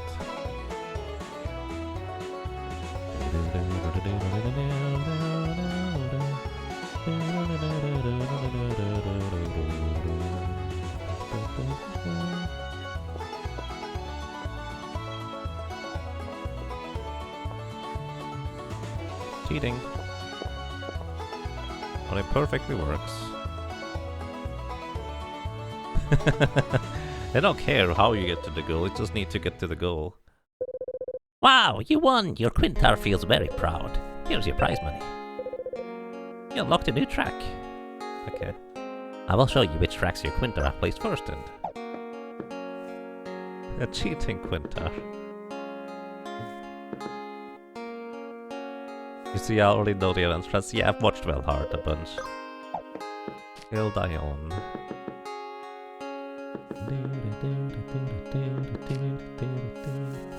Alrighty. Riverwalk quintar. Red Trusty. Riverwalk. So we have 2 rivers. So we need river plus fancy highland and river plus fancy desert.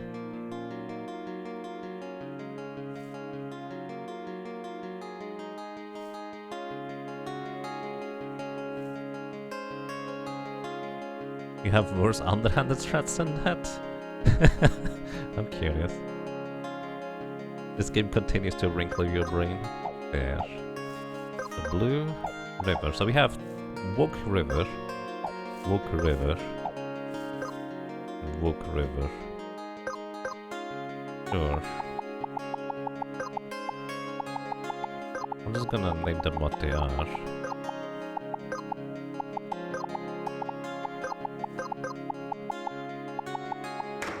Wook River. Oh, we already were... Oh, Tony is a Wook River Quintar as well. Right. I guess we have plenty of them in a sense. Now we also need to start worrying about personalities. So we need a red fancy or blue fancy. Blue trusty. River Wook. Red trusty. So we need a red and a blue, but at least one of them has to be fancy.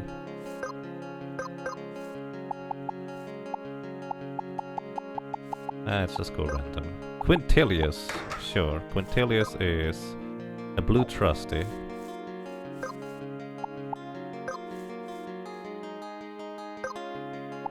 And Alfonso is a red trusty.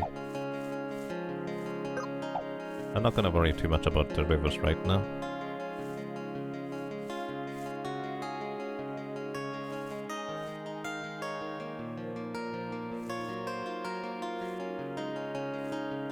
There's a shorter pass, safer as well, you don't do the hops. Oh, at the end?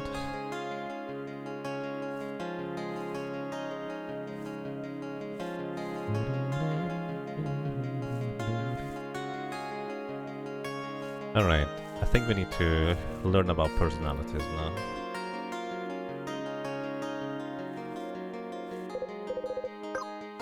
Alright, Wook. If a fancy Quintar and trusty Quintar mate, the resulting energy will be Wook. Okay, fancy plus trusty equals Wook. But we need a fancy Quintar. A fancy Quintar can only be obtained by hatching an egg and will never be found in the wild. Right. Fair. Wook plus trusty equals fancy. So... Okay.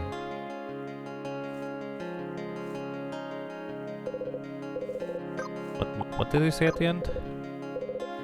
A fancy will allow mutations. That means the egg might be different type from both parent Quintar. Right. There.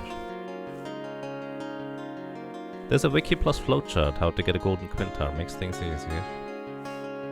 Oh, I see. I was just looking at the Steam guide and that one was more or less just copying stuff from the in-game thing, so I decided to just go myself. Maybe I'll look at this. Thank you, Cultus.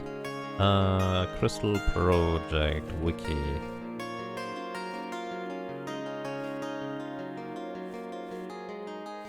Ah, of course, it's a fandom page, so I have to zap all these elements that we really don't need.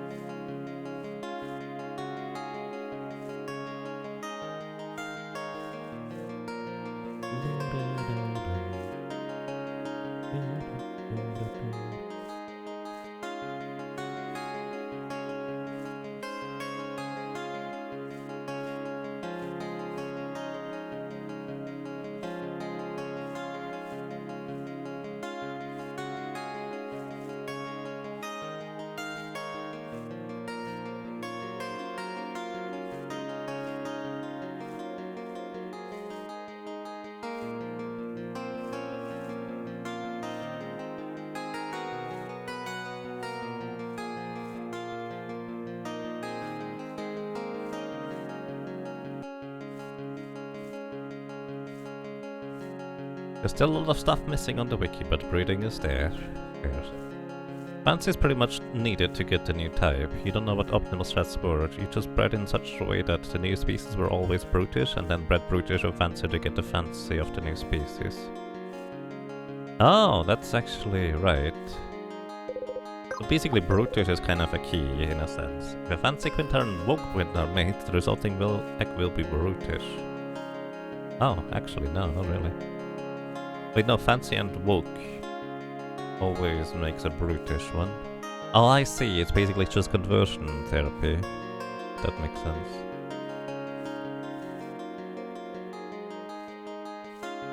Let me actually continue taking notes. Fancy plus woke equals brutish. A brutish quintar egg will always be the same type as the brutish parent quintar, but the nature will be taken from the other parent quintar, if possible. Oh, that's the key thing, isn't it? I see. That makes sense.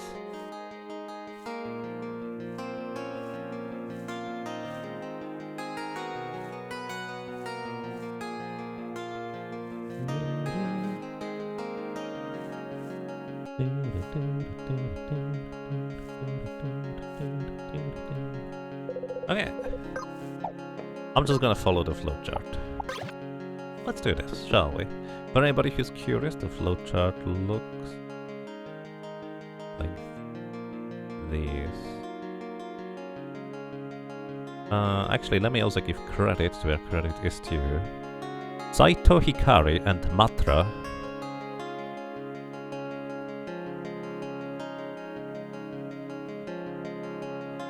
are the creators of this entire thing.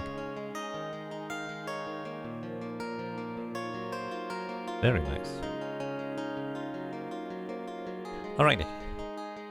Let us see what we have at this point, where we can begin and what we can do.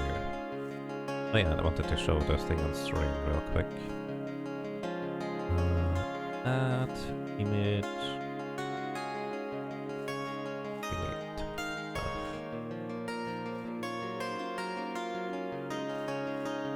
Excuse me, I was too slow. There we go, this is the quintar breeding flowchart that we're gonna be following here. So effectively, we're gonna begin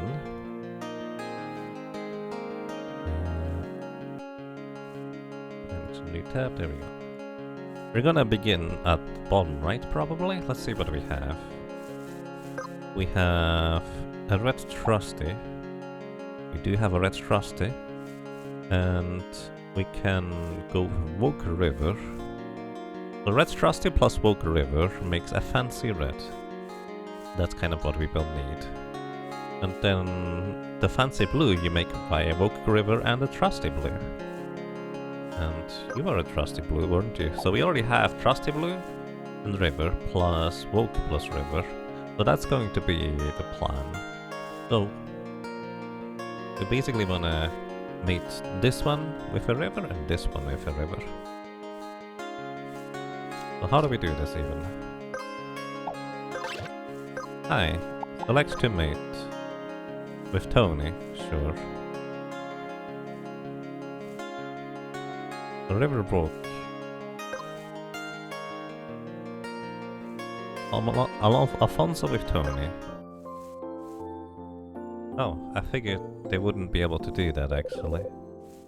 They didn't want to mate right now. Right. Give food. Quintar grass. Alfonso lost it. Hungry, hungry, sad.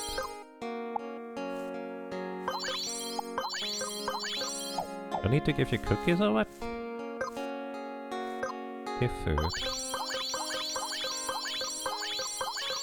Now you're sad.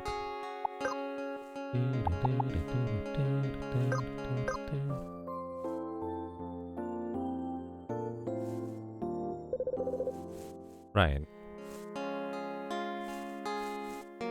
I think we need to make them a bit more happy with some good foods. Berries and cheese, you say? 20 berries.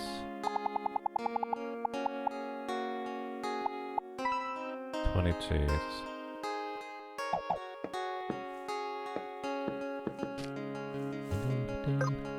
Alright, give food. Would you like to have a berry? Still hungry. Very happy. Alright, you're happy now. Give food. Berry. Berry. Berry. 3 berries to make you happy. Alright, select the mate with Walk River. Gonna be a fancy red. That's the plan. Oh wait, I needed to select Tony. Mandungus. Alright, with Tony, both of them are happy.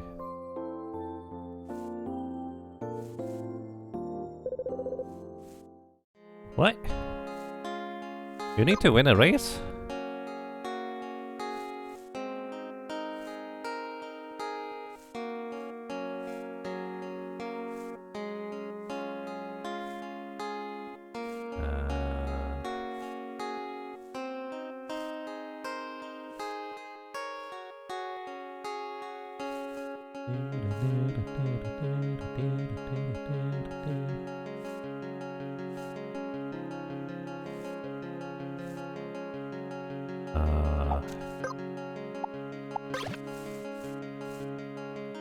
We need to win a race. Let's go. Who was it? Oh my goodness. What's your name, buddy? Alfonso, okay. Alfonso plus Tony.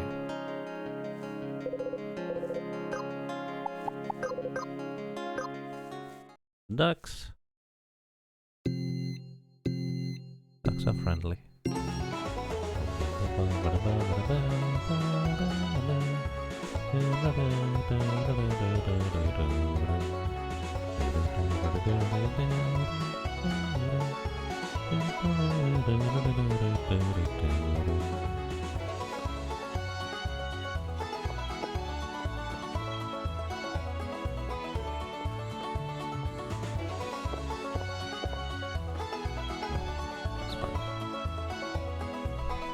Oops, come on.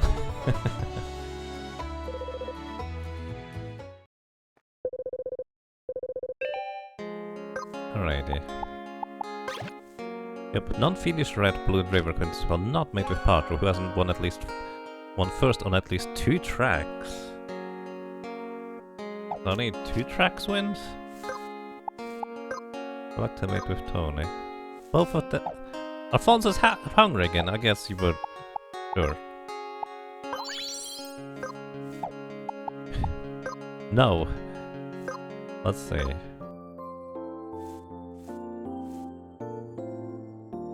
Gotta feed your mount less, then it doesn't get stuck. Yeah. Alrighty, so we need at least 2 wins.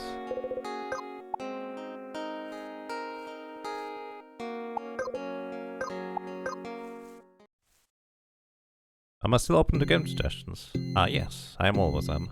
Yeah, we have never actually done this race here.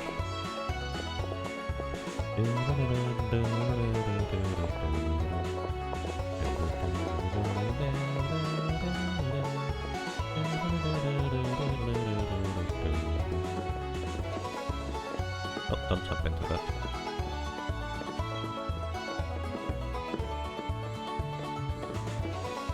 Wait, is this the Chalice of Tar? Uh-oh.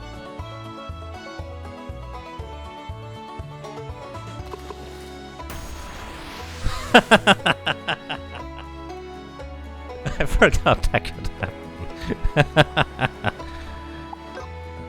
This is a bit awkward.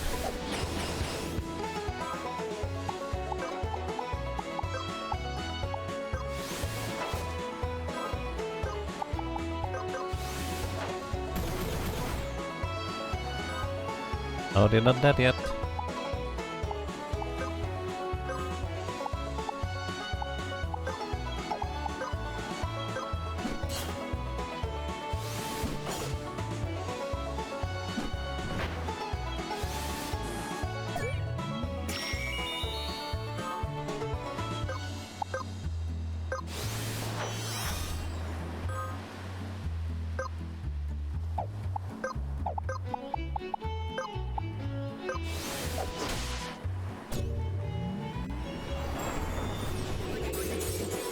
You think I may have lost? I love that the music just continues from the race.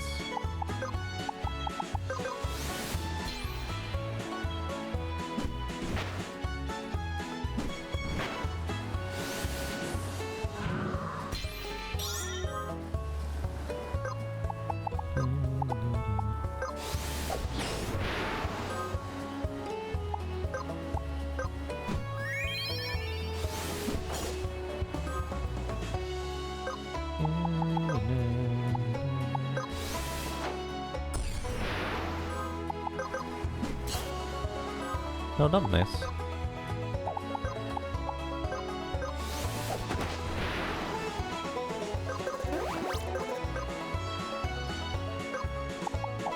Oh yeah, I guess I didn't move this. If I fall down, well, goodbye then. Alright, Tony. Wait, why can I not select Tony? Huh? I cannot select it. Oh. This is to register. Right.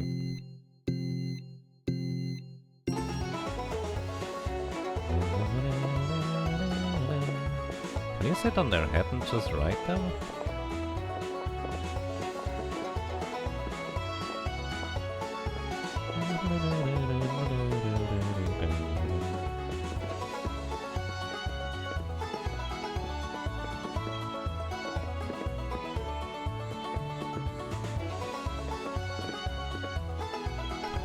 I did the thing again.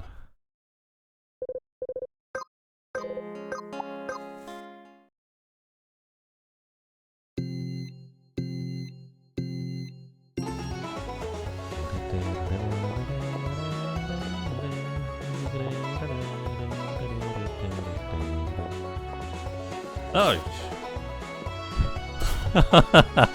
I was not prepared. Alright, let's just practice the track. Oh wait. I think it just bonked me off of his head. I don't think I jumped twice. Maybe I did.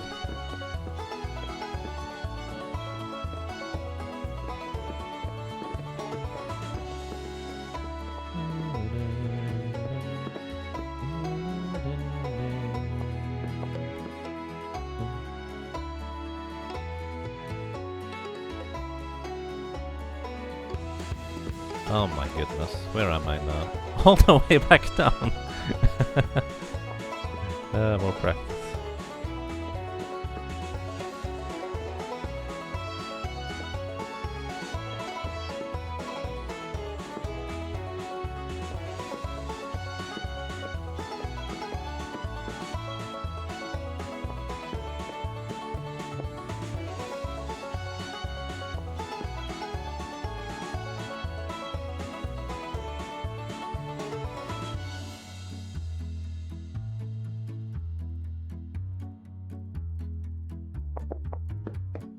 Oh, you need to go down here and then up. Okay. Time's up. Alright, so you found a simple roguelike called the Caribbean Sail. It's very much styled in homage to the Oregon Trail, but you're basically a boat in the age of sail traveling around the world. Finding pirates, getting treasure, hunting for food with harpoons and so. Alright, I'll look at it. Thank you for the suggestion.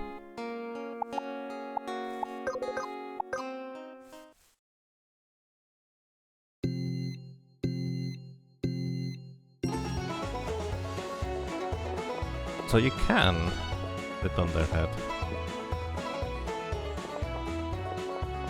Oh my goodness.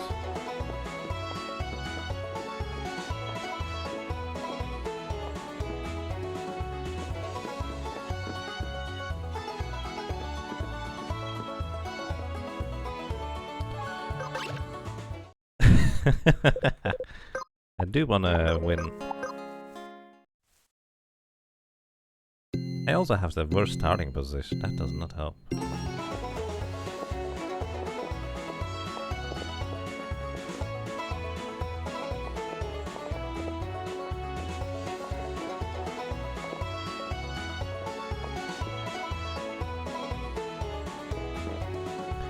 Oh my goodness. It just keeps getting pushed off.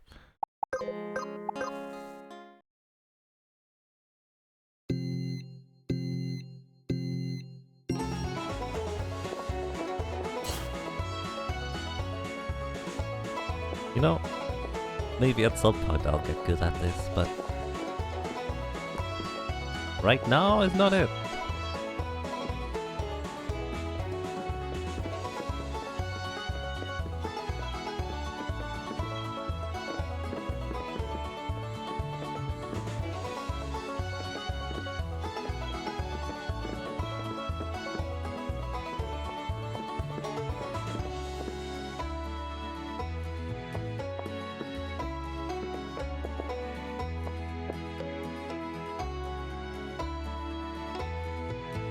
I almost fell off there.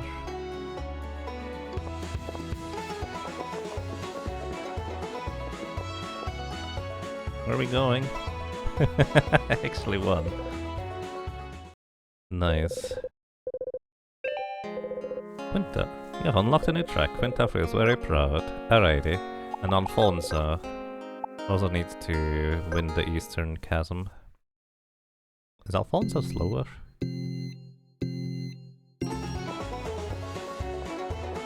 Oh my goodness.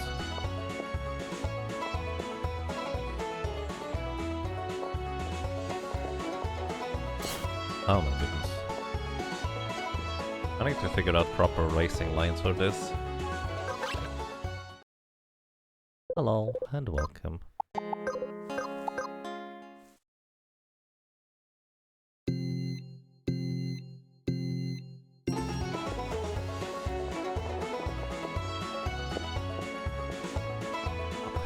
Please let me through. I wonder what happens if they fall into the spikes. They probably just also respawn up top, kinda like I do. Would only be fair. I'm just gonna wait until this guy is past this stretch here because I keep falling down here. And I can catch up to him after.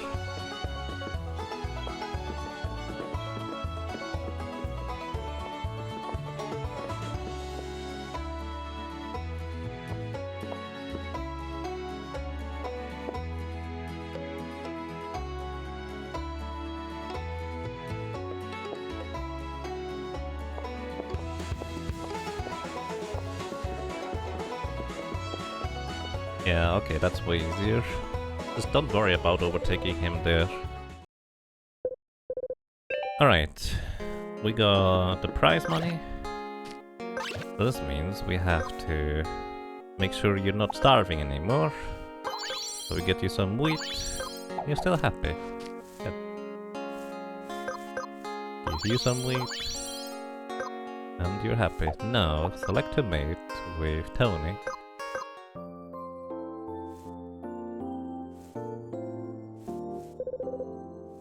Let me know if you want to see my cheese on that track if you like, it's pretty funny.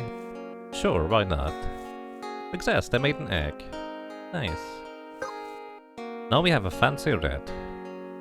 Oh, you don't even lose your quintars? I figured you would. Oh. So you only need one river quintar. For some reason I just assumed that you just lose the quintars that are breeding, kind of like in Dragon Quest monsters.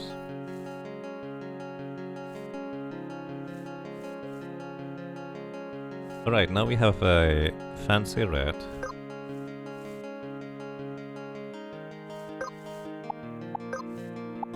Aurelia, sure. Alright, Aurelia is our fancy red quintar.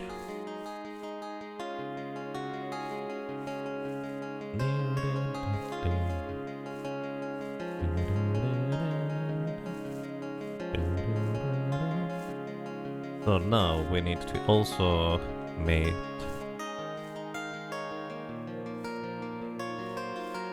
So you were the trusty red, right?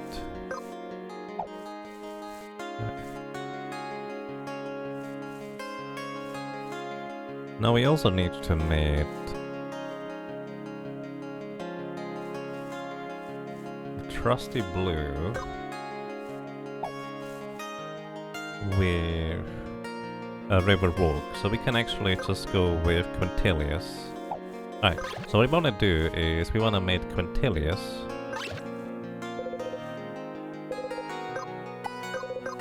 So we need to win 2 races.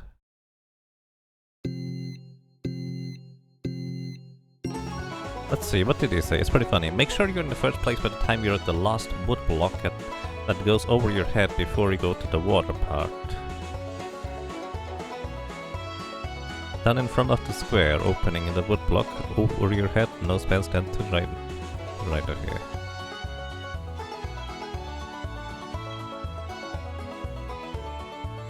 I'll need to... I assume you mean for race 2, right? I'll need to know what you mean with this exactly.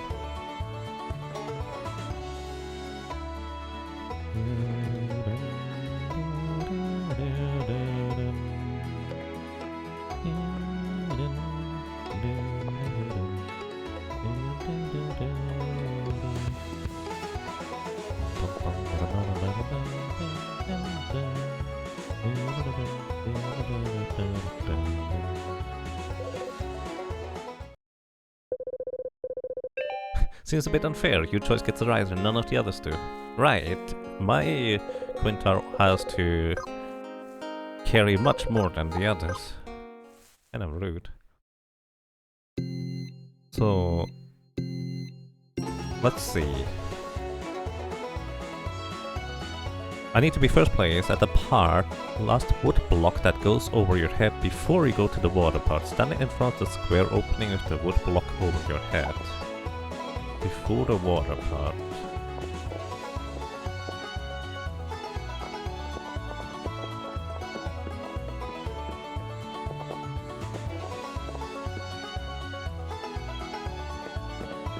This one? It just goes past. Back there, so it's earlier.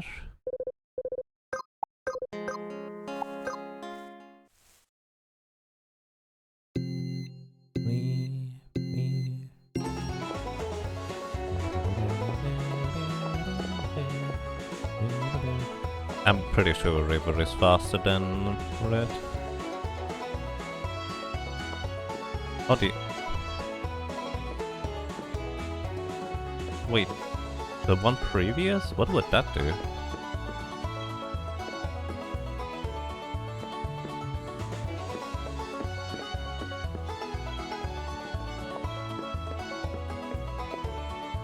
Past it again, right, I think I understand. This one below me right now? No wait, that one over there. This one below me. What do you mean? Or the next one? This one below me? This one? This must be the one, right? Because that's the only one before. That one.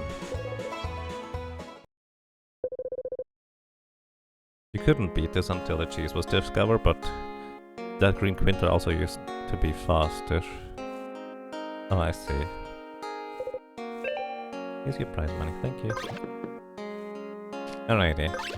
So now we wanna go with Quintilius, who just won 2 races. With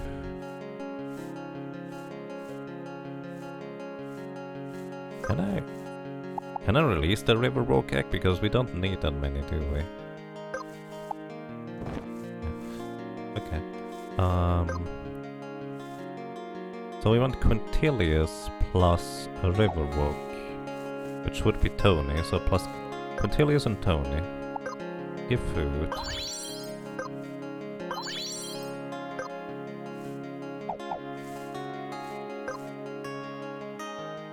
Oh. Wait, you're exhausted. What do you do against exhausted?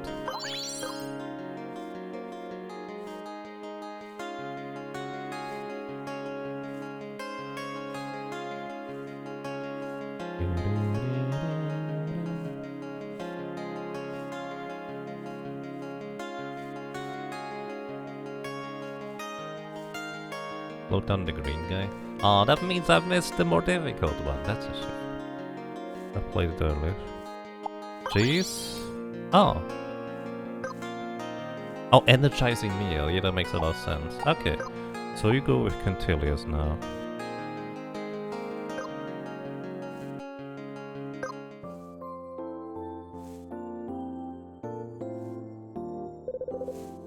Success, I made an egg. Yay. So we have a fancy blue now. And you are Moses, sure. Alright, we have fancy blue, and we have fancy red. Now we need fancy blue with a woke red. So we need to catch a woke red. Do we have a woke red? What are you? You're trusty red. So we need to catch a woke red somewhere. And the other one, we need to catch a trusty red. Wait, no, we did that already. Fancy red with a brutish desert. Catch brutish desert? Okay, we need to catch brutish desert. And we need to catch a woke red.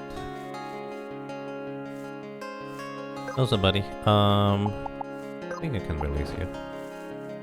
What's this one? That's another river rock. We don't need that many.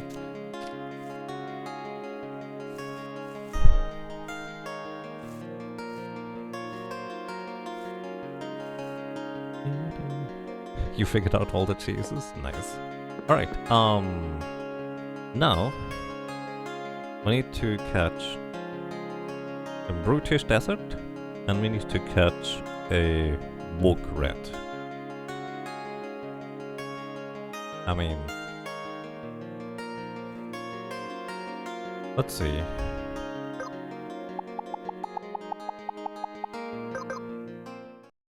In the cave southeast of the Dion Shrine, hidden in a cliff, woke eggs are nearby. Alrighty, southeast of Dion. In a cliff. I think over here.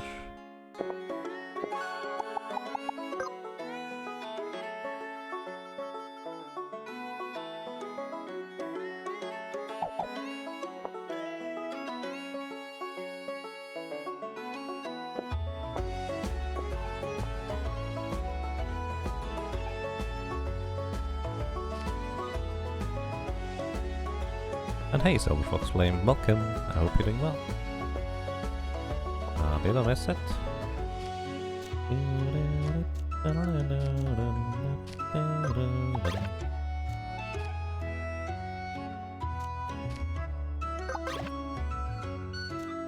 I must have missed it.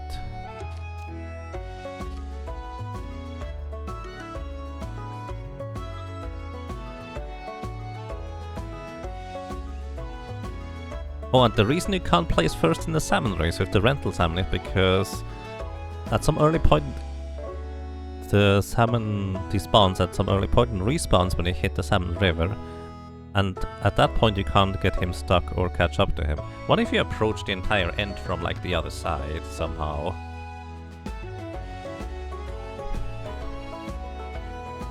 He's on the ledge just south. Okay, I must have missed it. Thank you. Some people have gotten first with the rental salmon. That's amazing.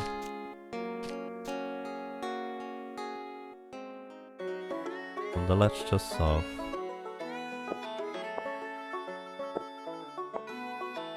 Oh, south of where it was?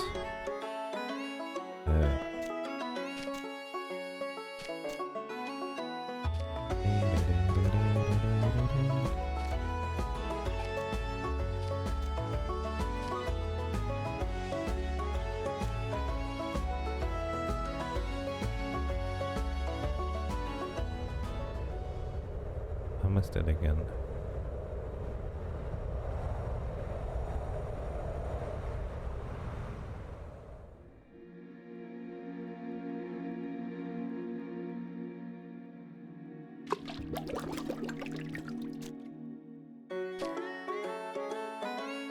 Does anybody know where the body is?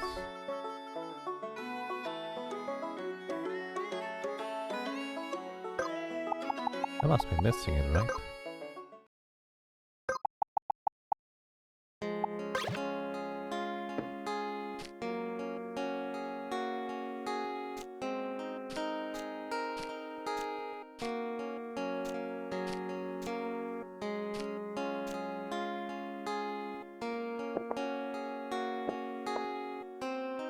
Oops, oh well.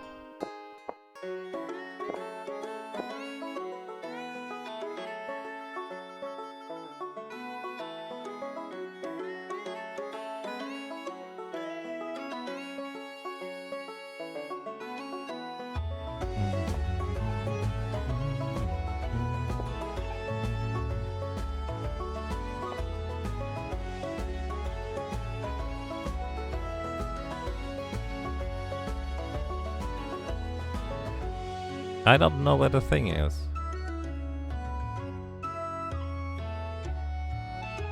Cave southeast of Dion Shrine, hidden in a cliff. I don't know where that is. Does anybody know?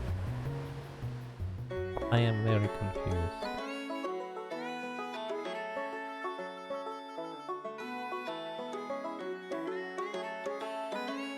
This is not something I would have ever found. And again, I guess you could just breed Quintas in different ways without finding this one. So it wouldn't be a death sentence. What am I looking for? The Quintar that you can find somewhere around here. Is it down here or what? I wanna capture the Quintar out here.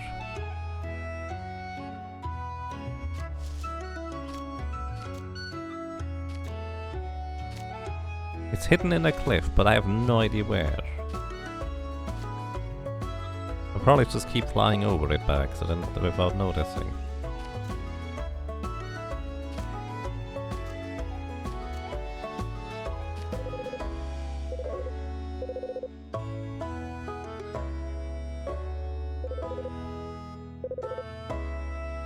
What did I didn't read this one. I thought I already talked to it. Put it to good use. What did I take? The Sequoia? Oh, that's a tree map! Okay! We found the tree map! I did not expect that. I just idly talked to him while reading chat. He's in a hole in the middle path. There's two holes actually. It says southeast of the Dion Shrine, so maybe not that far east, or south. I think I found a hole at some point.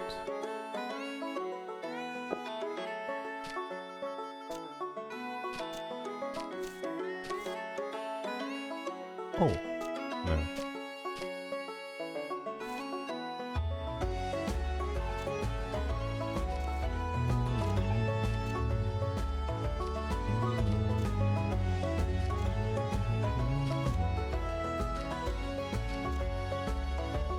It'll be a bit more south on the lower level.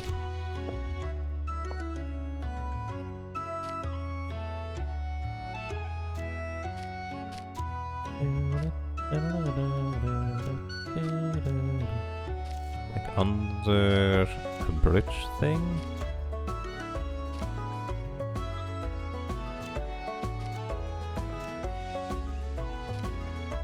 Like that? To the right.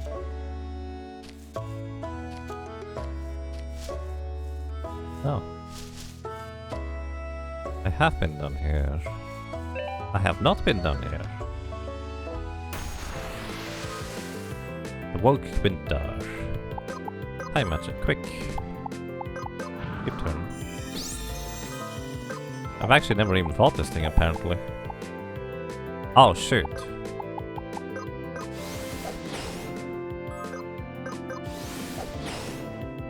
He's just gonna... Oh wait, he's silenced. Nice, 10%. Oh, everybody is very hurt right now. Whoops.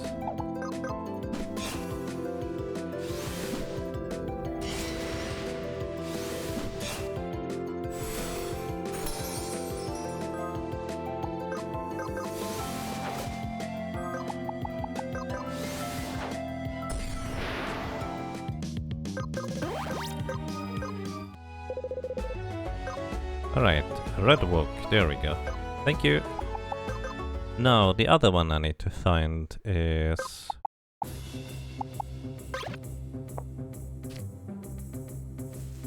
There's another cave on the left side with another piece of fur. Maybe that's the one I found. I do remember it being kind of weird to find the other one. And I think you can mix all the fur to get like a thing that transforms you into a Quintar, but it's not even in combat. Alright, now the Brutish Desert, 2 nests, one northeast and one northwest of Desert Town.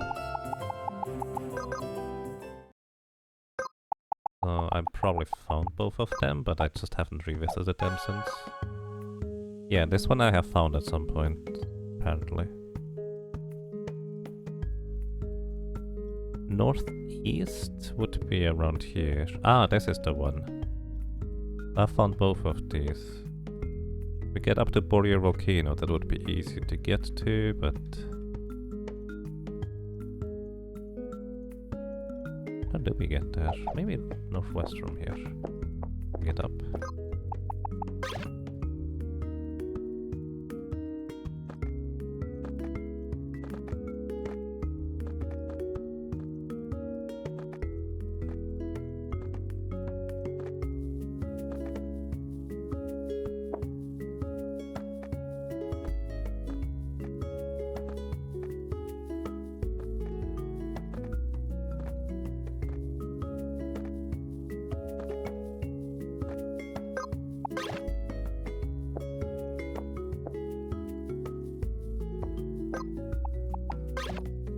I really like the music in here. The only thing I didn't like about the desert was the enemies were really mean.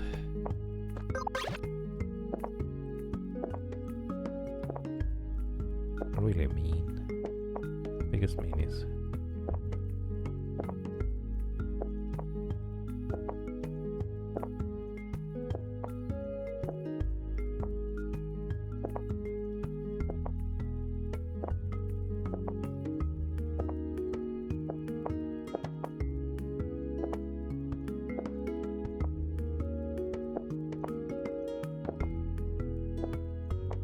Oh no, there's another one up there. Wait.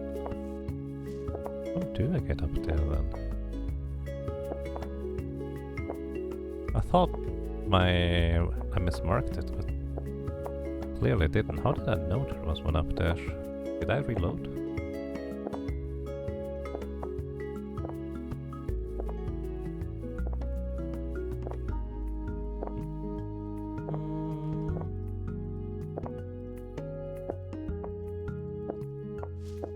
Okay, how do we get up there? Do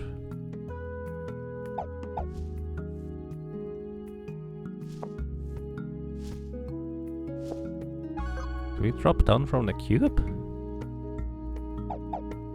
South of this side? Did that just miss it?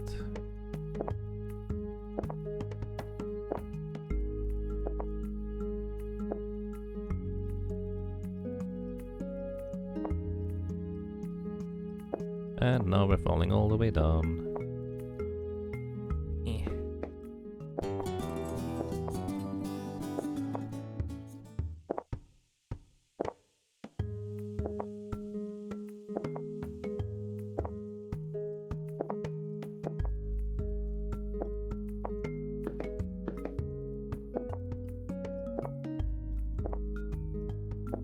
There was another sand pit you can jump, I think. Sand pit.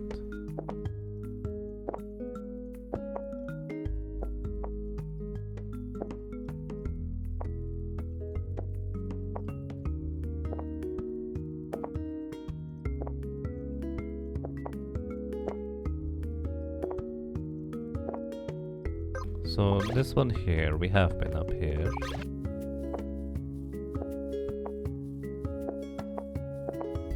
To side Ibex jumps in.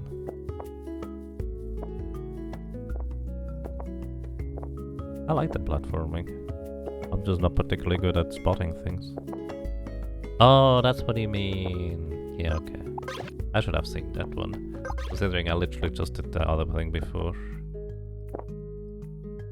Neat.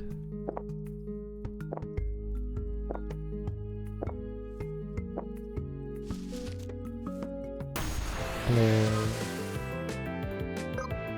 Whirlwind, of course, like usual. Oh, I still didn't do the thing.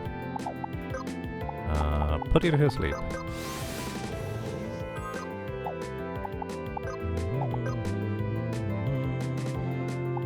Hunter's mark, so we don't miss. Summon Guava, so you're gonna get paralyzed next turn. I don't know what you wanna do, I guess we just focus energy to guarantee a crit. then you're gonna wait.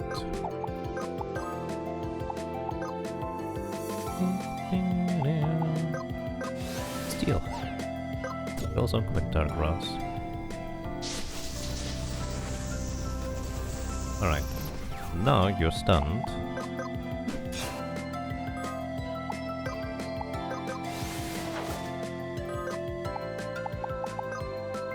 I can just snipe you.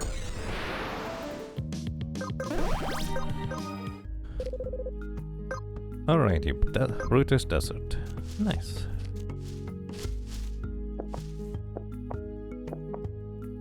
Literally just a platform to be able to fill out the map if you want to.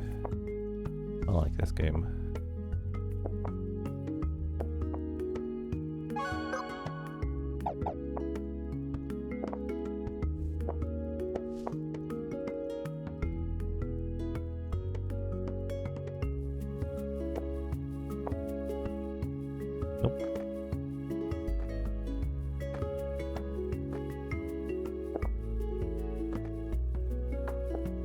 Alright, that is all we need for now. New Game Plus and Randomize will make this one of your favorite games of the decade easily. I think this game could be really interesting in a full drop Fiesta style. Alright, so we have a red book, hatch. Your name is Alain, sure. And we have a Desert Brutish. And your name is Ceres. Alrighty.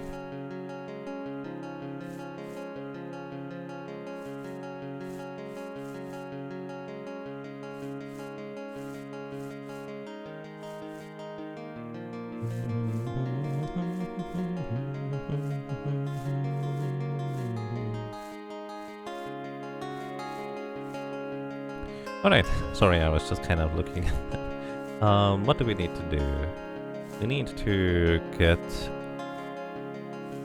So we have a fancy blue now, and we have a fancy red.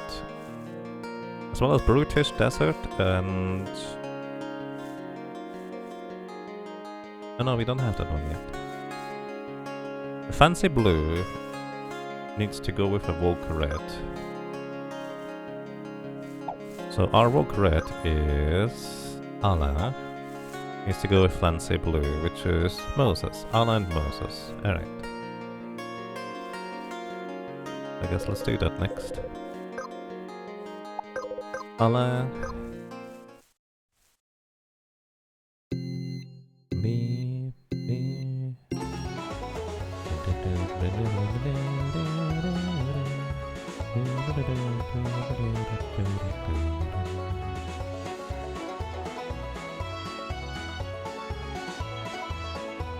Oh my goodness. That doesn't help. Wait for me, buddy.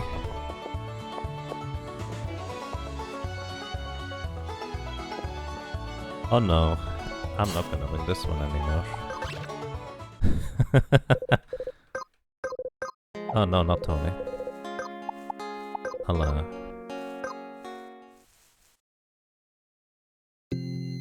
Me.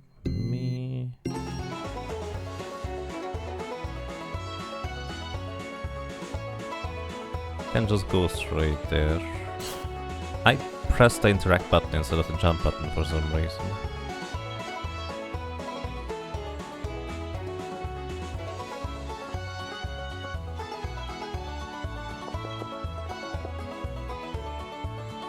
Uh-oh.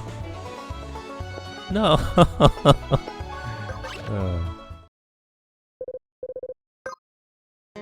You can just run south after the circle for an easy jump over the spikes. Circle? South?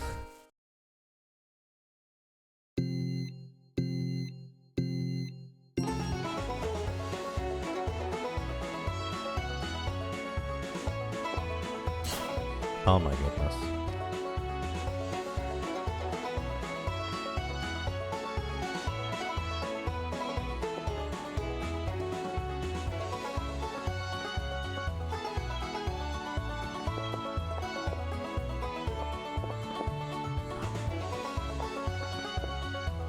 No! Alright, let's try to figure out what you mean with this. Oh? Oh. Okay. That's neat.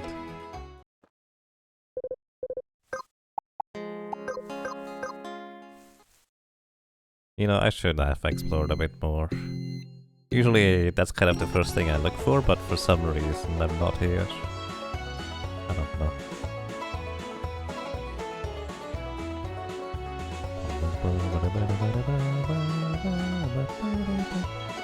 Oh no.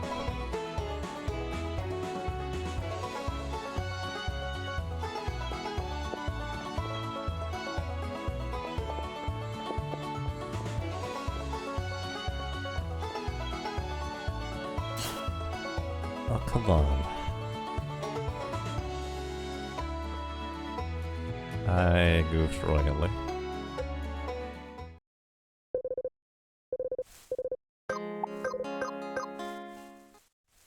Red is definitely the most difficult one. Don't jump at the beginning, it's not like Mega Man where you get better acceleration out of it.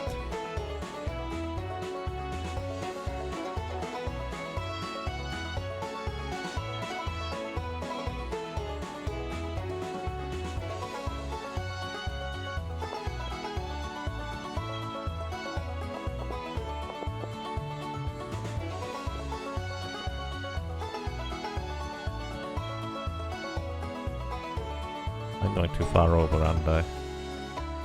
Ah, no!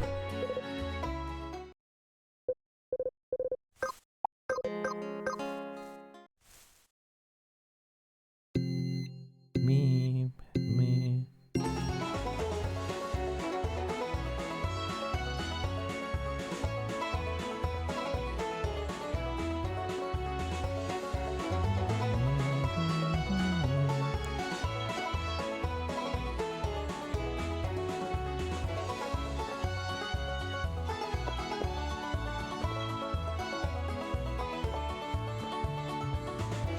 Honestly, this is easy enough. As long as I don't goof afterwards. Oh my goodness.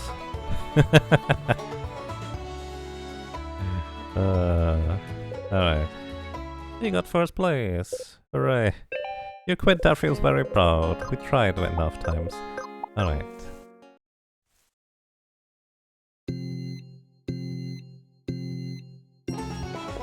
Don't jump there.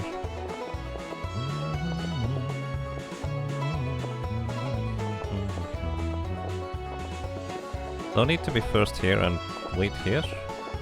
I need to do it earlier, don't I? Do they need to jump on top of the thing?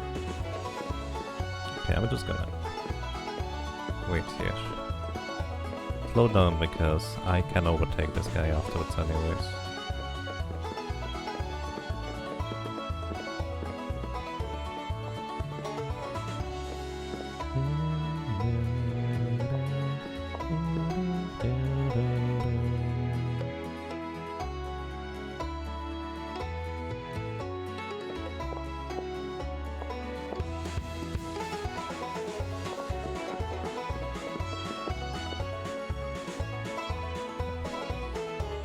To stand before it, right. Alright, Allah wins. Now we need to get Moses to win as well.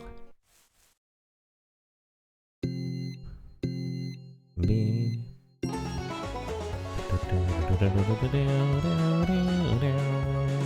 Oh right, I keep forgetting about that part. Moses is so much faster in comparison. Kind of fascinating.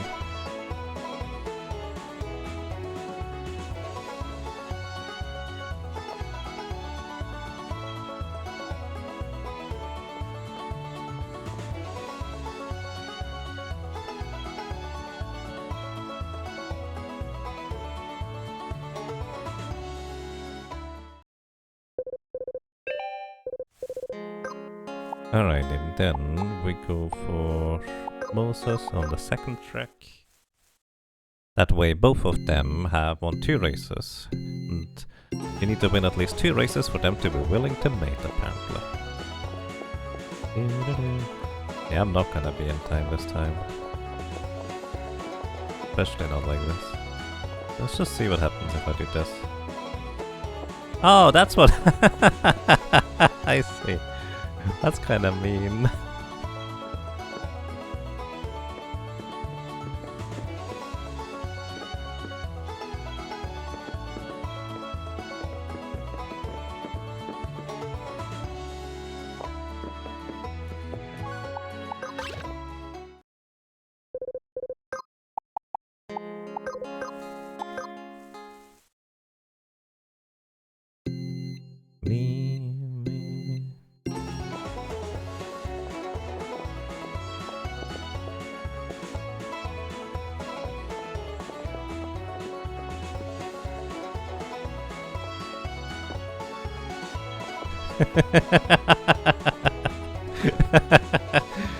Oh, that's so mean.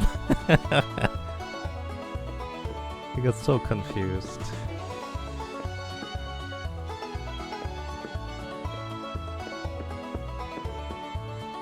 That's cheating. Yeah, just a little bit. You report me? Oh, good luck.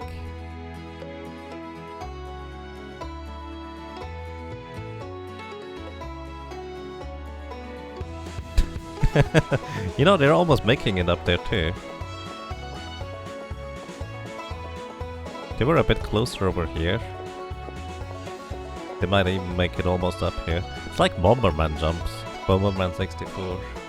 Bouncing on the bombs.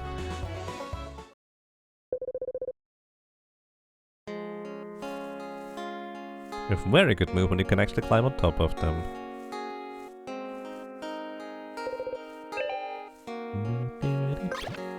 Alrighty. Now we want...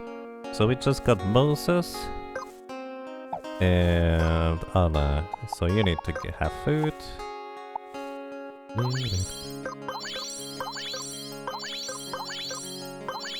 You're still hungry?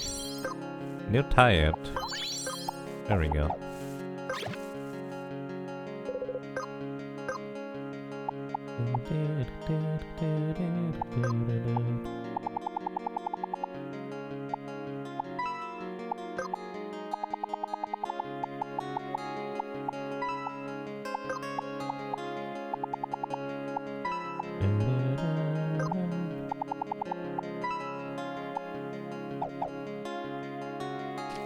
Alright.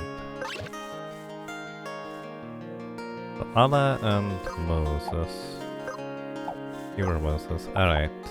Food. Okay. Now select to mate. Makes a Highland brutish. Exhaust a maiden egg. Fun fact, Twitch TOS actually has a paragraph about cheating. You get banned for cheating, but I think only applies to competitive gaming. That would be interesting if speedrunning is considered competitive for Twitch. I mean, in the sense of speedrunning, it's not cheating if you stick to the speedrun rules, right? It's only cheating if you decide to use, well, stuff that's not allowed. That's interesting. To be fair, that makes sense. Alright, Brutish Highland. And your name is... Hekite? I don't like this name, I can't... Sure, Tau. I can't pronounce it. Okay.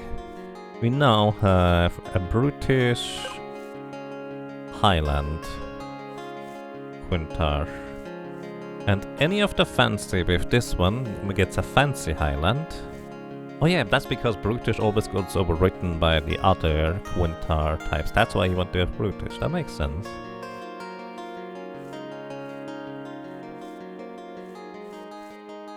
Alright, so any of the fancy.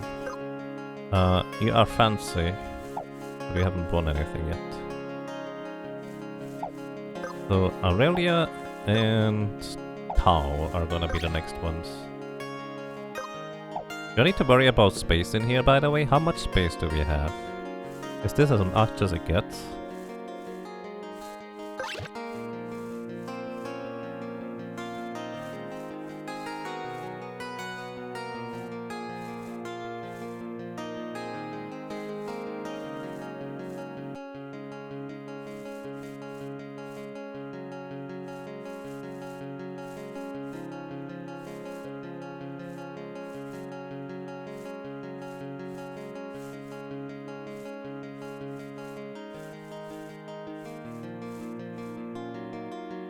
You rather mean when people splice stuff? Right.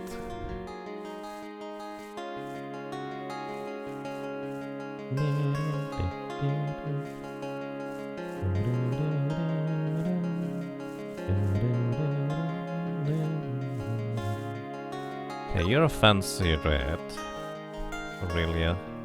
In conjunction with a brutish desert, we get a fancy desert.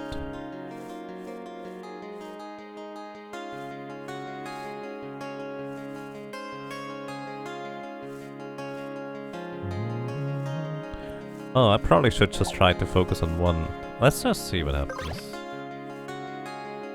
So what did I say? We need to get Aurelia. 2 wins. Fine, Aurelia needs to get 2 wins.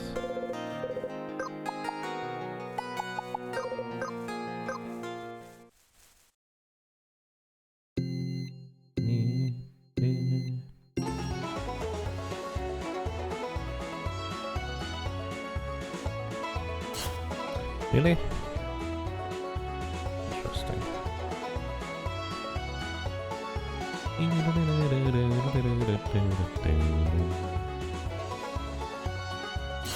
Oh my goodness. Oh no! I couldn't get more speed because the other one was in the way. Yeah, I'm not gonna win this anymore.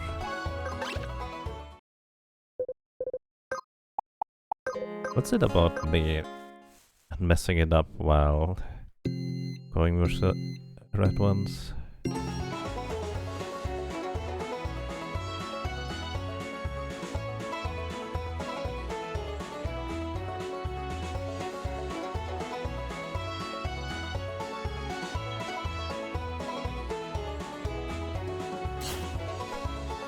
Seriously? Just jump too late.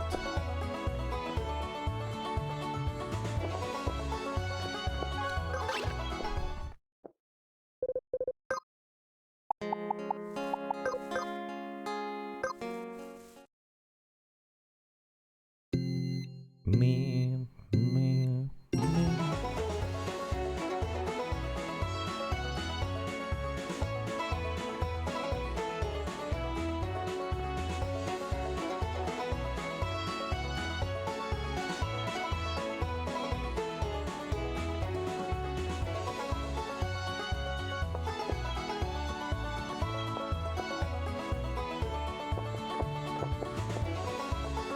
Oh my goodness.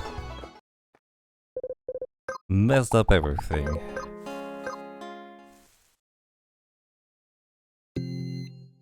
Island Quintar on the final race has to be your favorite. Okay.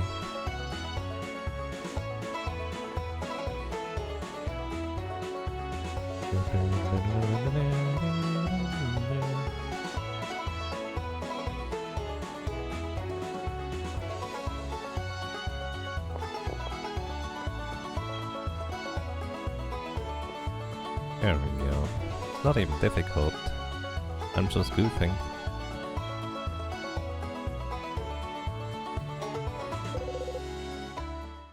But please. Alright. Aurelia, you also need to win a second one. Beep, beep, beep.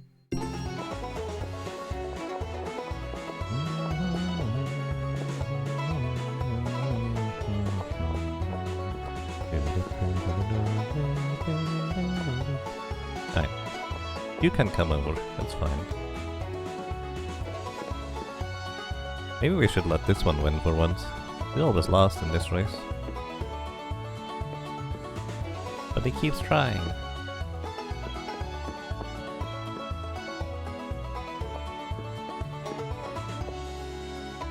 If I accidentally fall down, it's to let the blue Quintar win, right? That's how it works. I guess it's more of a not necessarily undesirable outcome.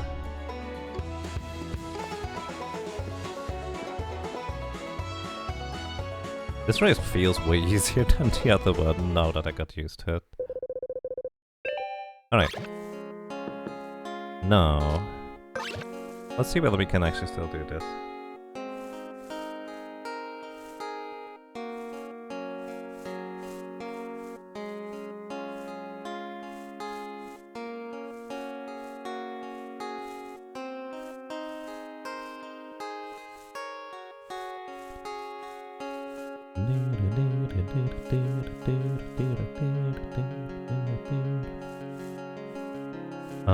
Where was I? So Aurelia is the fancy red who just got 2 wins. With apparently no wins required for the Brutish Highland. To make a fancy Highland. Alright, so you want food.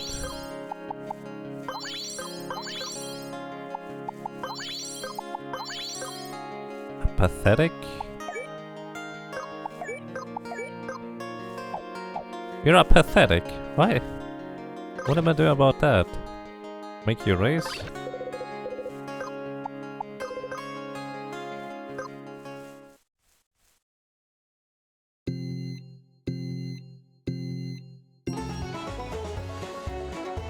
Oh, the Highlands jump 2 tiles high. That's very interesting.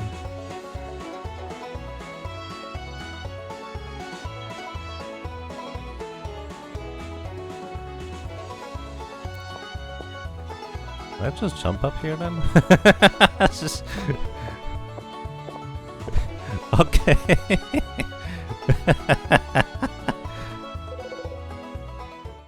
I didn't actually realize that. Alright. Are you better now? Hi. Still apathetic. What do you do about that? Win another race. Green OP. Island casually cheats a lot of races. Apparently. Which does mean that this Highland one in front of us is actually being really nice, isn't it?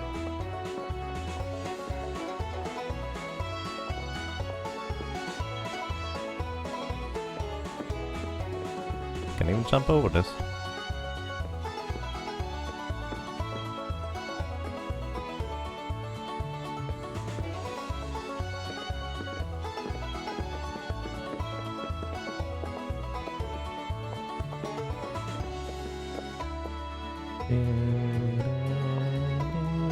We could actually just climb on the left up there, huh? Or up here. Whee! That's a little bit closer than necessary.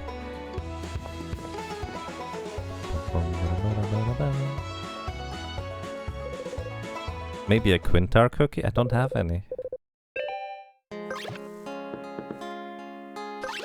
Hi, are you better? He's happy now. Alright. So I guess winning 2 times was not technically required, practically required.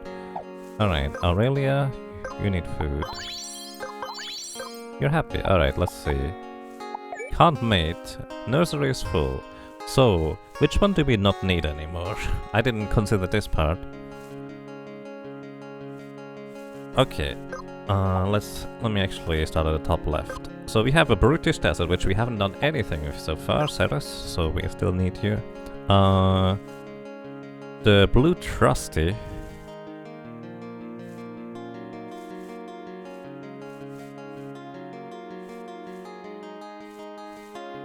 We don't need Blue Trusty anymore, I think. Alrighty. Quintilius, you are released into the wild.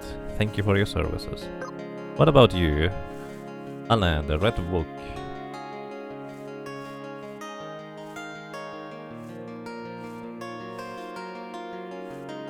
We do still need the Red Book with a Brutish Desert, actually. And then Tony, a river. Still needs river, actually. We need river for a lot of things.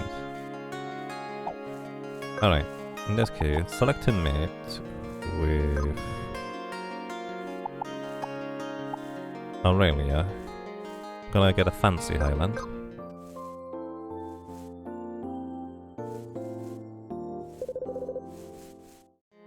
I didn't want to read that. You're hungry already again. Do you need to pause?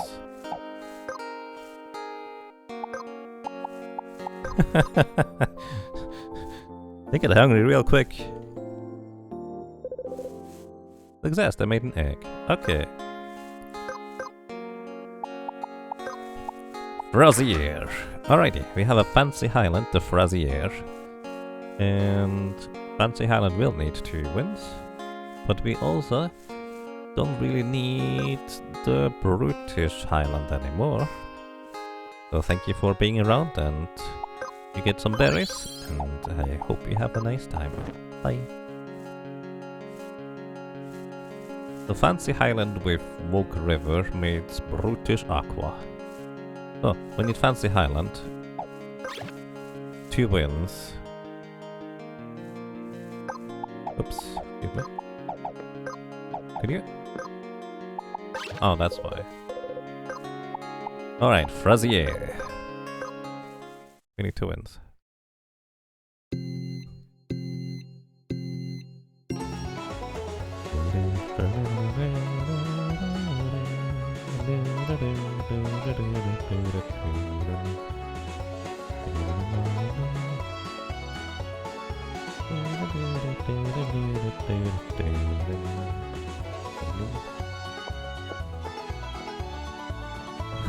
I love it, we can just jump up there. It's so mean.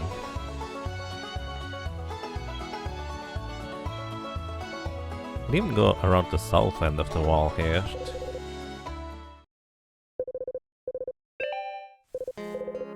Right, Frazier, you also need to win a second one.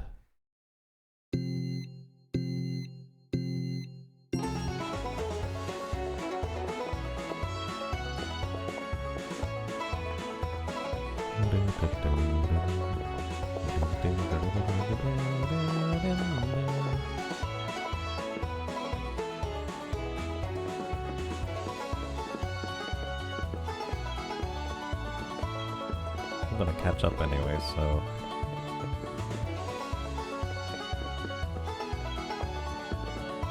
I'm gonna take this slightly slow.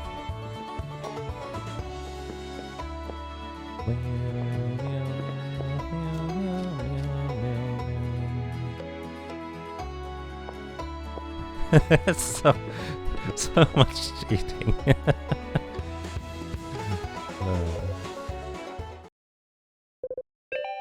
Alright, Frazier here has managed to win.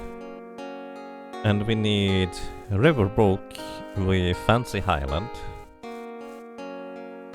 So, you're a Riverbrook, you're starving. Food, food, food, food, food. Tired, cheese, happy. Okay, Fancy Highland, food. You know, they hatched and I never gave them food to begin with. Peckish. There we go, berry. I like to mate with Tony.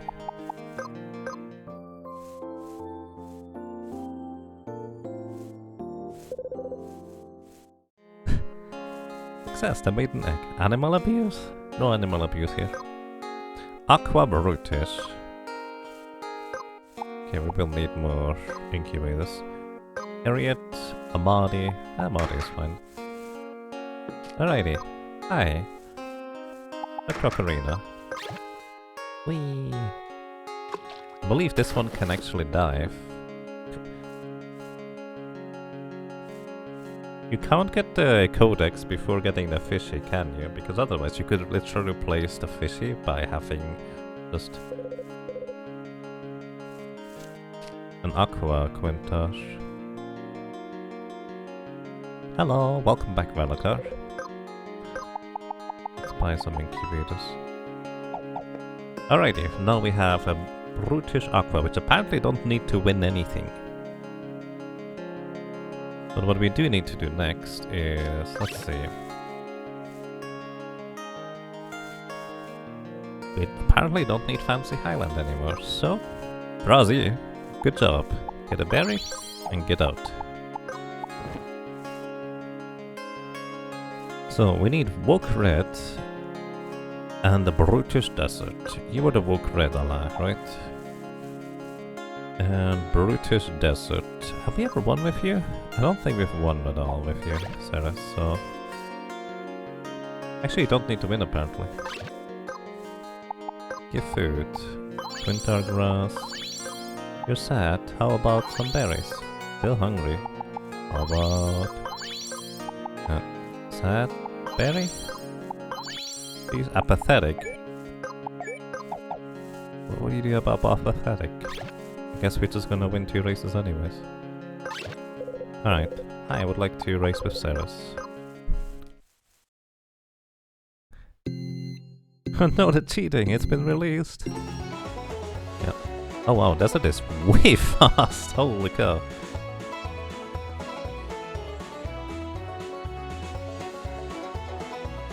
Wait, maybe that's sufficient, maybe that's all I need.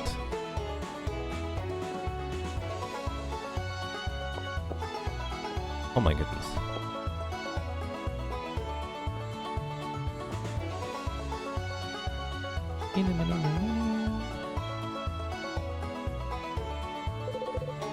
You're on first place. Oh my goodness, Desert is really fast. I'm sure I already knew that technically, because you can rent a Desert Quintar in, well, the desert.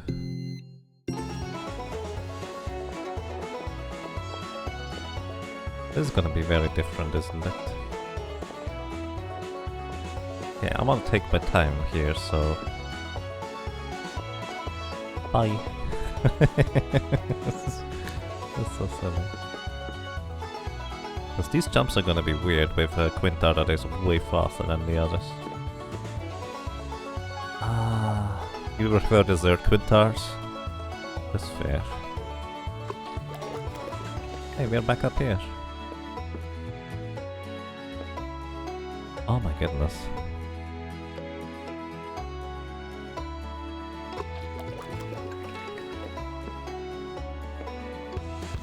Holy cow. I think we're cheating right now. Because clearly I would not have won this one.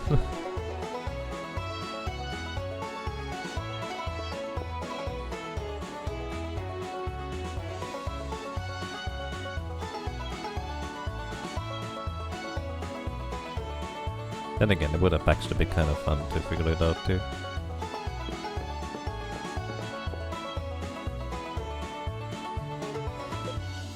Finished in first place because the others got confused. Alright. You better now, Ceres?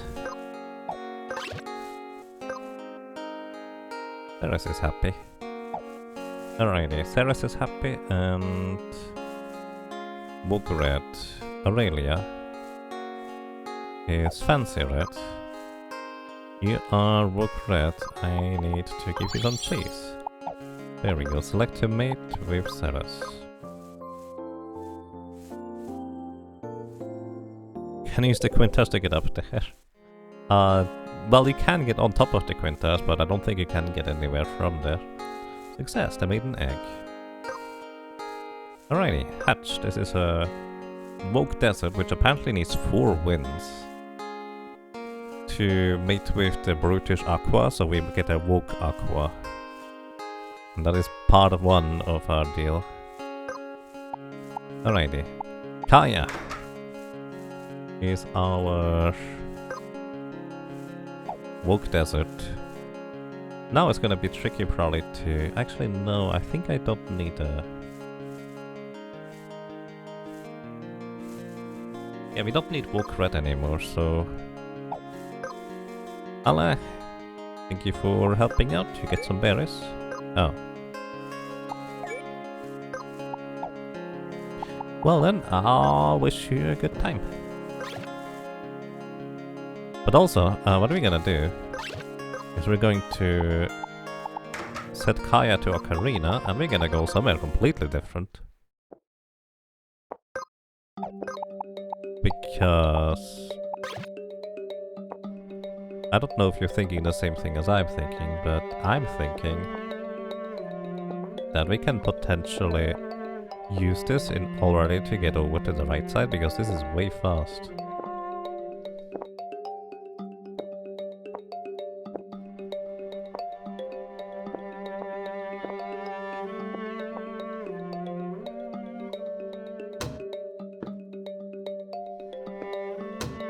We had too much food today.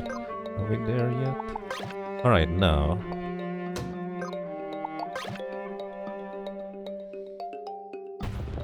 Maybe if I get a little bit more speed.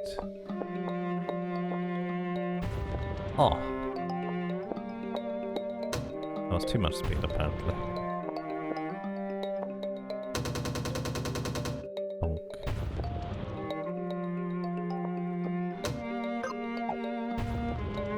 This is intended? Maybe?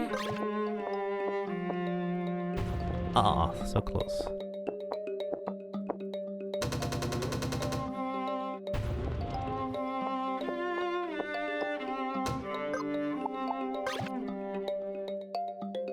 Ah, I don't think you can do it. Alright. Back to Dione Shrine. Our woke desert friend needs to win 4 races now. But yeah, basically you can do that in some places. Like, I already climbed the Sequoia tree, where I only recently learned that you're supposed to probably have the brutish or the golden quintar for going up there. There's one place that strictly seems to require the golden quintar, which is a bit unfortunate that there's no other way around it. Alrighty. Kaya. You need to win 4 tracks, so let's see how this is gonna go.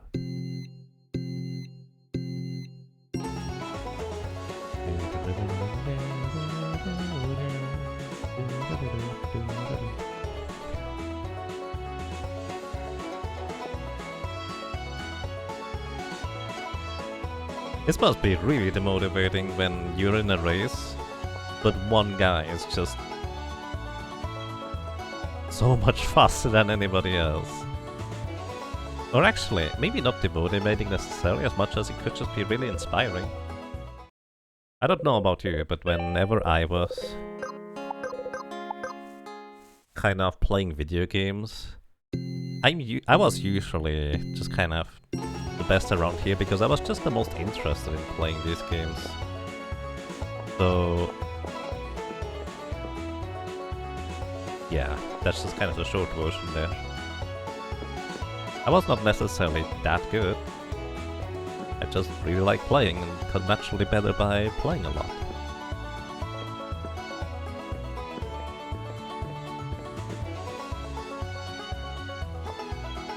Really? Ah, practice.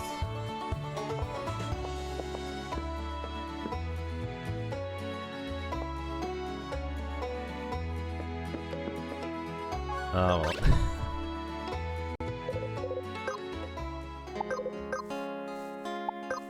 It's nice that there's some sort of reward for grinding out the breeding. True, I agree. I don't know what the reward is, so don't tell me please. So for me it's just like, I did enjoy being able to climb the tree, which kind of seems to be the better, like a big spectacle. I don't know how large that emerald stuff is gonna be. Was it jade? Ah! I almost felt up. Alrighty. Ooh, lucky. You wanna actually go in the spikes, so you respawn back up top rather than land at the bottom. Ooh. Desert Quinters are so fast.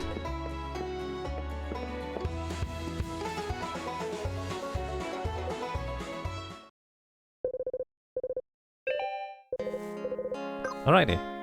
Kaya is going to be our first person to race us in the Chalice of Tar. I know the shortcut, but let's try to go the normal way first, maybe? Ooh, there's another desert just bolting ahead.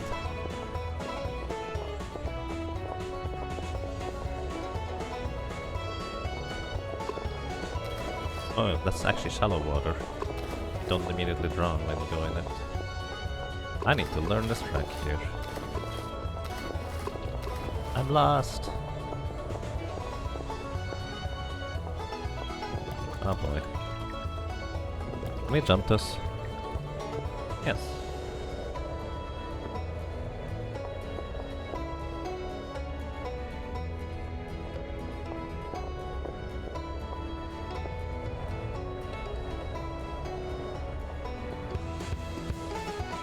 No way we're catching up to the desert at this point. But this is the standard racetrack. You can take a shortcut. Oops.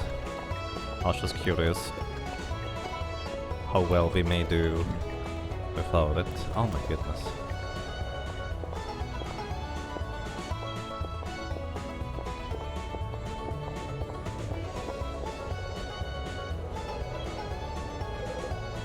Fourth place.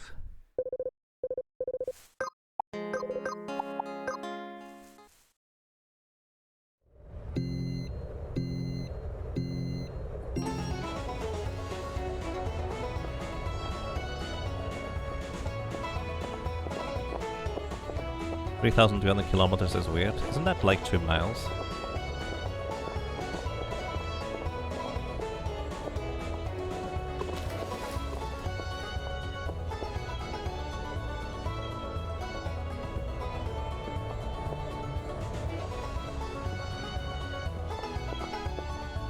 We can just go around here.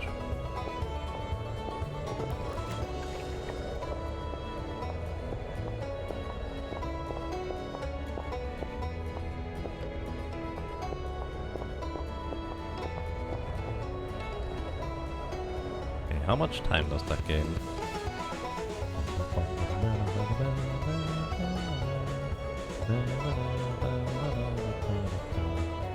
Looks like a lot. Or maybe the others despawned. You might have just despawned.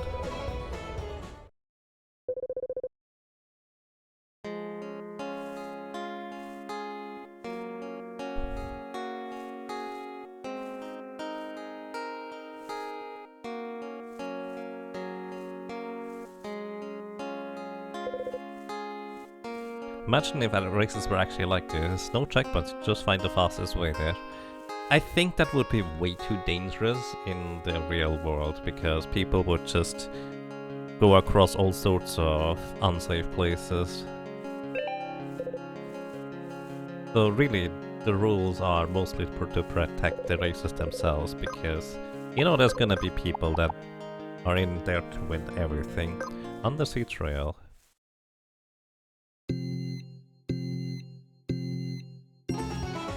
So this is the trail that we see the entire time. I have no idea how this race is gonna look. Ah! Okay. Oh, I know that part.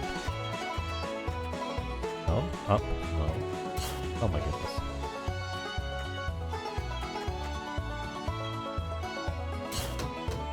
Oh.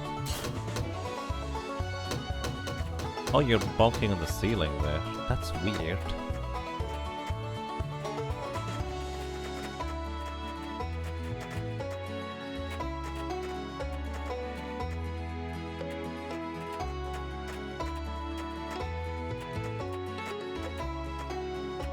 The AI feels very generous here, or maybe they just have that much trouble trying to get through here. I got first place in my first try without having much of a idea on what to do. You unlocked a new track. We're going to race the last track too, by the way. Once we are done with our entire thing here. Like, it's apparently not required. But yeah.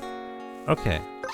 So, our brutish aqua, which is you, with a 4-wind walk desert, is you. You need food.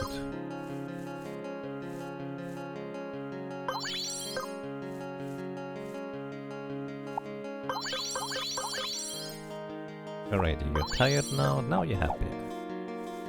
Okay, hi. I probably need to win with you anyways, don't I? Starving. You're sad now. Hungry. Sad. Hungry. Sad. Hungry. Pathetic. Great. Wait, what's your name? Tao? Amadi. Right.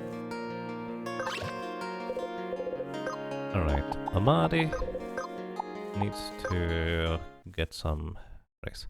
Don't worry, this was an intentional mute, but thank you for telling me. I do appreciate it, because way too often, in the past at least, I have unintentionally muted myself. So that's kind of also why the mute thingy is in the bottom left, by the way, for anybody curious. In this case it was up, like it was intentional. Oh, I bumped into you.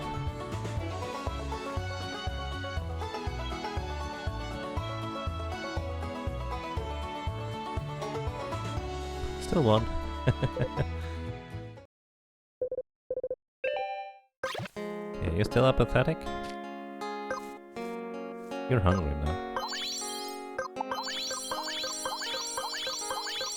Peckish? Berry. I need more berries. Oh, you're happy now. Alright. So our Amadi needs to go with Ceres. Wait, no. With Kaya.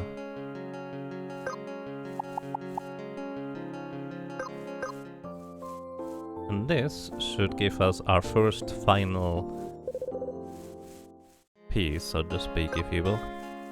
Aqua Woke. Hatch. And your name is Reese. Sure. Alrighty. Nice. So here, I'd like to... wait. Need to buy more berries. Buy 20 of everything again.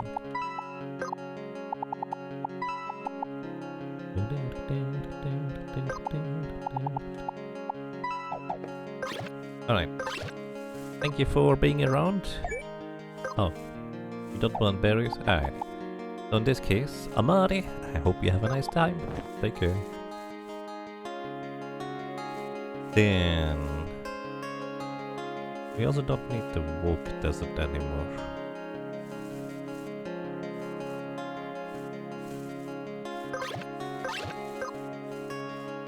But I'm gonna keep you anyways for now. Or do I? We do need the Brutish Desert still for making a fancy desert. Gonna be next line, I think.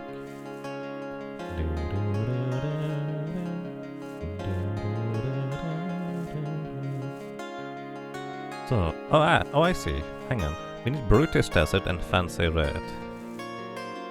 Fancy Red needs 2 wins, which I think you already have. Aurelia. You need... food, I guess. You're tired. Right. Aurelia with Brutus Desert. You're exhausted. You're beat.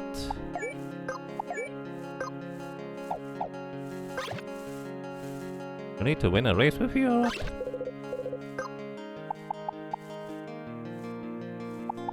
There as it was.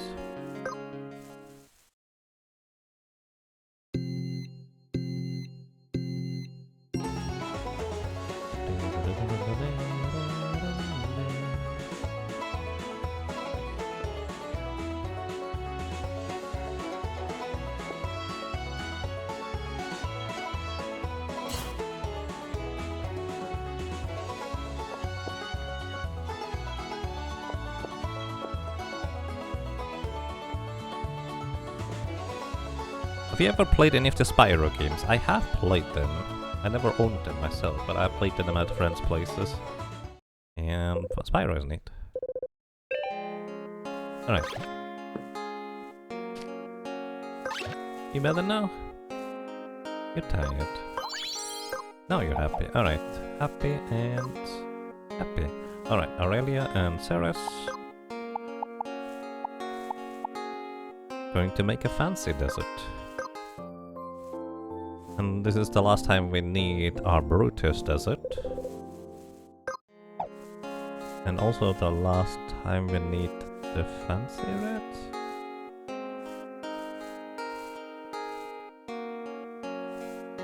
Wait, this should be... Woke Aqua, yeah. Alright.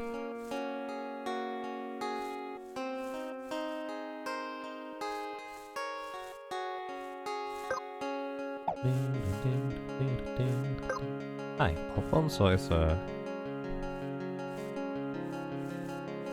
Trusty. Yeah, we don't need Trusty anymore. So Alfonso, you some food so you're happy and have a good time. Thank you very much, Alfonso. And you as well. Join Alfonso in the wild.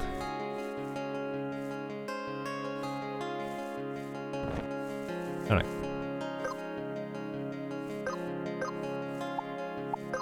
Then we got Umut, which is the fancy desert. Alrighty, now we need Woke River and Fancy Desert. Oh, Rogue River. Tony! Tony's been doing a lot of work. Okay, our Fancy Desert needs 2 wins.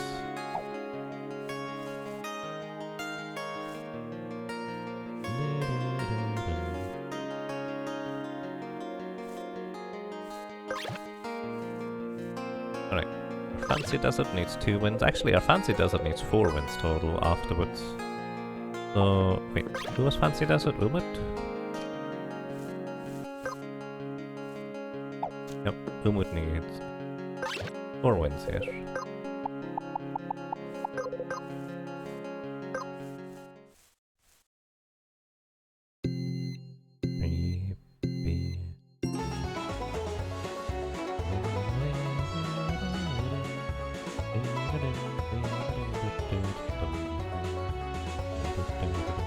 You know, one of the weirdest things to me is about this game here.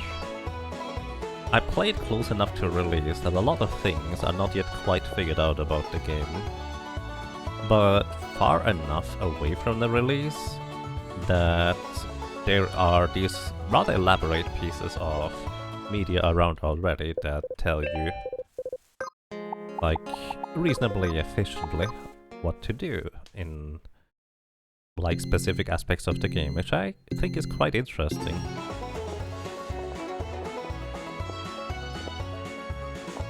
Often I like to play these kinds of games as close to release as possible, and the main reason for that is because it effectively, gives me a good reason as to why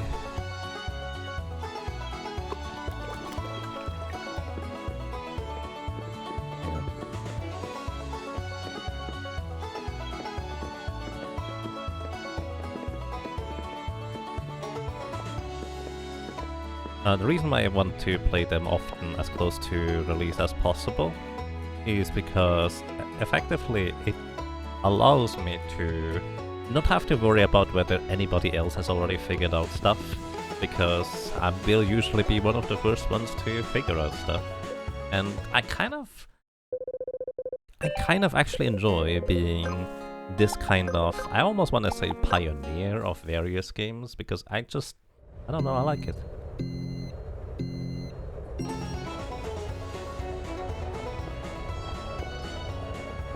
Which is also kind of why I'm so conflicted about early access. Or part of it anyways. Because I think early access conceptually is really great. It allows developers to both have less financial worries while still developing the games, but also simultaneously get feedback that is very valuable from players and customers about the game state and maybe what they should change and improve and how things can work out, so they can more directly work with, well, literally QA testers that pay for you, because if they like the game, they would like it to be good, right? Or even better. Stuff like that. But also, on the other hand, it's just for me, if I play a game that is not quite done yet, and it's just missing, let's say, like a third at the end, I rarely feel the motivation to just kind of get back to those games in order to play them. So it's just really unfortunate in the sense that if I don't feel like going back to play them, then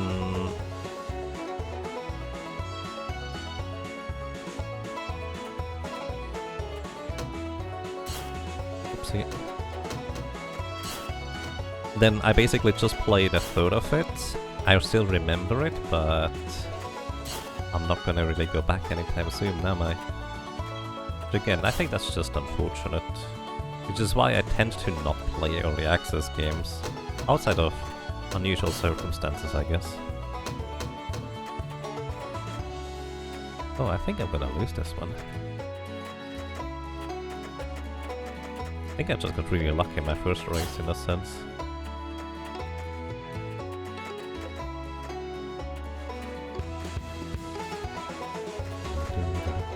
By the way, I'm completely excluding the part where some developers just end up going early access but never manage to bring out the game.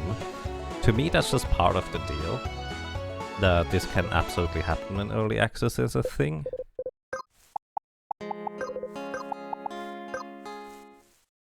The reason why I think that's just part of the deal is because there are so many games out there that never get released to begin with because the developers just lose motivation or have so much work to do or life gets in the way, stuff like that.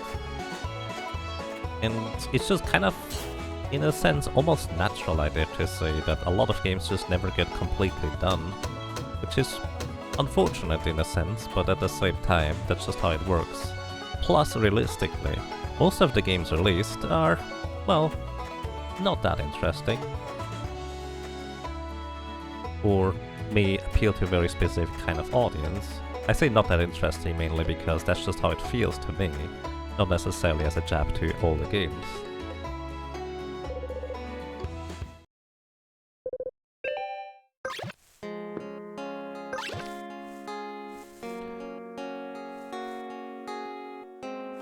But at the same time, I like playing games that are done, so I don't have to worry about coming back to it. With some exceptions, some early access games are perfectly fine for me to play because they will effectively just be complete enough that anything added after early access is just bonus, so to speak, like free DLC. Ambitions are often greater than motivation. Yes, that is definitely a huge part about it. And honestly, I say that a lot of games, or most of the games, to me are just not appealing. But also, just being able to release a game, like, complete it and be able to put it in a state where you can actually distribute it and some people can have fun with it, that is a huge accomplishment. That's ridiculously difficult. You went from supporting Kickstarters and the likes to you will rather wait for the years, over the years. Yeah, I mean, Kickstarter is a really nice concept overall. I do, however, think that early access just kind of supersedes that at this point. Because if you have early access, you know the developers have already like a playable game that just could use a bit more feedback and funding. How are you liking Crystal Project? I think it's amazing. I love this game, it's great. If you're remotely interested in this game, I highly recommend you check out the Steam, which has a demo version for this game, which seamlessly goes into the main game. Like, you can transfer the save and just continue playing if you decide to buy it. The demo is like 10 to 12 hours long or something, it's pretty crazy.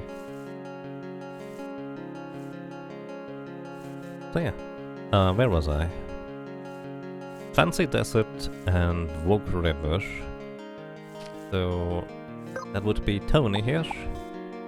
Get food. You're tired. Please. And Fancy Desert.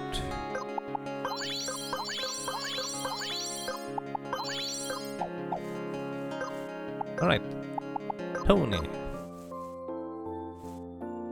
Have I considered any challenge runs yet? Not currently. Success! I made an egg. And we get a black brutish quinter. Now we need a fancy black quinter after this. And the way you make a fancy is by just pairing a fancy with a brutish, because brutish always gets overwritten.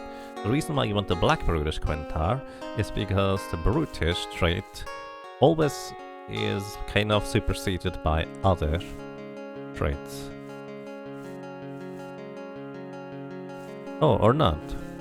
Because apparently... Huh, alright, never mind. I don't think that's how it works. Alright, Julius is our black quintar. Yeah. What does a black quintar even do? Oh my goodness, you're floating with a black quintar. Can glide through the air. Wait, maybe that's enough. Hang on. We can glide through the air. With Julius here. We can go fast while gliding, which might be sufficient.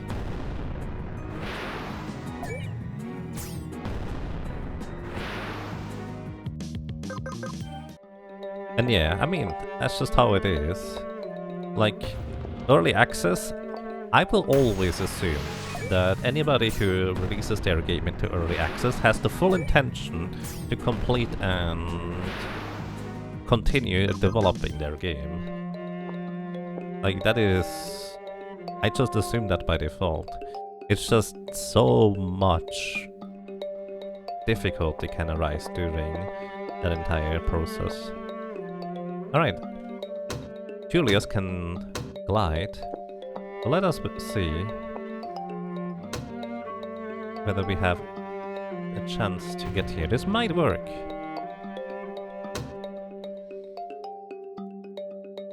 Ah.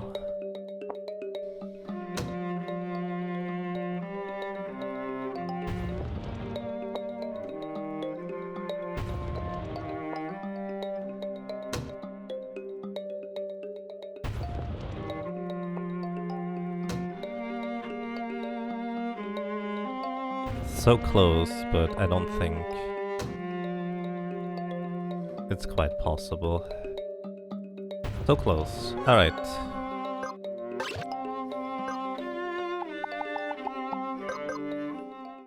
Apparently the brutish black quintar does not require anything to mate. So, hey Julius, you like to have some grass? Sweet. You're sad. How about berry? You're still hungry. Sad berry. Jeez. Now you're apathetic. Means we need to go race.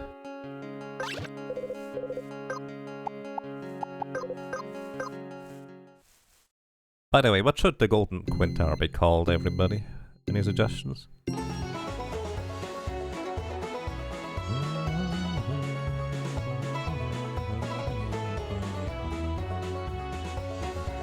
Oh, the gliding actually makes you go slower.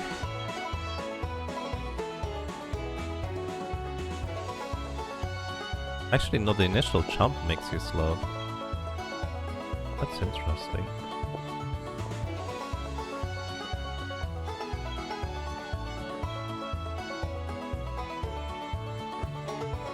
Black is actually just not inherently that fast. Gilgamesh? Hump. I like the hump.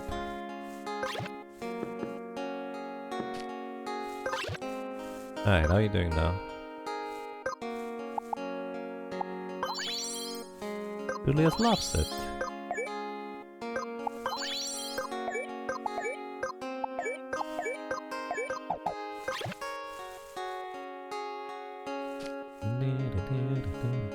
I think that's where you might want to have a cookie, huh?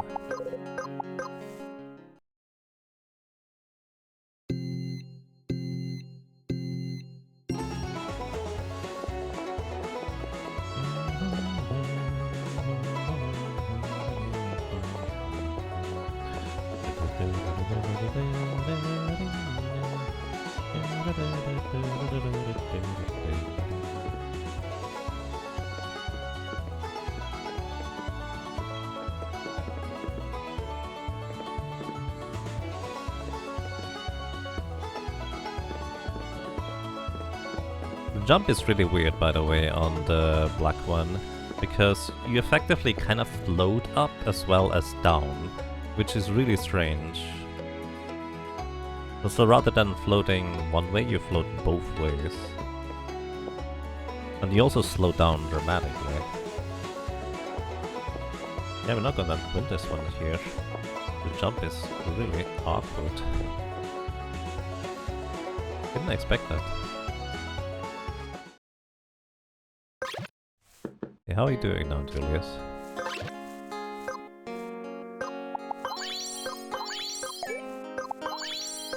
Okay, Julius is happy now. Now, Julius with the fancy desert. That's Spoke Desert. Brutish. Oh, you're over here. We have 3 desert. Here.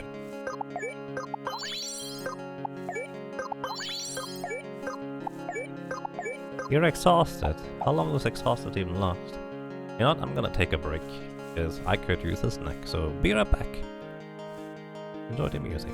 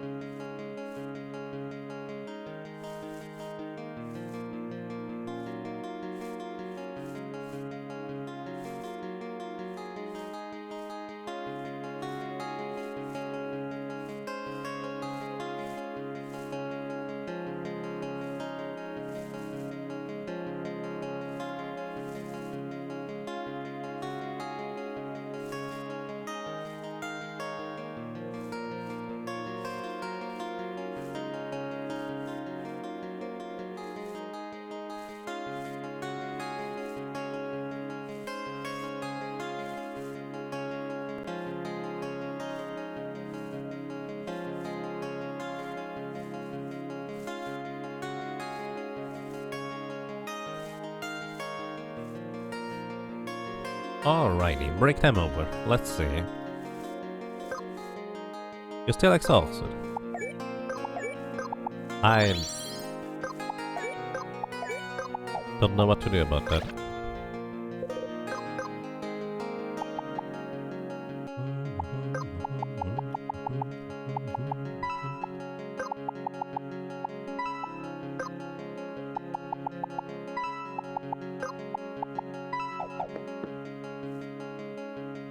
Let's see.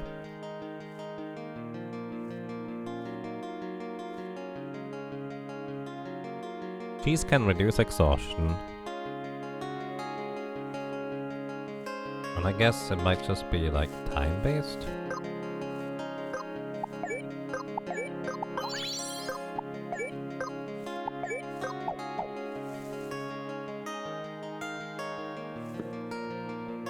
I don't know what it is gonna be. Maybe we just go to a different place and come back? Like reload the entire thing?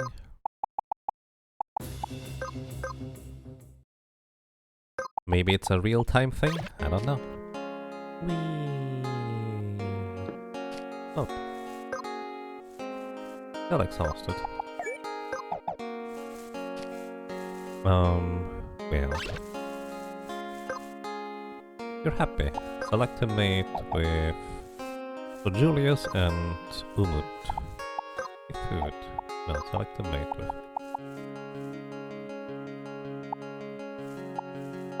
Wait, does this not work? Oh, you're Umut yourself, right?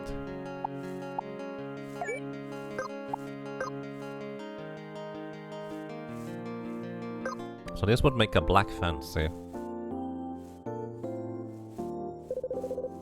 Yep, that's what I figured. What job do I have on Rump? You don't recognize its price right now? This is a weaver. I like weavers. Alright, let's just have Terrace here go on to the Quinta Reserve track. Might as well. I don't know how this is gonna go.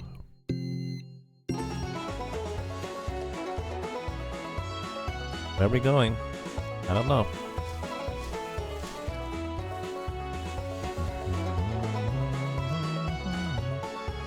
I'm gonna wait. Oh, you wanna go across the trees? And up there. I already lost.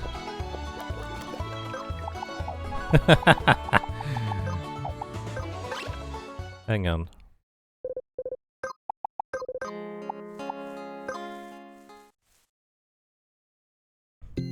Harm is the mimic, yep.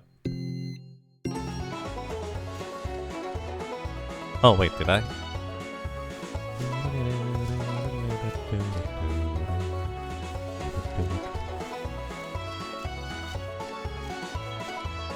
So where are we going, guys? Oh, up here. Other way. Wait. Okay, where are we going here?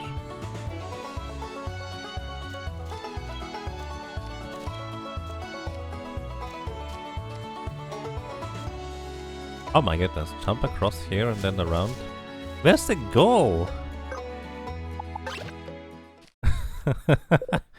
I am so confused. Oh, on Harp. Yeah, Harp is the mimic, sorry.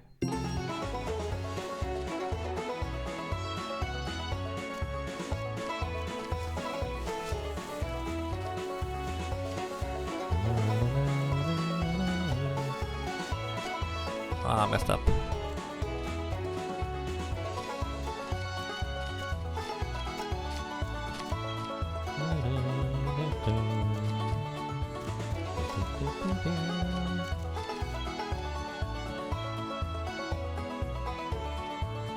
I like the speed of the desert ones. Oh no! Messed up again.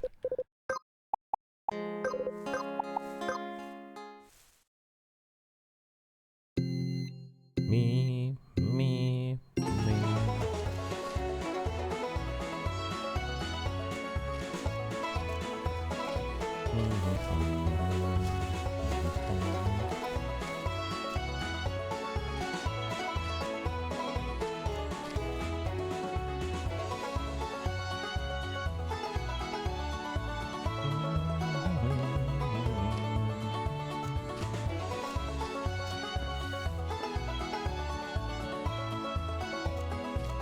Was this the goal? But I could have just straight up jumped up here, I think. Where are we going? Cross here? Oh my goodness. Oh, that's where you wanna go. Interesting. Oh, that's the last race too? Okay. And yeah, Mimic has quite some interesting abilities.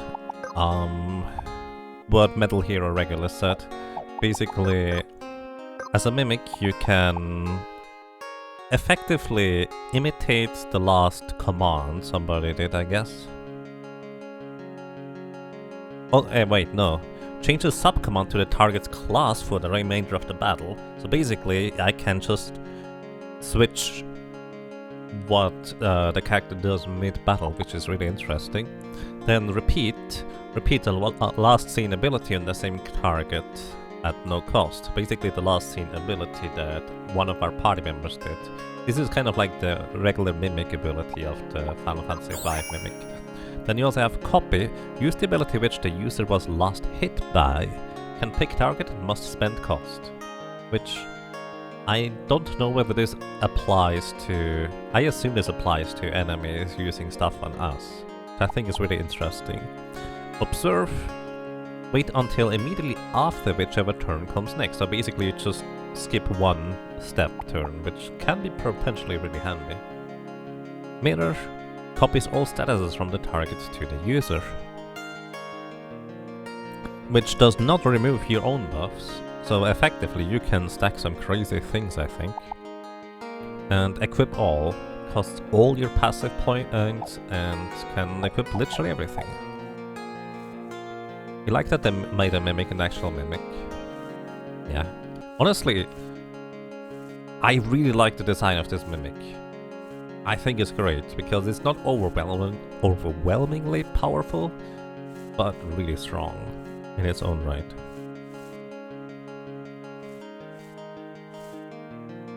Yeah, this is a lot less gimmicky than the mimic in like Final Fantasy V. Like Final Fantasy V is very one-track mind.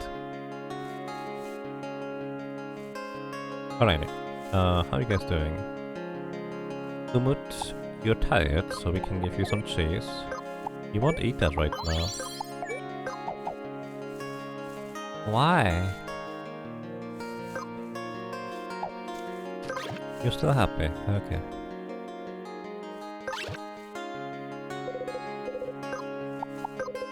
Let's go on the sea trail.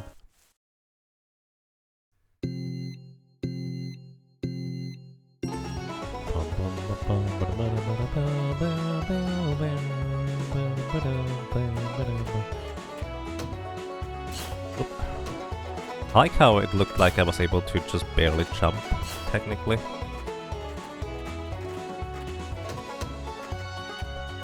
Dude got stuck.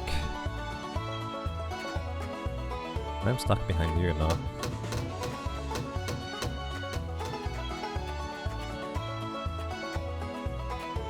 This is weird. I feel like this one is way easier than the others, at least if you have a desert one, but I think without a desert one this would be significantly more difficult.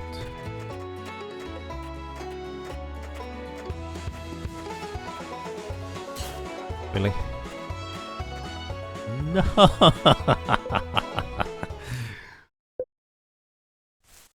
Alright, what? You better now? Exhausted. Now you're beat. Berry? Why? I need cookies. Where do I get cookies from? I need to go and steal some cookies. What's the easiest way to get cookies?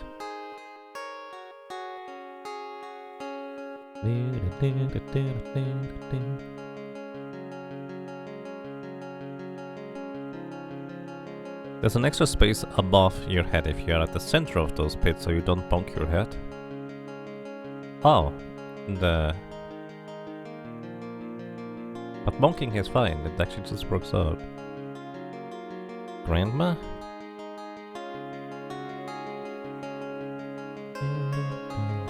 This one, oh yeah. Well, it's a bit tricky to get over there, unless we use the Callisto Stone.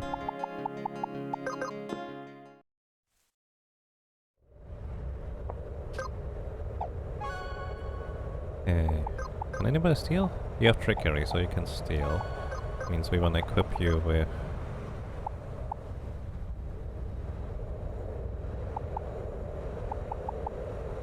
Mugger's Glove.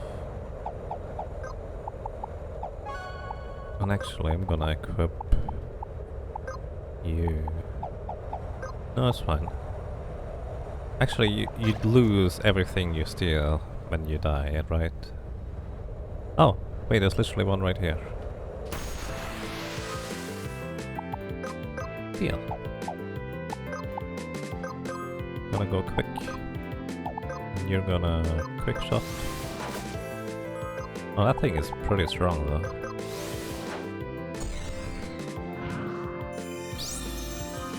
But first of all, we're gonna steal. Okay, got the cookie. Now we need to win still.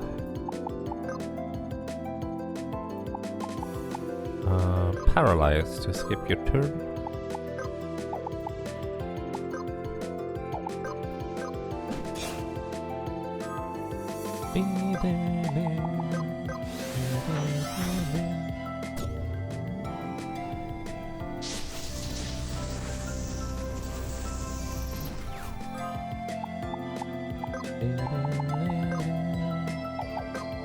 Fear stance. Let's slow you.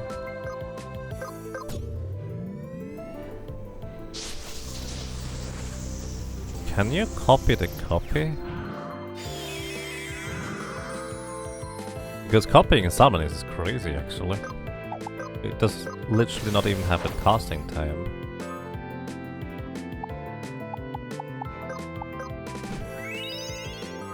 Oh. Well, that's bad. I just removed your... I just removed your dodge.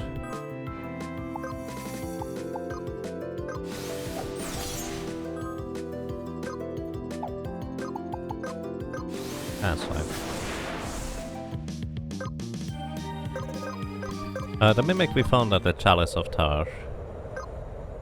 Quintar egg. Red Rusty. No, we're fine.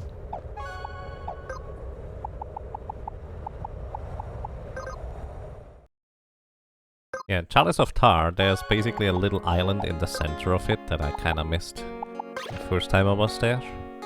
Yeah, that helped.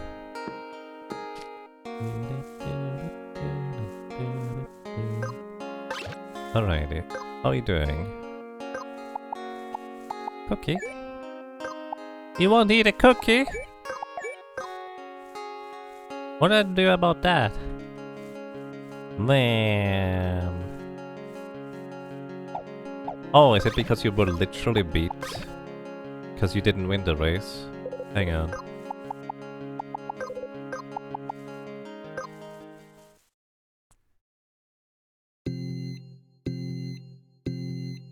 My Quintar is broken, apparently.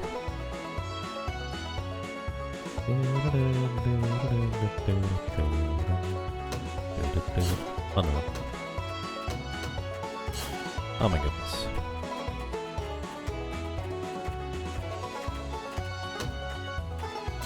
I keep forgetting about this pit here in the center. Oh my goodness.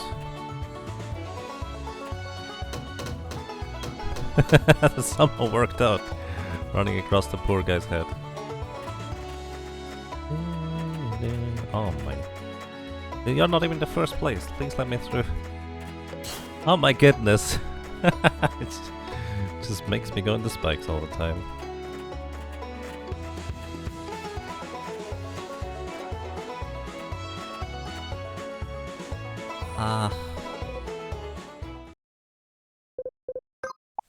Try again.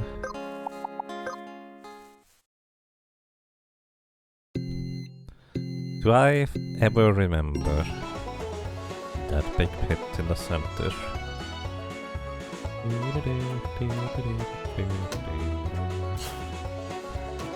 Well, probably not, considering I just keep doing that one too.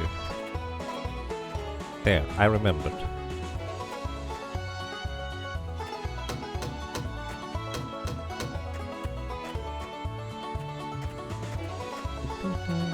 Oh my goodness.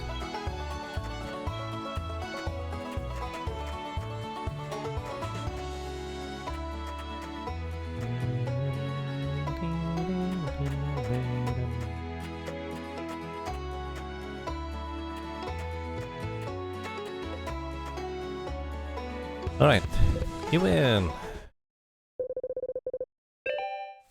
Very proud of you. How are you doing now? Hungry? Okay, you're happy now. How about you? You're happy? Okay, now we can finally get a black fancy.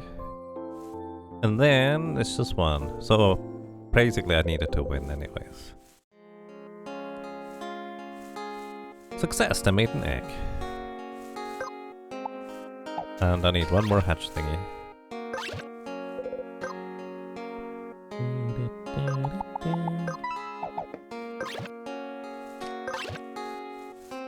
Alright, this is not the last one. I need 2 more hatch thingies. Vanessa, alrighty, welcome to the team. You did well. Have a berry and goodbye.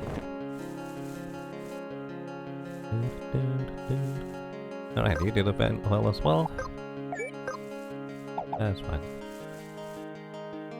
Okay, the fancy black and the woke aqua. So Vanessa and Reese, you guys need to win 4 races each.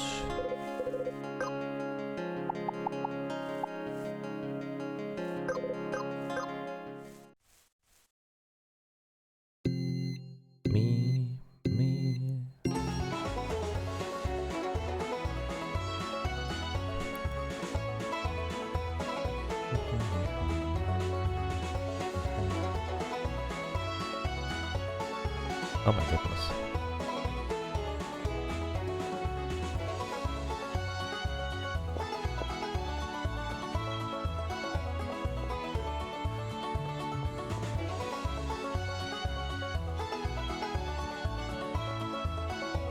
Aww. I thought they could probably just jump straight across these walls. Right, Vanessa wins 1. Vanessa.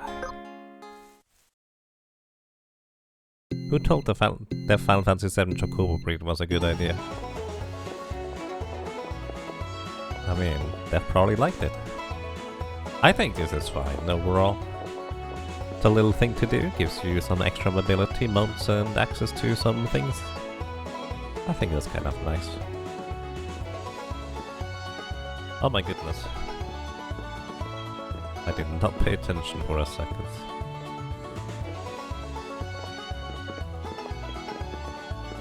Oh, wow, that guy almost bonked me across. Holy cow.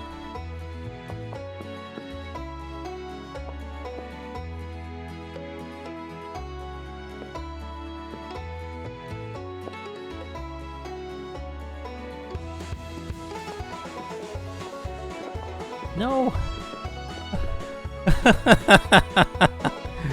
Oh, this is difficult. You know, you only need to win 4 races, so I could technically skip the ones that are more tricky, right?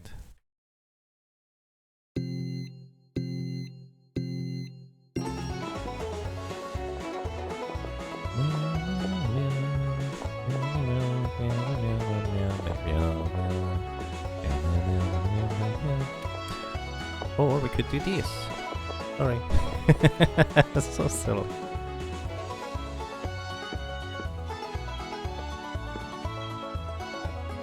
Honestly, it feels really weird jumping with the black one because you just slow down so much.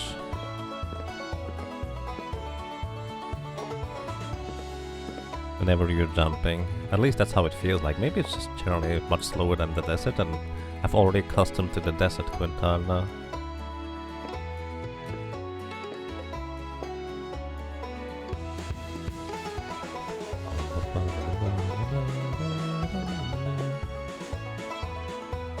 You always skip the underwater one. The underwater one is pretty easy with Desert Quintar, but I don't know how it's for the others. Also, this one here I mostly just win because I'm taking a huge shortcut, and I have absolutely no idea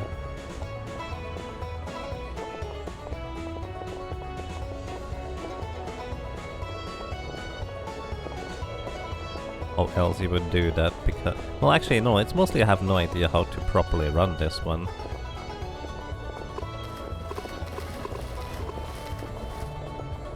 Because I just always win anyways, because shortcut.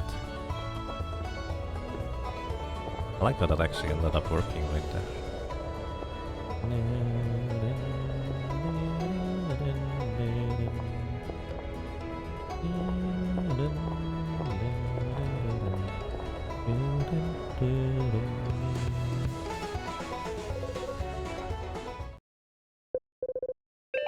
I don't think you could ever win this one without the shortcut. Well, you could certainly try, but I understand what you're saying.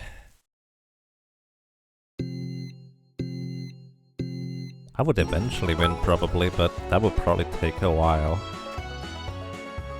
Okay, this is gonna be really weird because I'm actually not going to be any faster than usual compared to my opponents here.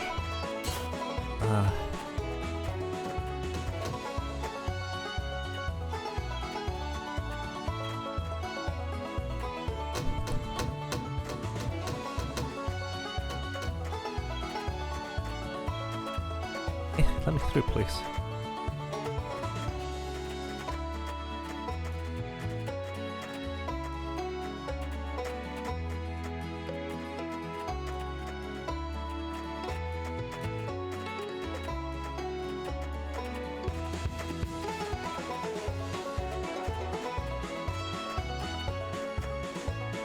Hey, you got into the spikes. Still one.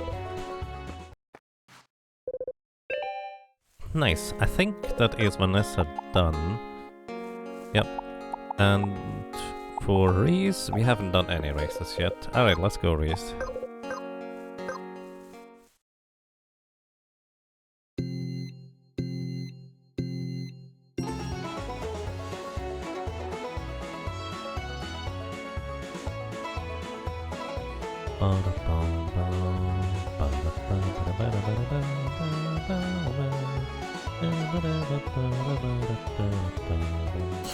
I need to remember that I can't do the diagonals like that. Not on this one anyways.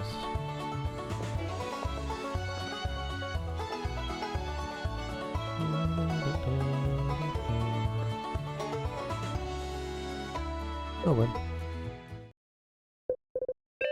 Alrighty. And Reese, Eastern Chasm.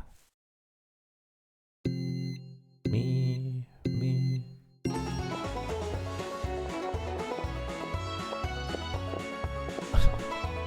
Keep getting blocked. Oh no. Alright. We're just gonna redo this one.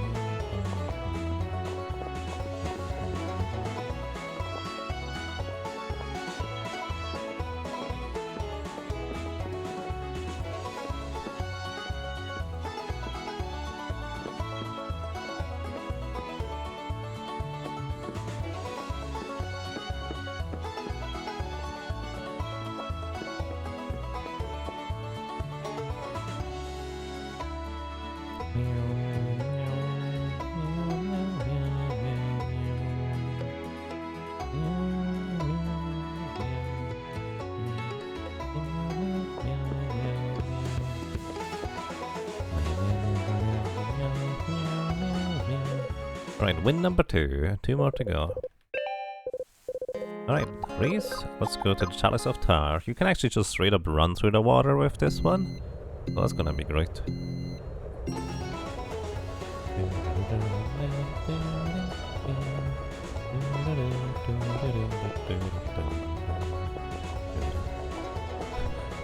Holy moly. Desert Quintar loves to just speed through everything anyways, that's amazing. But I'm way faster through the water. Except exiting the water, that's kinda slowish. Oh, right. Previous one I could do that.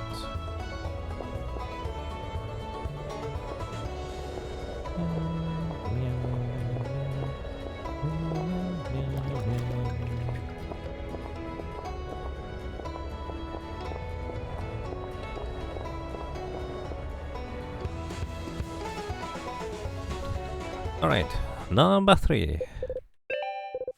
And one more. Please.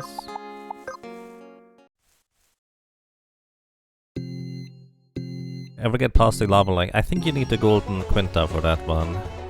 And that's pretty much exactly what I'm doing here. This is, I think, literally the last race I have to do. If I'm not mistaken.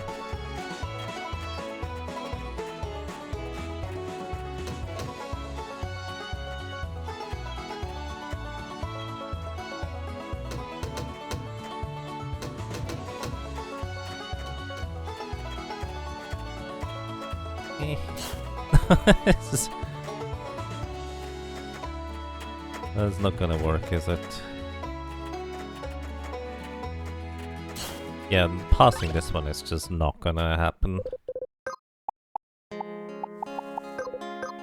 Let's go to the Quinta Reserve instead.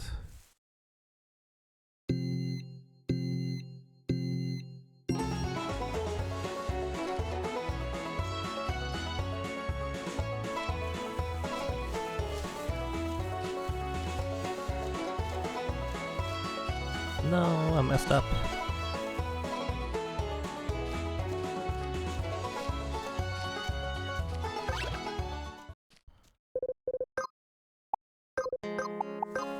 I'm curious how much of a shortcut you can take here anyways.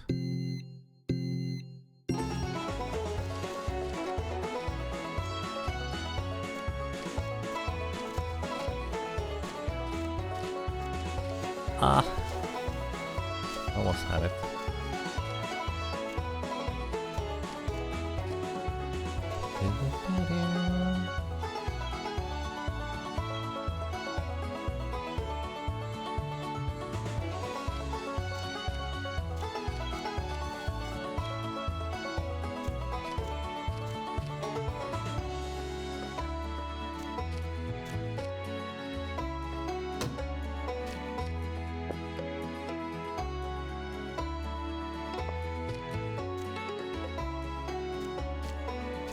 No! How do I get out of here? Oh, I think that's it, isn't it? You literally can't win anymore after you fall down here.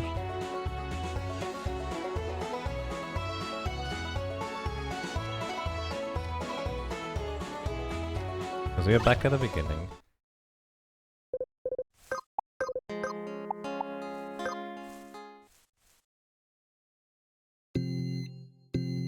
Unless the others are respawning. Even then, we wouldn't have enough time, is the catch.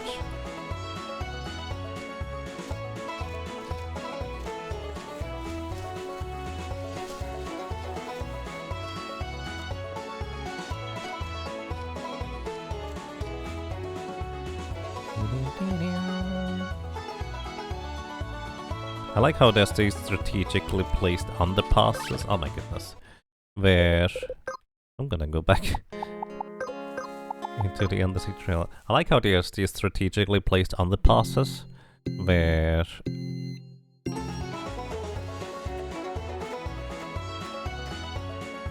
you basically can't just sit on top of the head of one of the Quintars in order to just ride it to victory. Oh my goodness. Okay, past one. 2 more, especially the second place. It's really hard to pass, I feel. Fine.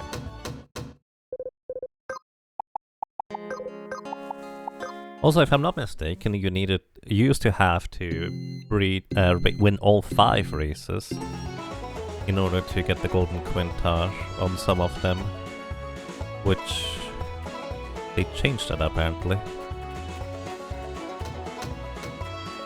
And again, I would eventually win, but at the same time, could also take quite a while with my current derpiness.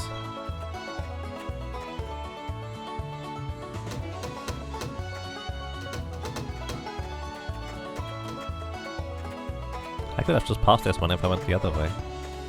It's so hard to tell whether you're lined up in the middle to pass through that part.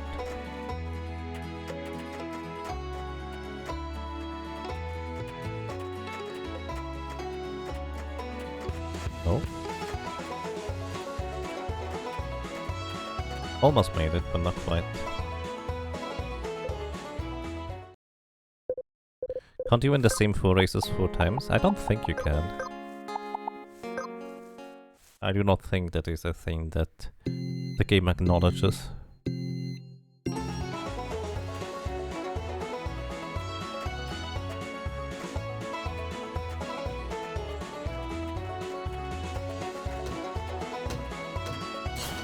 Ah, every time.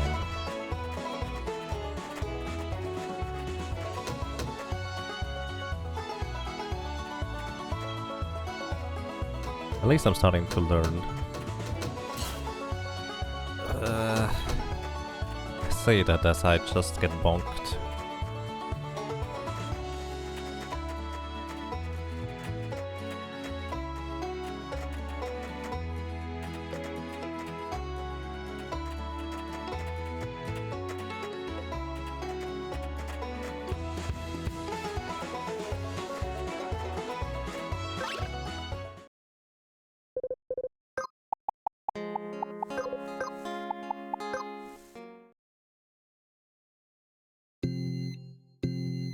Me.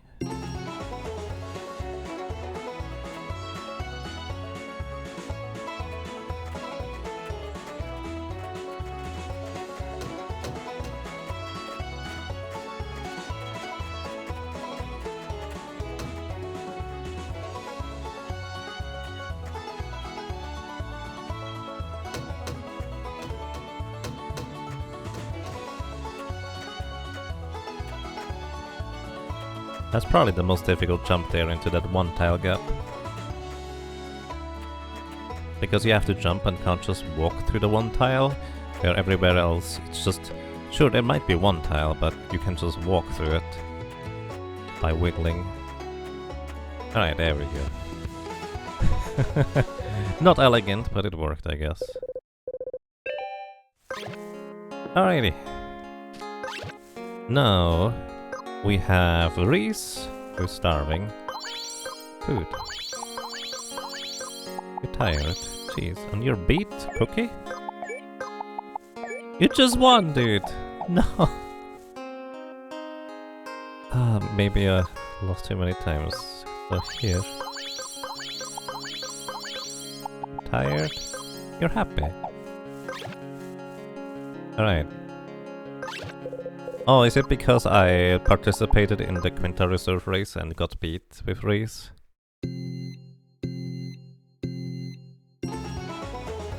They made the course easier in one of the patches, mainly the bouncy sections. Oh, I did not even know that.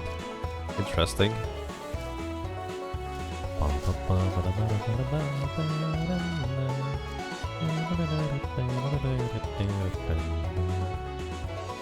Man, I'm always too slow. That's one of the dangers of... What's the word? Every time, it can't do the diagonal like that. It's one of the dangers of playing the game like a month after its release. They patch out all the fun difficulty. Well, I say fun difficulty, but usually they patch it out because it's not fun.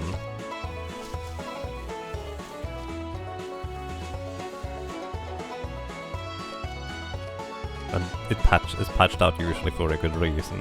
But I do like some stupid challenges occasionally.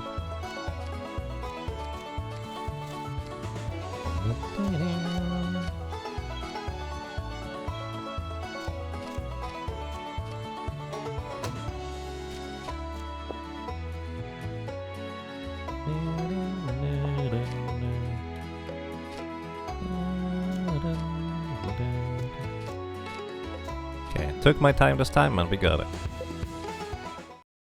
Alright, Reese. Hope you're happy now because we won every single race. You're peckish. Now you're happy. Okay. You're happy too. Alrighty. Vanessa and Reese.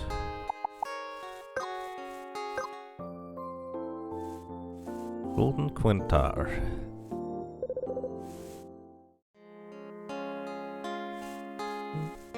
Yeah, I'm way too inconsistent to consistently win, but I would eventually get it.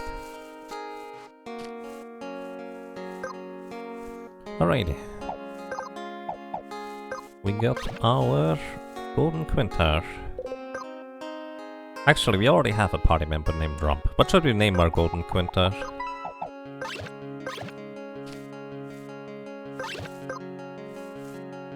Hatch.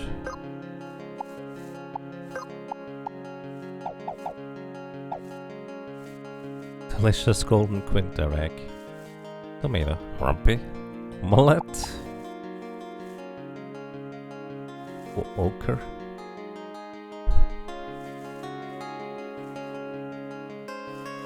Sandwich. Goldie Rump. It's like Goldilocks but Rump. Shiny. Honestly, I actually really like the shiny. Did I say shiny? I really like the sandwich. Okay, sandwich. Welcome to the team. Rump.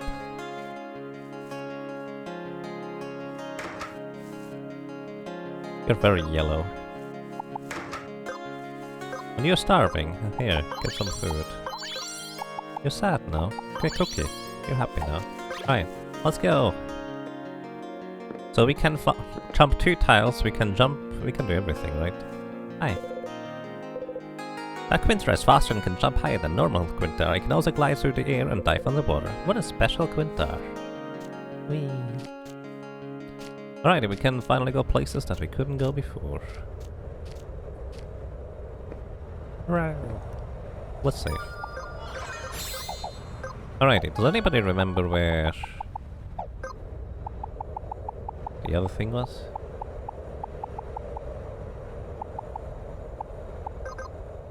Mercury?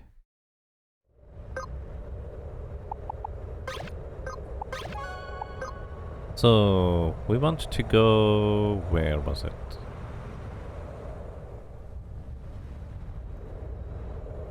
Somewhere in the underpass, isn't it?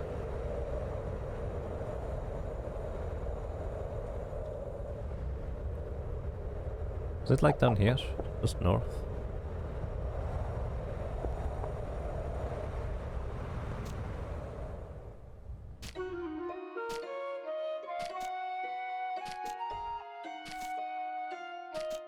Do the second world first? Thing first? World... Oh, right. Yeah, let's go to New World. Yeah, let's go New World. Holy cow, you can go real fast with this one. Grand's Basement. Oh yeah, that's right, Grand's Basement it was. I actually don't know any other way.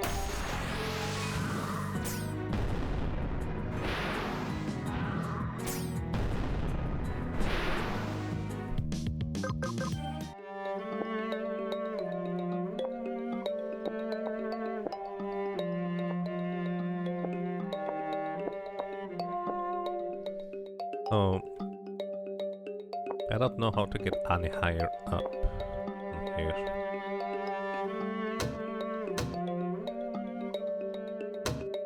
But this one here is how it should work, right? Ah, come on. There we go, we're finally here.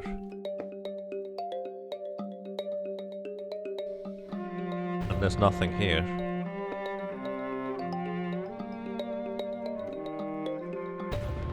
There's nothing here, guys.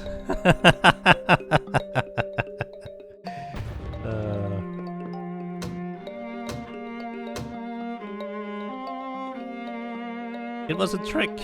It was a trick to make me get my golden quintar because I thought there was gonna be another thing. Now would have got me that anyways.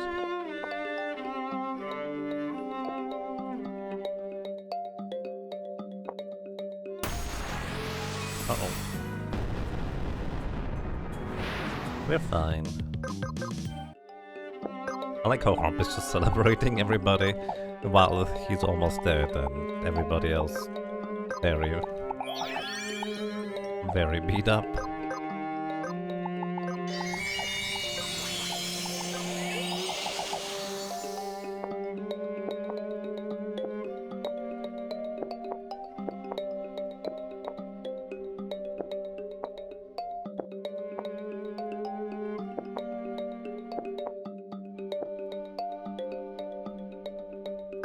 This is where we need IPAC.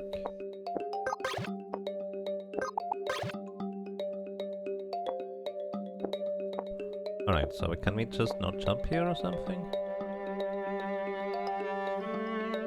No, it's still too high.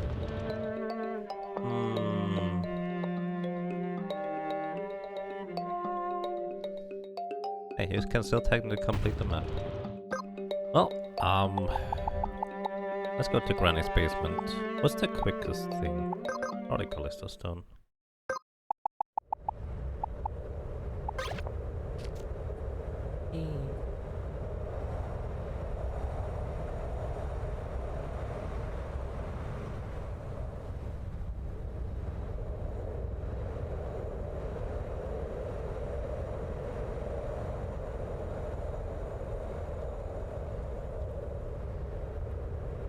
There we go.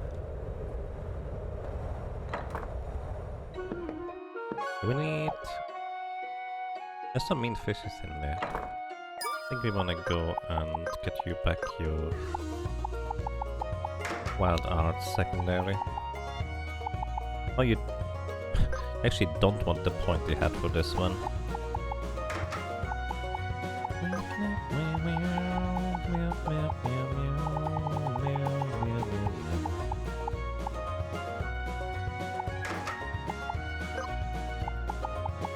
You also need equip X. You already have equip X, and you do need to in fact equip an X. Alrighty. Let's go! We're fast as a desert quintar. We can dive like a river quintar.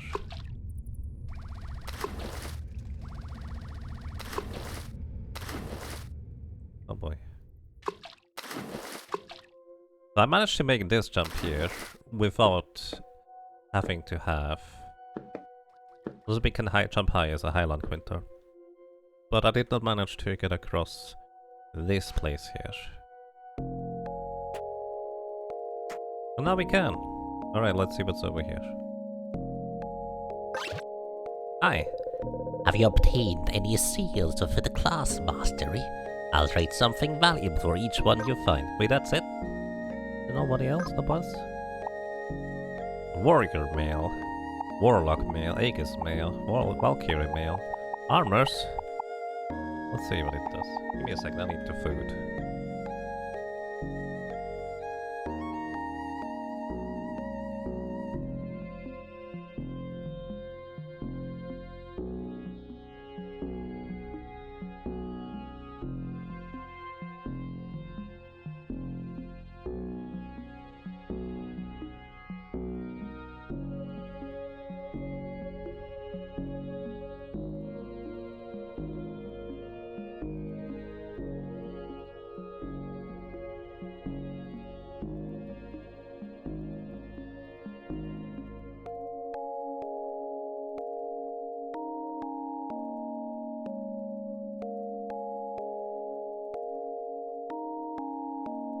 Alrighty. Alright. On one hand, I guess... Well, maybe there's more to this. By the way, let's see. You trade the warrior seal and 25 gold for... 50% more threat and probably a bunch of defense. The warlock mail is heavy armor, minus 10 MP. Double cast can be used multiple times during the same turn. Whoa. Too bad you can only double cast warlock spells.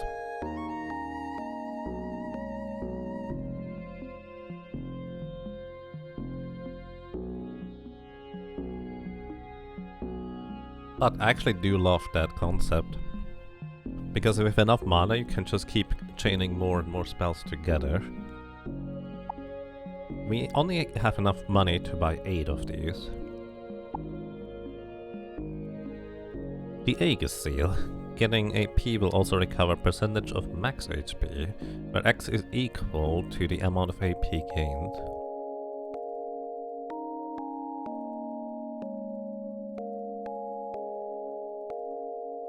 So if we get 6 AP, we get 6% max HP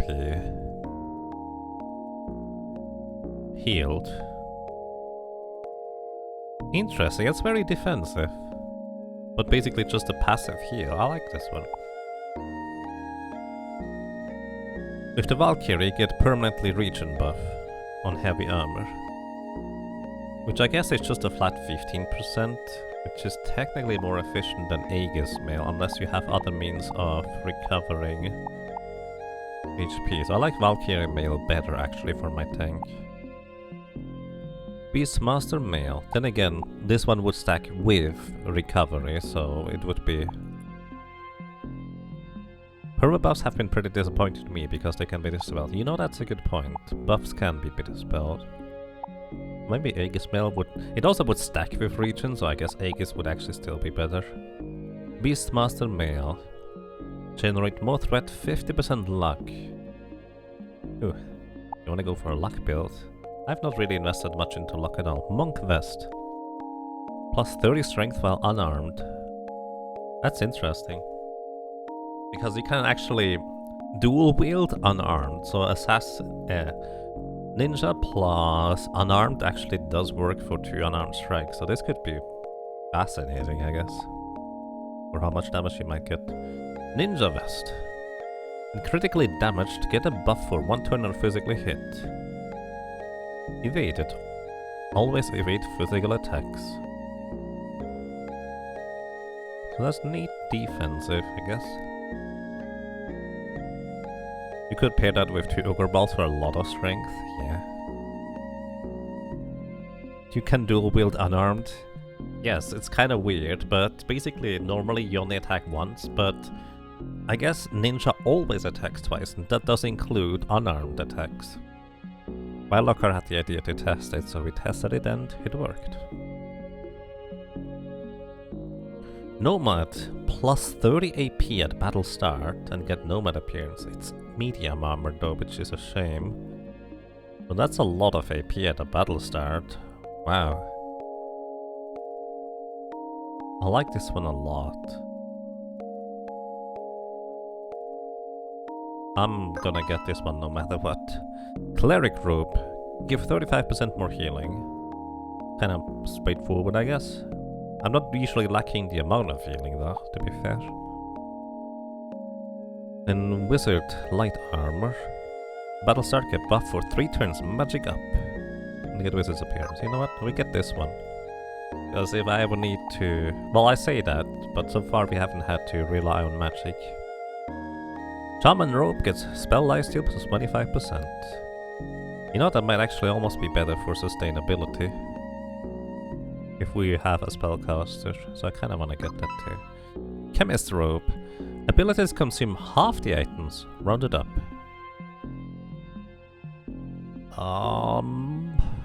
I've never run out of items so far, but that's like kind of nice for potentially really long battles. Dervish Robe, plus 6 AP when casting magic. Ooh. I do go Waterbender frequently on my healer. For additional, like, just passive damage generated. And if we were to make a wizard tank with the wizard stance, where it takes resistance into account instead of defense, and the dervish secondary, that could be really interesting. Either way, I like the Aegis Mail for our tank. I don't really plan on doing much of the other things. Here, one for these. Okay. Oh, there's more to this. I thought this was gonna be it, because I didn't actually see a way out initially. What? A tar pit? I'm very confused. So let's actually equip some of these. You can equip the Aegis Mail, so you basically heal a bunch. Oh, and you look like an Aegis now. Right, that's weird. You're a mimic that looks like an Aegis and doesn't even have any Aegis abilities. You can go with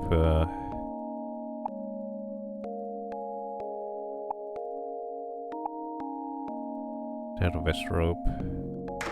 Oh, that's gonna be yours.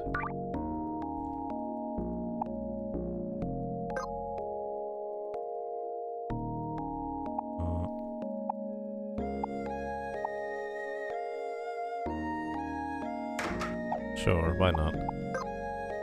It's gonna be very confusing as to who has what. You have less attack power? That's silly.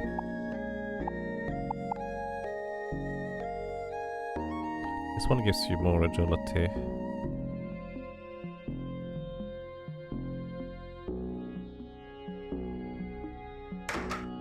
I'm not even going to bother equipping any of these with the year. Alright. Or maybe it doesn't go on. Maybe it does go on? Let's see. Oh, that's just a crumble. Okay, no, this is it, isn't it? Is that it? Oh yeah, that's fair. Which is a good thing, because in the future I don't need to necessarily go for the Golden Quintar anymore. Whee! Anything else? I don't think so. I think this is it over here. Unless I'm missing something.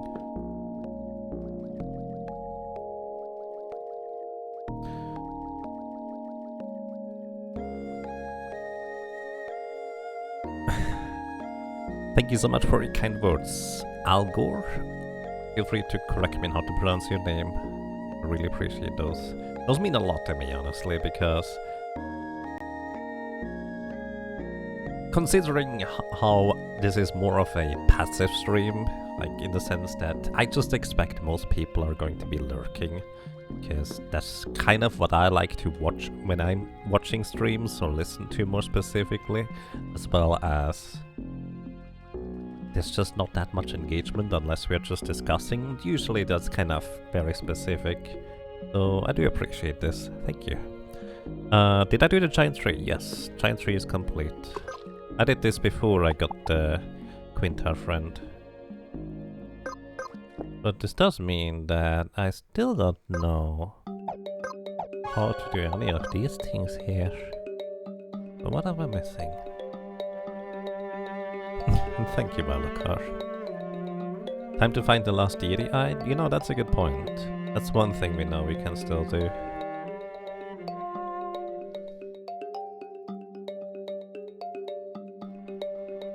I do wonder whether there's like some jumps that I can make now with the golden Quintar that I couldn't before. But I do like the idea of just getting the last deity eye, so let's try to find it, shall we? I figured the look of the character would be specifically only out of combat rather than in combat. Kind of like it was with the penguin suit.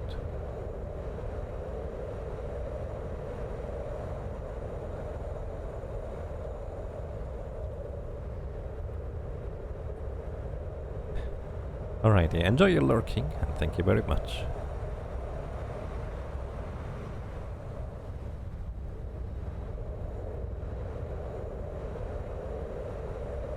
Oh, we can actually jump all the way over here now with the golden Quintar. We do fly a lot further, so we don't have to go into the tree anymore to get up here if we want to. My pronunciation was perfect. Hi, thank you.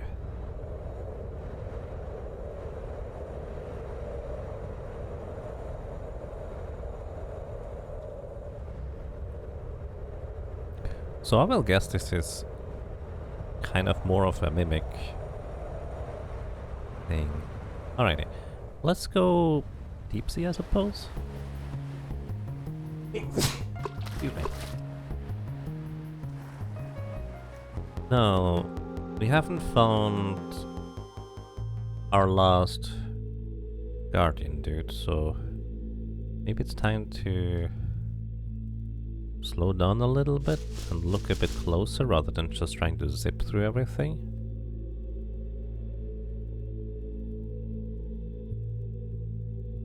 Anybody sees anything? Let me know. Because I have no idea what I'm supposed to look for.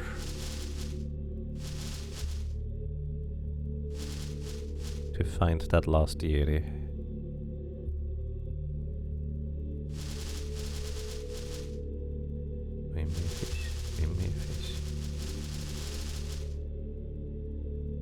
What am I looking for? I'm looking for the last undersea thingy. There's one more boss that I have not defeated yet. I have defeated an octopus, a shark, and the old one.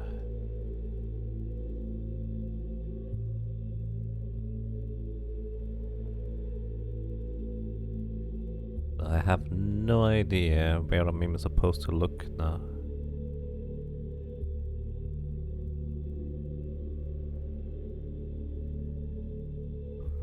I didn't even find the place where I need to deliver the deity eyes to.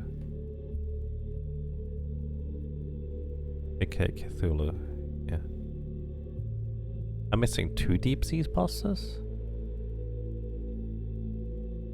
Well, I imagine the last one will pop up when I get the last deity eye. Don't technically know though. So, shark was down here.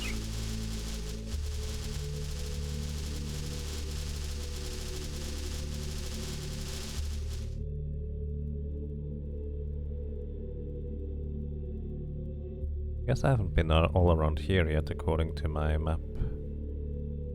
maybe this is where I need to look.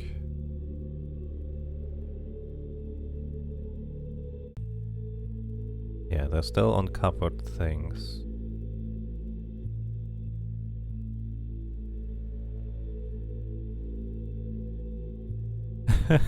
You crapped your pants the first time you ran into the shark in the depths. Oh yeah, that thing is spooky, how it just jumps out at you. It's really well done. Really spooked me too. So this is my best bet here, isn't it? Because I clearly haven't been entirely everywhere here yet. Well, I have been here though.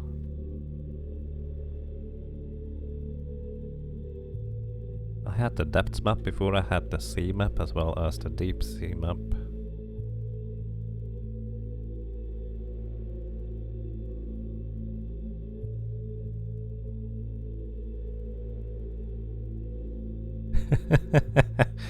Nice, Limburger. Where are we on the map? We are just to the west of the desert right now.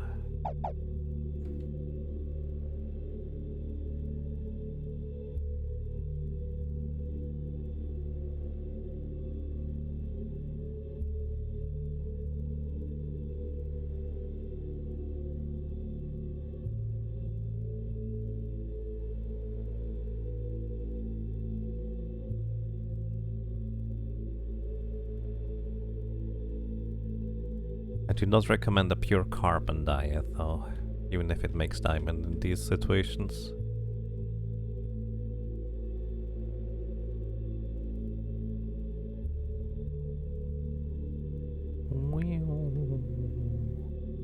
Oh, we're back on the place where we delivered the deity eyes.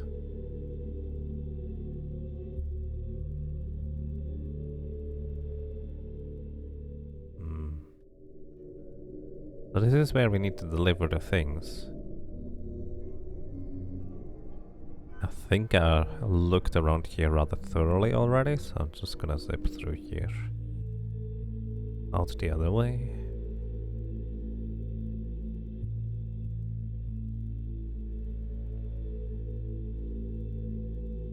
Honestly, the stem I found to be most interesting because the stem was from a boss that was in the deep or the tram. I thought was curious for a place for that to be. But there's kind of like a basic or more complete sense of corruption theme going on.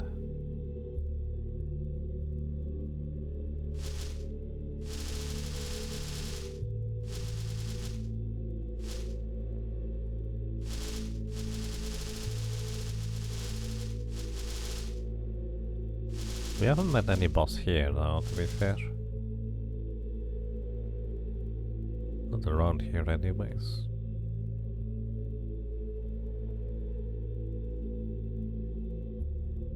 Actually no, this was the octopus here. At least around here, I think. Yeah, this is where we found the octopus.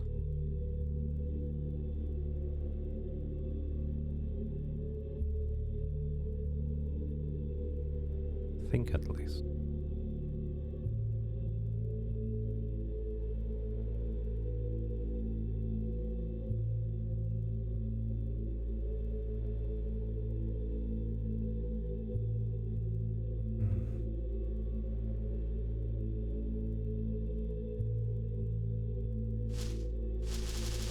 Way back in the shark place? No, this is different. This is back where the little flowers are. This is different though.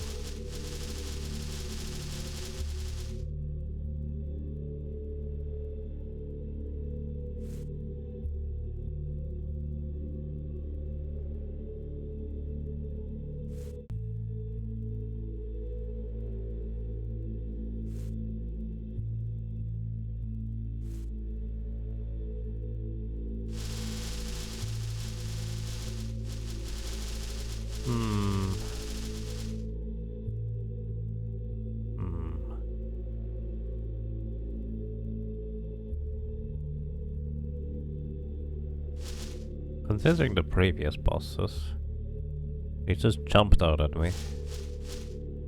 I would be very surprised if this one was kind of hiding and you specifically have to find it.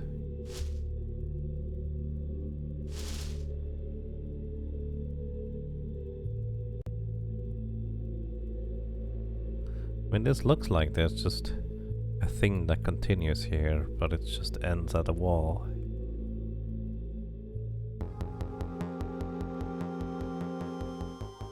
And I think we have arrived at the end of this place. Flower.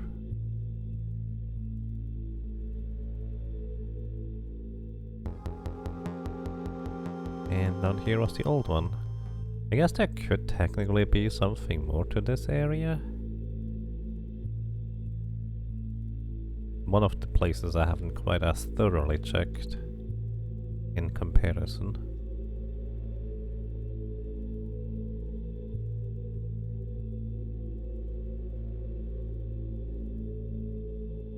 But no, not really.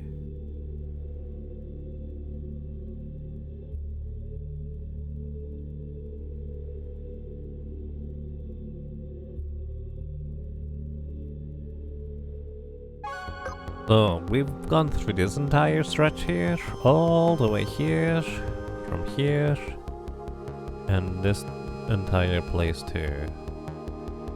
I have no idea where I'm supposed to look now. Is this a different place? No, this is the same one. Does anybody have a hint where to look for this one?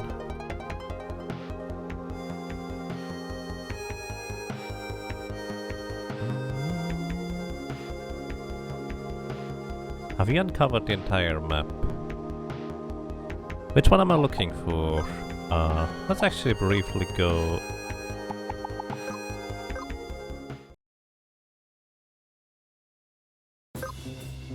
The boss you're looking for is in the opposite end of the main trench, probably.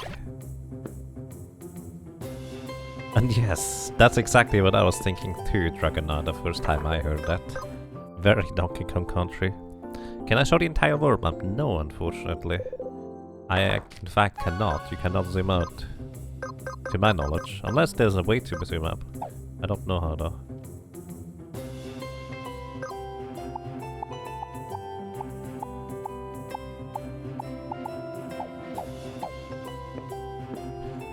Let's go to the archive real quick. So... we have gotten the old one, the Devourer, the Enforcer. Maybe this one? This one? This one? These are in the depths. Oh, we literally are running out of money right here. I never... It's been so long since I even had remotely too little money.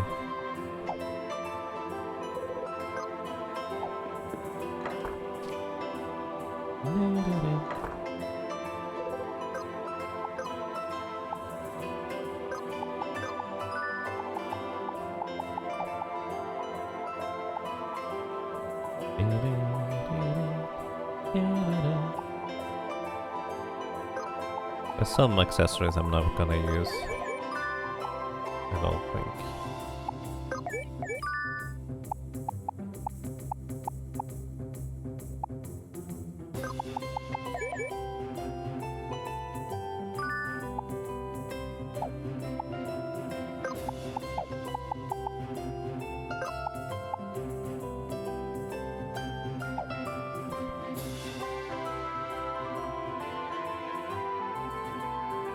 That one is north of the Quinta Reserve.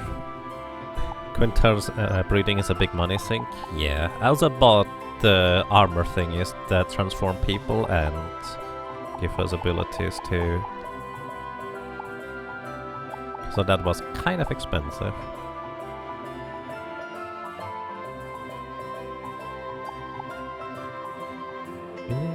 I'm planning on using the Malefice, so I'll uncover this guy real quick. So, this one...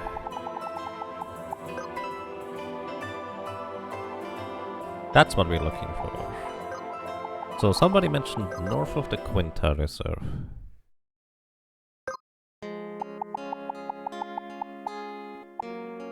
So let's see whether we can find that. Quinta Reserve is to the left of here, well, west. You mean Quinta Reserve or this thing? Or this place here? Either way, supposedly it's north. Okay, this place. Down here I take it, right? I don't have to switch anymore.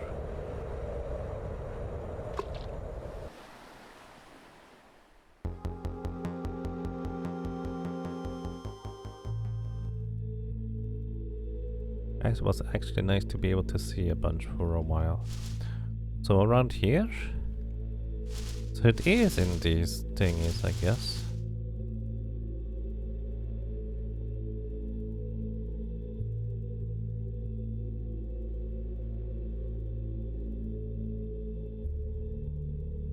Somewhere around here is the one you're missing. Okay, so this was kind of the most suspicious place to begin with, honestly, because it just looks very unique, but we haven't found anything here so far. Is that a hole we can go into? It is, but nothing in there.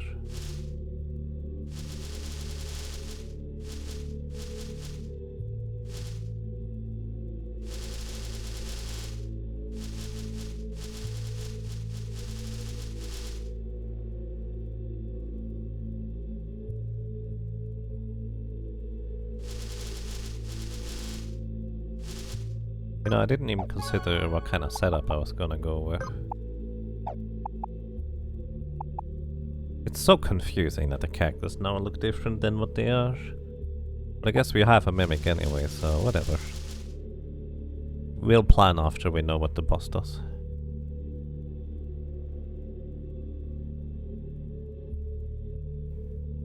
No idea how you managed to miss them all the time. You just went to depths and run into one of the bosses like right away all the time. I mean, the old one and the other dude we ran into pretty much right away too.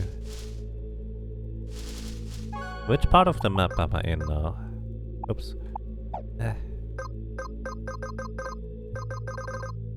This one. I guess I'm too far to the... No, this is around here.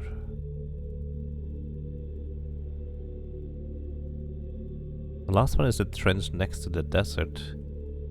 Next to the desert? I think that is where the shark was. It was the one you had to go out of your way to find.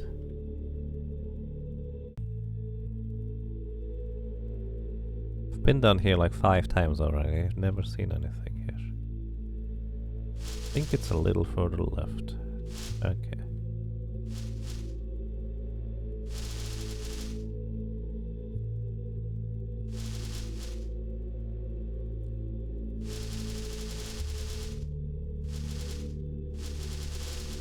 You think it's a bit more light, not trolling.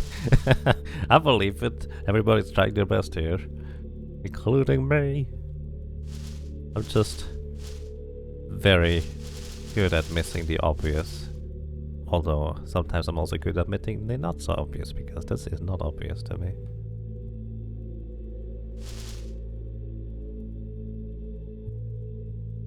This should be the area if you remember correct. Okay, maybe above? Slightly higher up? Because I tend to just always check the very bottom.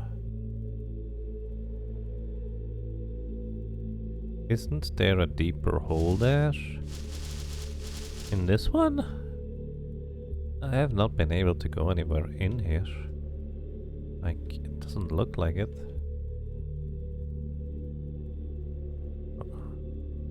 Unless I'm missing something.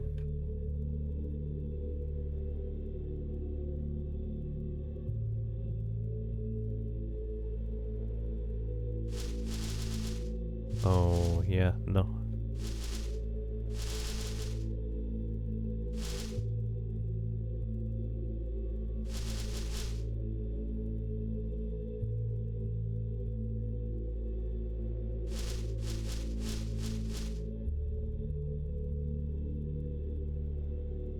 can't tell if you're memeing or that that's supposed to be a hint, to be honest.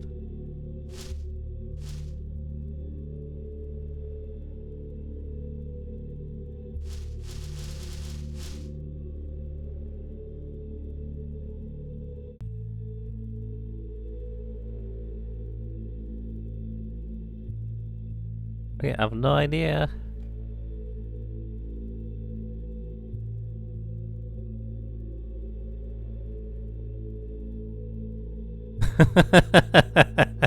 It's just like, well, what am I doing here? I have no idea. It's hard to give hints without telling the actual positions. Yeah. Honestly, I think if it's anything like the shark, it might be just funnier to get my reaction when I finally find it because it jumps out at me.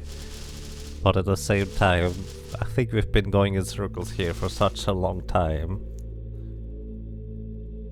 You thought there was basically one boss at the top, middle, bottom of the trench? You gave your hint already. Yeah.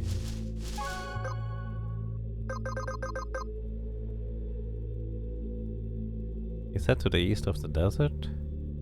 That's way in a different place than this. This one here? That's kind of where the octopus was. Next to the desert.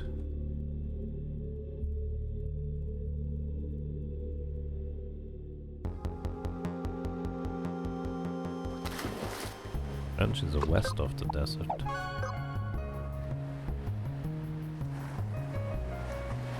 Oh, that's not a desert.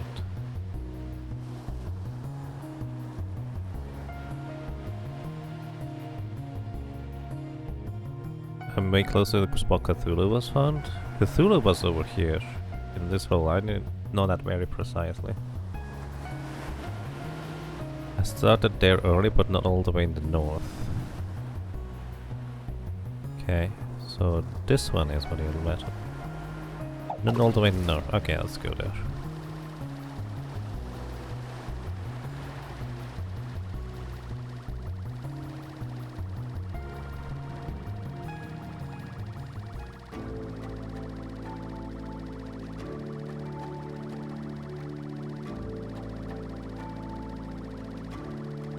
Diamonds? I probably missed a diamond. The one I'm missing, and Cthulhu is a lot closer, I think. You know, there's very conflicting suggestions there, because this is nowhere near Cthulhu here.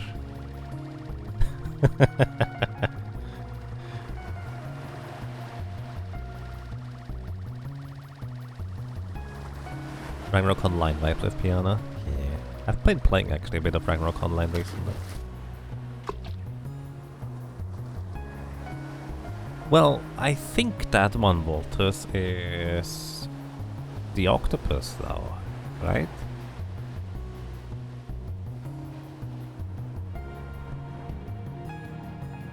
Maybe there's two octopus, because the other dudes also look like tentacles. Maybe I shouldn't call it octopus.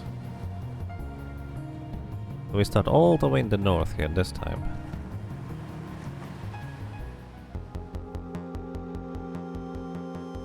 Oh, we have never been here, apparently.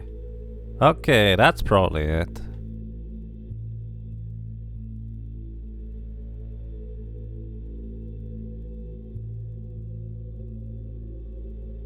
Oh, this is... Oh, I did not actually begin on the very north. I started down here and went the other way. Dive, dive, dive. Oh, yeah. Shit. Jesus. Ah. That was kind of the expected result, wasn't it? Alrighty. We're here. We finally found the Peacekeeper. Tentamouth.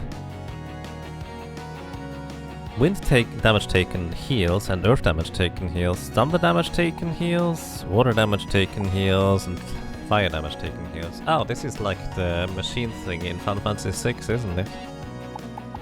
And the Peacekeeper itself, as an attack, Bloodgate, everybody for water damage, Ink Blast, multi-target blind.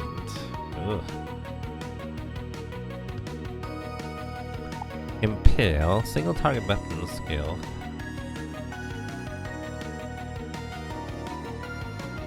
Ignores defense. It's actually not much damage from the Ink Blast, just annoying. Paralyze for 2 turns, so I have to wrap. And Devour is an instant kill. Oh no, you have Devour too? What are you doing? You're doing wrap first. Okay, we're gonna go quick.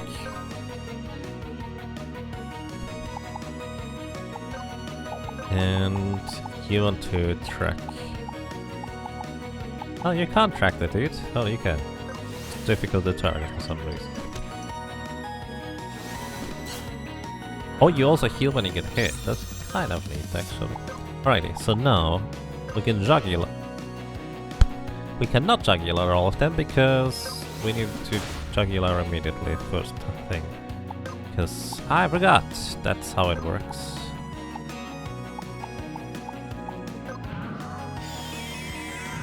Right, I can't quick because that's gonna ruin the multi-target thingy. Okay, we're gonna immediately try and paralyze all of them. Uh-oh, we are paralyzed now. Don't deal that much damage. You're going to use Floodgate, which would be a lot of water-based damage. Okay, let's try to go after the guy on the right. Don't know how much HP they will have.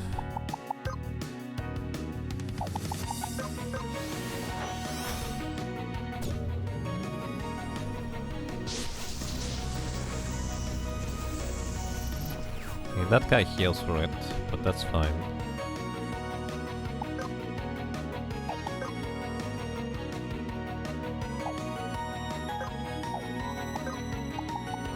Gouge to reduce this guy's defense.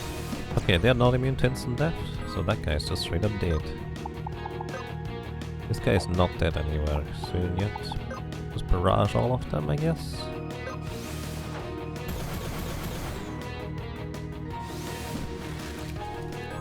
Nice dodge. And you're gonna get hit by a bunch of them. Next we wanna heal everybody, probably. They blink everybody. Uh-oh. Oh, do we have to ribbon equip? The Gramps model with tentacle? Oh yeah! Basically, this is Grandpa rather than Grandma. That's how that works.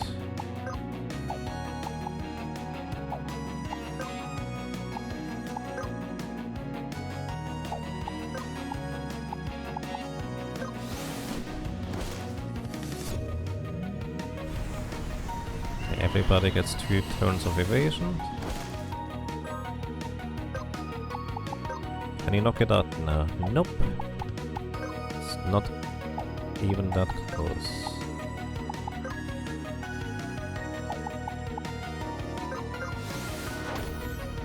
Reduce its attack power.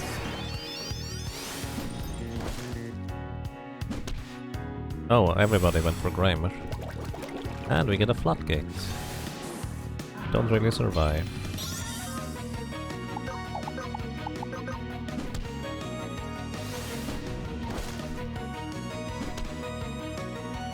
Alright.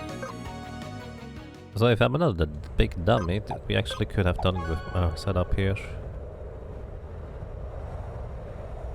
Oh, this is so confusing. I tend to look at the characters just to see what they are in order to determine, but the armors are really messing with my head.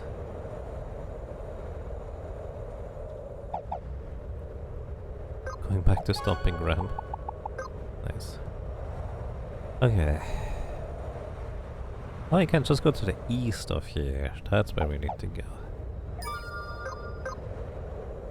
So we have Summoner White Magic. Probably fine. Wild Arts allows me to literally just kill all of them. Well, except the main thing.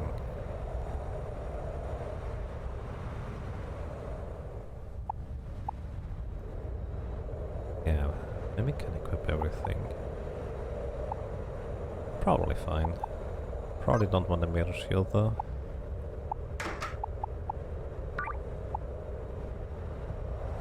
You're good? Yeah, we're probably good to go here. Just don't die this time.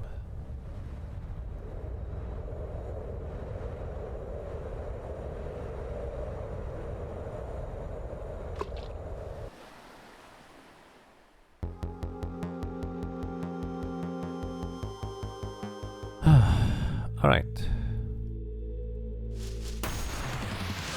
Let's go. This time I'm not as big of a doofus, we're gonna jugular. They have 9,100 HP only.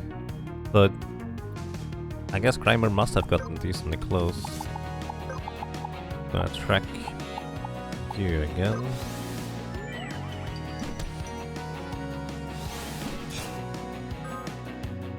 We're also going to go ahead and paralyze all of them. Oh, I should have given you the point you had in hindsight.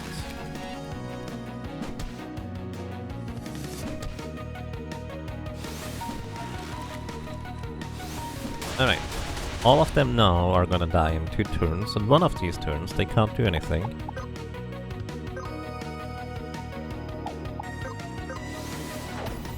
Reduce your magic power. Because they are paralyzed now.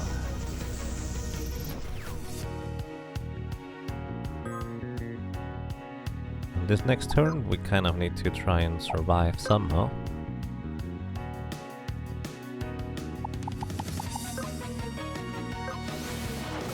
Quick shot Peacekeepers.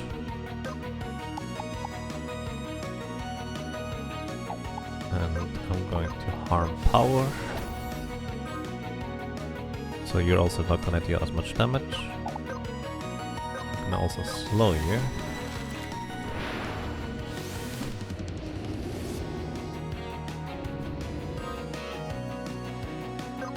And we're going to remove all debuffs and heal.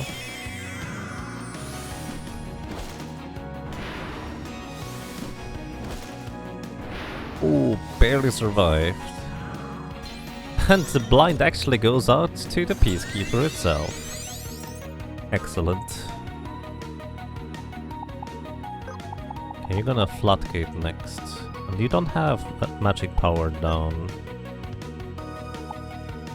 That's a bit of an issue.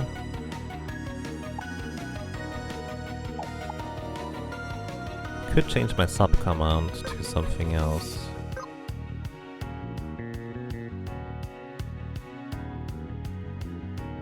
Floodgate is going to hit like a truck.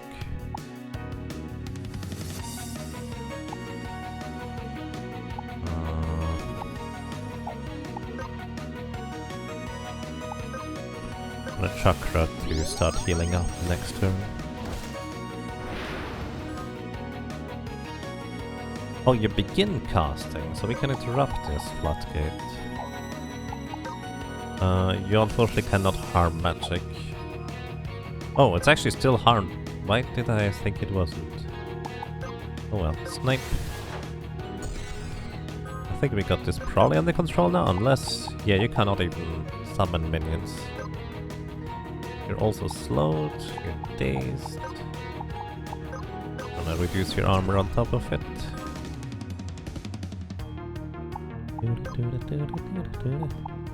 I can silence you in time. Nope, silence gonna not be in time.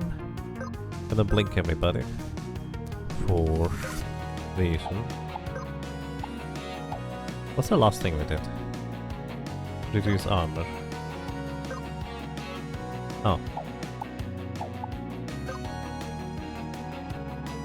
Oh, you can't repeat the previous. Okay, okay.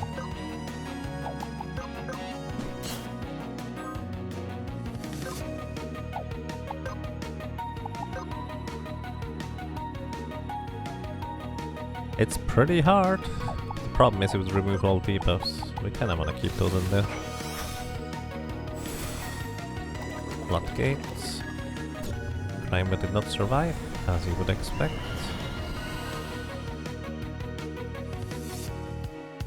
Everybody has a dodge buff now. You're still slowed.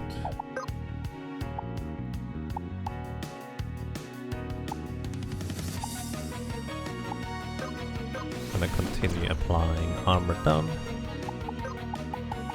Gonna revive Grimer here.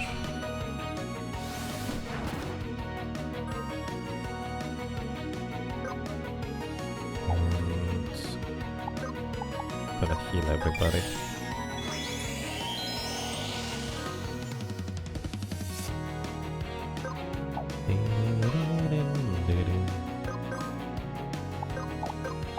Quick shot. Still has armor down.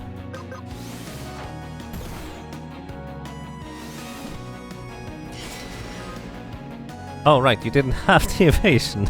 That was not smart.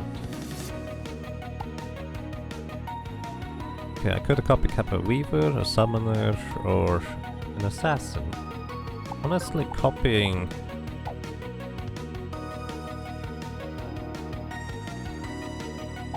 Wait, what would be the copy? Oh, heal everybody. No, I wanna be imitating Grimer here. Oh, I can't imitate somebody who's dead, apparently. That's good to know. If you copy a dead person, do you die? Ah. No, you can't apparently. No, you have time magic now. Gonna go quick.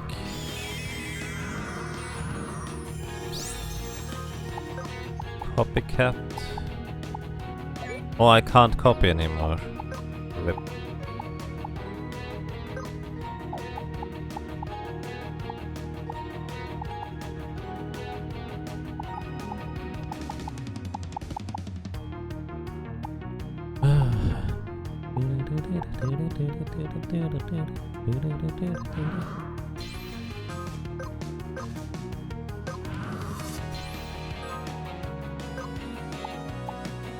Yeah, I guess I could have quick status out in the previous battle with the shark, now that I think about it.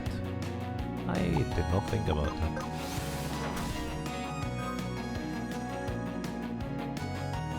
You're gonna knock out my body again. That's fine, I'll just revive him again. Oh wait, you ink blast instead. Inconvenient.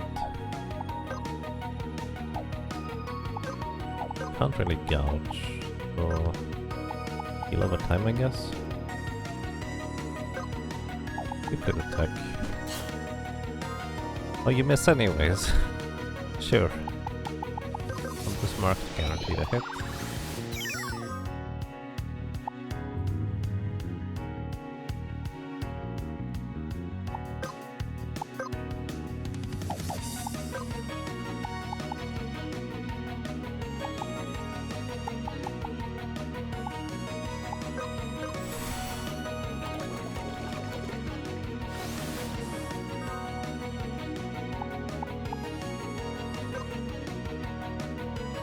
Oh, wait, I can imitate now.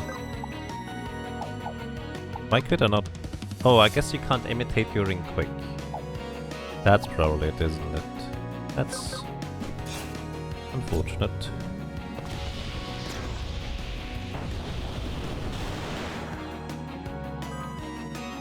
You were already blinded, but now you were blinded again.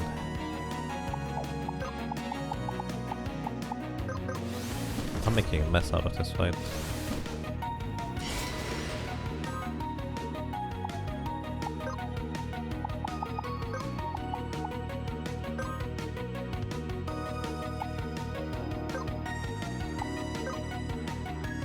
You're the only one who can resurrect, so I would prefer if you didn't die.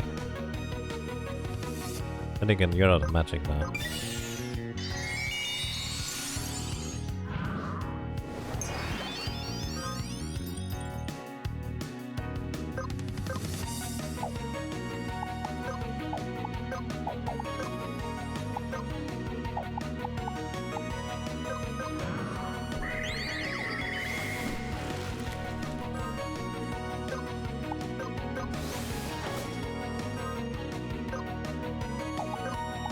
harm magic, so I don't deal as much magic damage with the floodgate.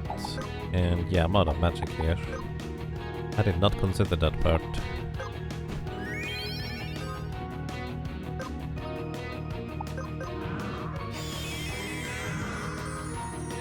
My setup is an entire mess, honestly.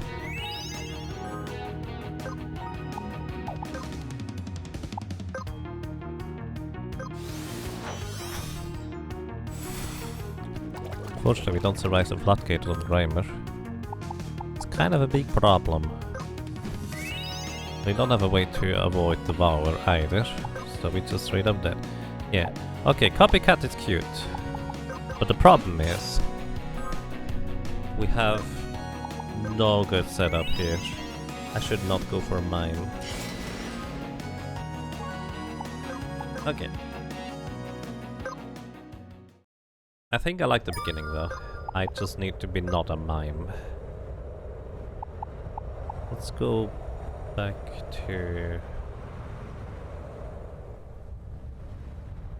Valkyrie is probably pretty fine.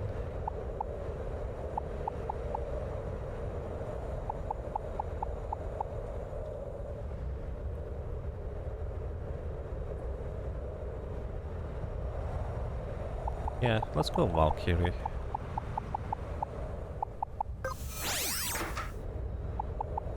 Give you Soulkeeper. We get infinite P. That's a 200 sword. That's fine.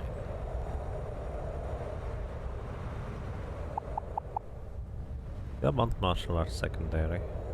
Sure, I can use these.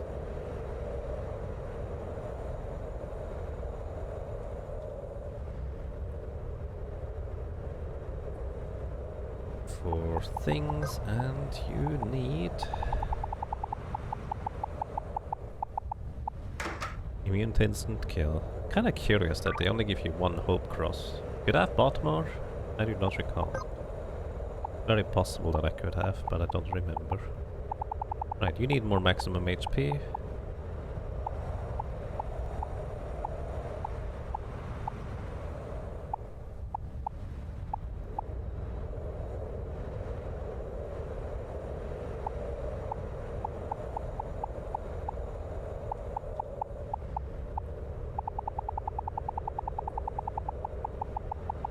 You know, just heal yourself is fine, I guess. Gonna harm your magic. You want Summoner. Summoner is cute, especially in the beginning. You want the pointy hat though to stun all enemies for 2 turns rather than just 1. Sage's Walker is nice, but I think I wanna give you the thing that allows you to cast quicker.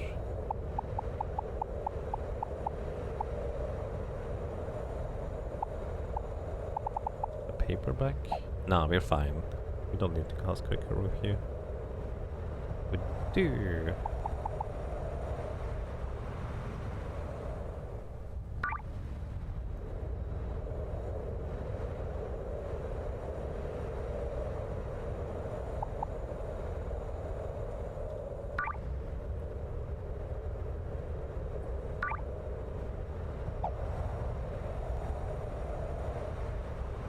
Kind of want to have some more mana regen though.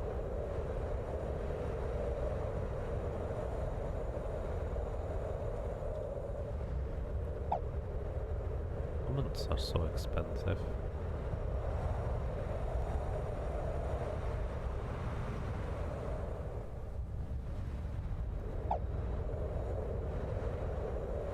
No, I think we're good. Okay. Let's go ahead and ask for another dance.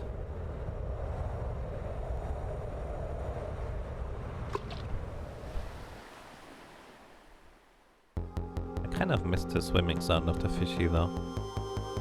This one is way too quiet. Oop, oop, oop, oop, oop, oop, oop, oop, oop. Alright. Jugular, because we are a weaver, Any single target attack is targeted at all enemies. Targeting all enemies means... Oh wow, they have vastly different HP amounts. Targeting all enemies means we can just kill them all in one turn.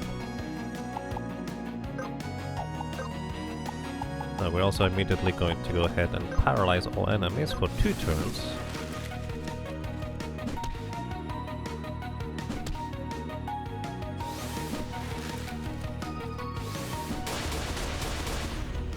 Right after they die in 2 turns. Very handy for us. Pick off, because this normally has a high chance to miss.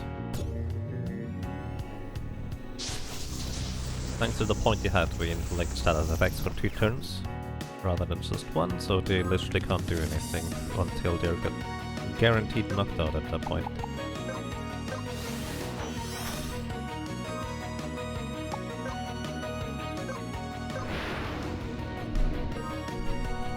Let's slow you down. I'm gonna heal up here.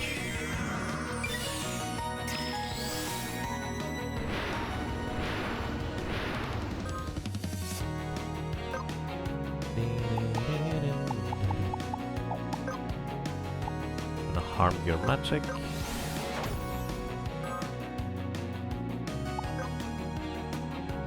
we'll deal less damage. Gonna heal here. We don't have a way to inflict or get shell up on everybody. We're gonna begin giving you healing. Next turn we have to hide.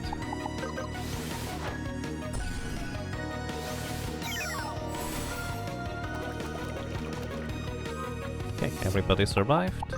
We absolutely want to try and get aggro back, so I'm gonna chi burst here.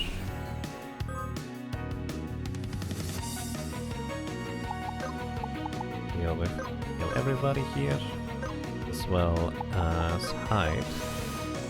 It should get Rump in that bleed, because Rump dealt the most damage. And you can haste. Devour does not matter, because we're immune to instant death.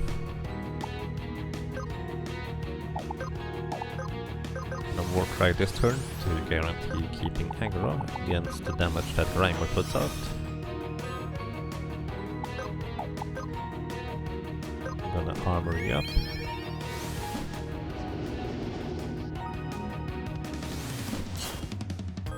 Right, we're blinded now, so just focus energy in the meantime. Not much you can do right now. I guess haste Grimer. Grimer did not get blinded.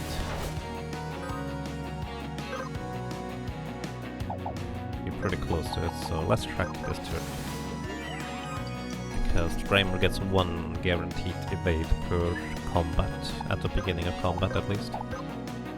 Physical evade. Gonna blind here. Oh, I should have paid attention to that. We're gonna get blinded, so I could even take aggro with Grimer. Wait, you're going to cast spells, so blinding doesn't really do anything. Insight. You're still blinded too. You're just slow. Alright, let's see. Can harm magic again, so your magic attack power is down by quite a lot.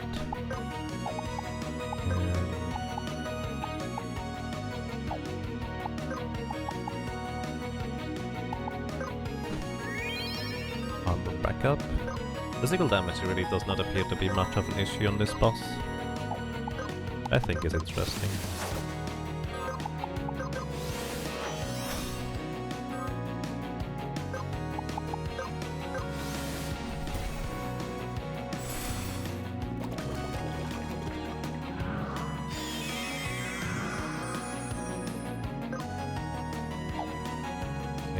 would get hit, so we have to hide this turn.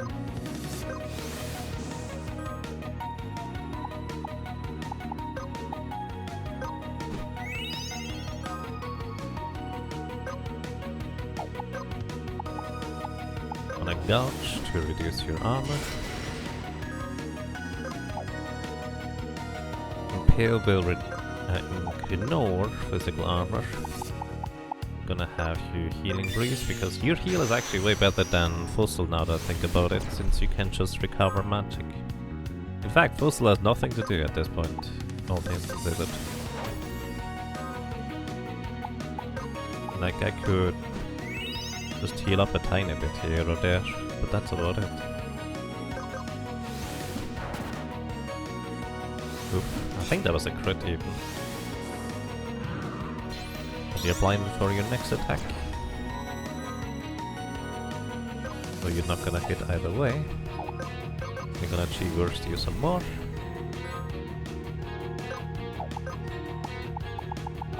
And you have armor down, so quick shot plus snipe.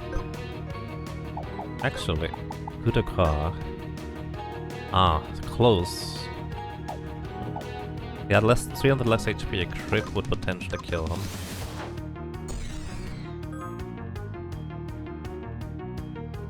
The blinded is fine.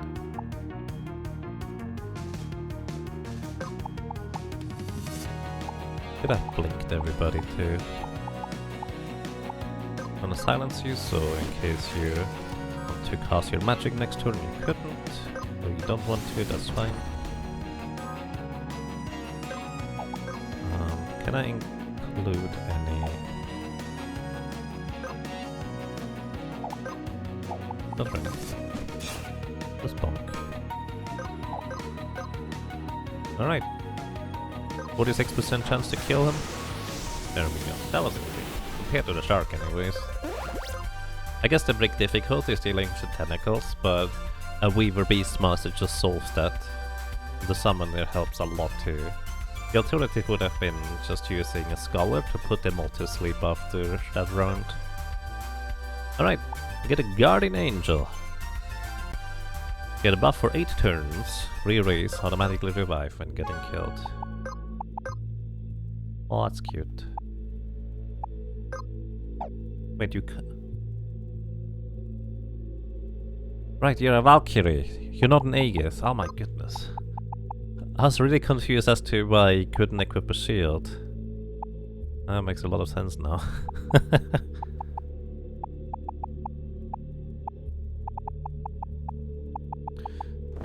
Yeah, let's equip shield on our Valkyrie here. Actually, I kind of really like the mirror shield. I don't know what awaits me over there, but we'll see. Alright, finally. Knock this thing out. Literally, I just missed that there was a little bit more to the north of this. I thought I'd checked the entire trench, but clearly didn't. Okay, and now we go and visit that other place which I forgot where it is exactly. Oh, it's just south. It's fine. Alrighty, let's see how that's gonna go for us.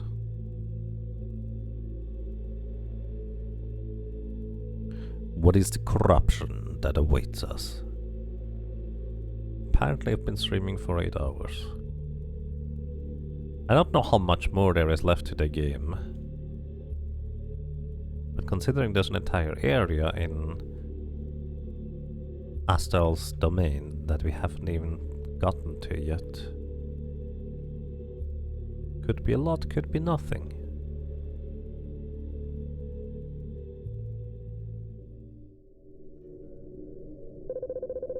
Four offerings are required to appease Gabriel. Offer I DTI? Sure. Something has appeared.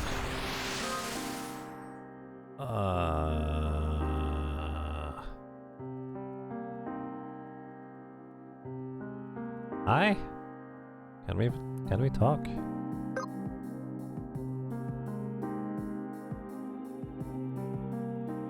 speedy are you? 310. Alright, attack, brutal venom, mindless attack. Ooh, mindless attack means you're confused and you're just gonna attack a random target. That's kind of mean. Star Flare, single target magic, and Chaos Roulette. Applies a random negative status effect indefinitely. Ignores resistance. 25% current HP damage.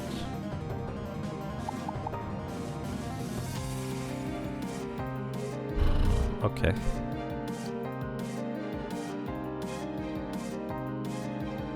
Inflict poison, bleed, and burn permanently with brutal venom. Good thing we have a Valkyrie, I guess. Mindless attack, you're just gonna hit somebody. I'll haste everybody here.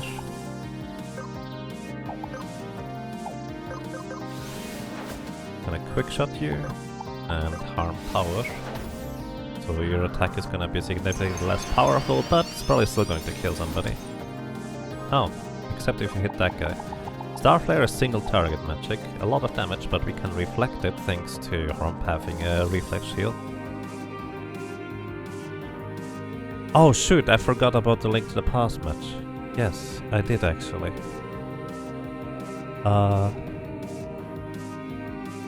Oh my goodness, I forgot, I'm sorry. Sorry birds, yes, I'm ready. Hang on, almost ready, but... Okay everybody, we're going to come back to this thing later. I'm sorry birds, oh my goodness. Thank you everybody for watching, for listening and for lurking. I'm a dingus who... I even said that earlier. Yeah, sorry about that. Okay. And this is gonna be interesting. Bye.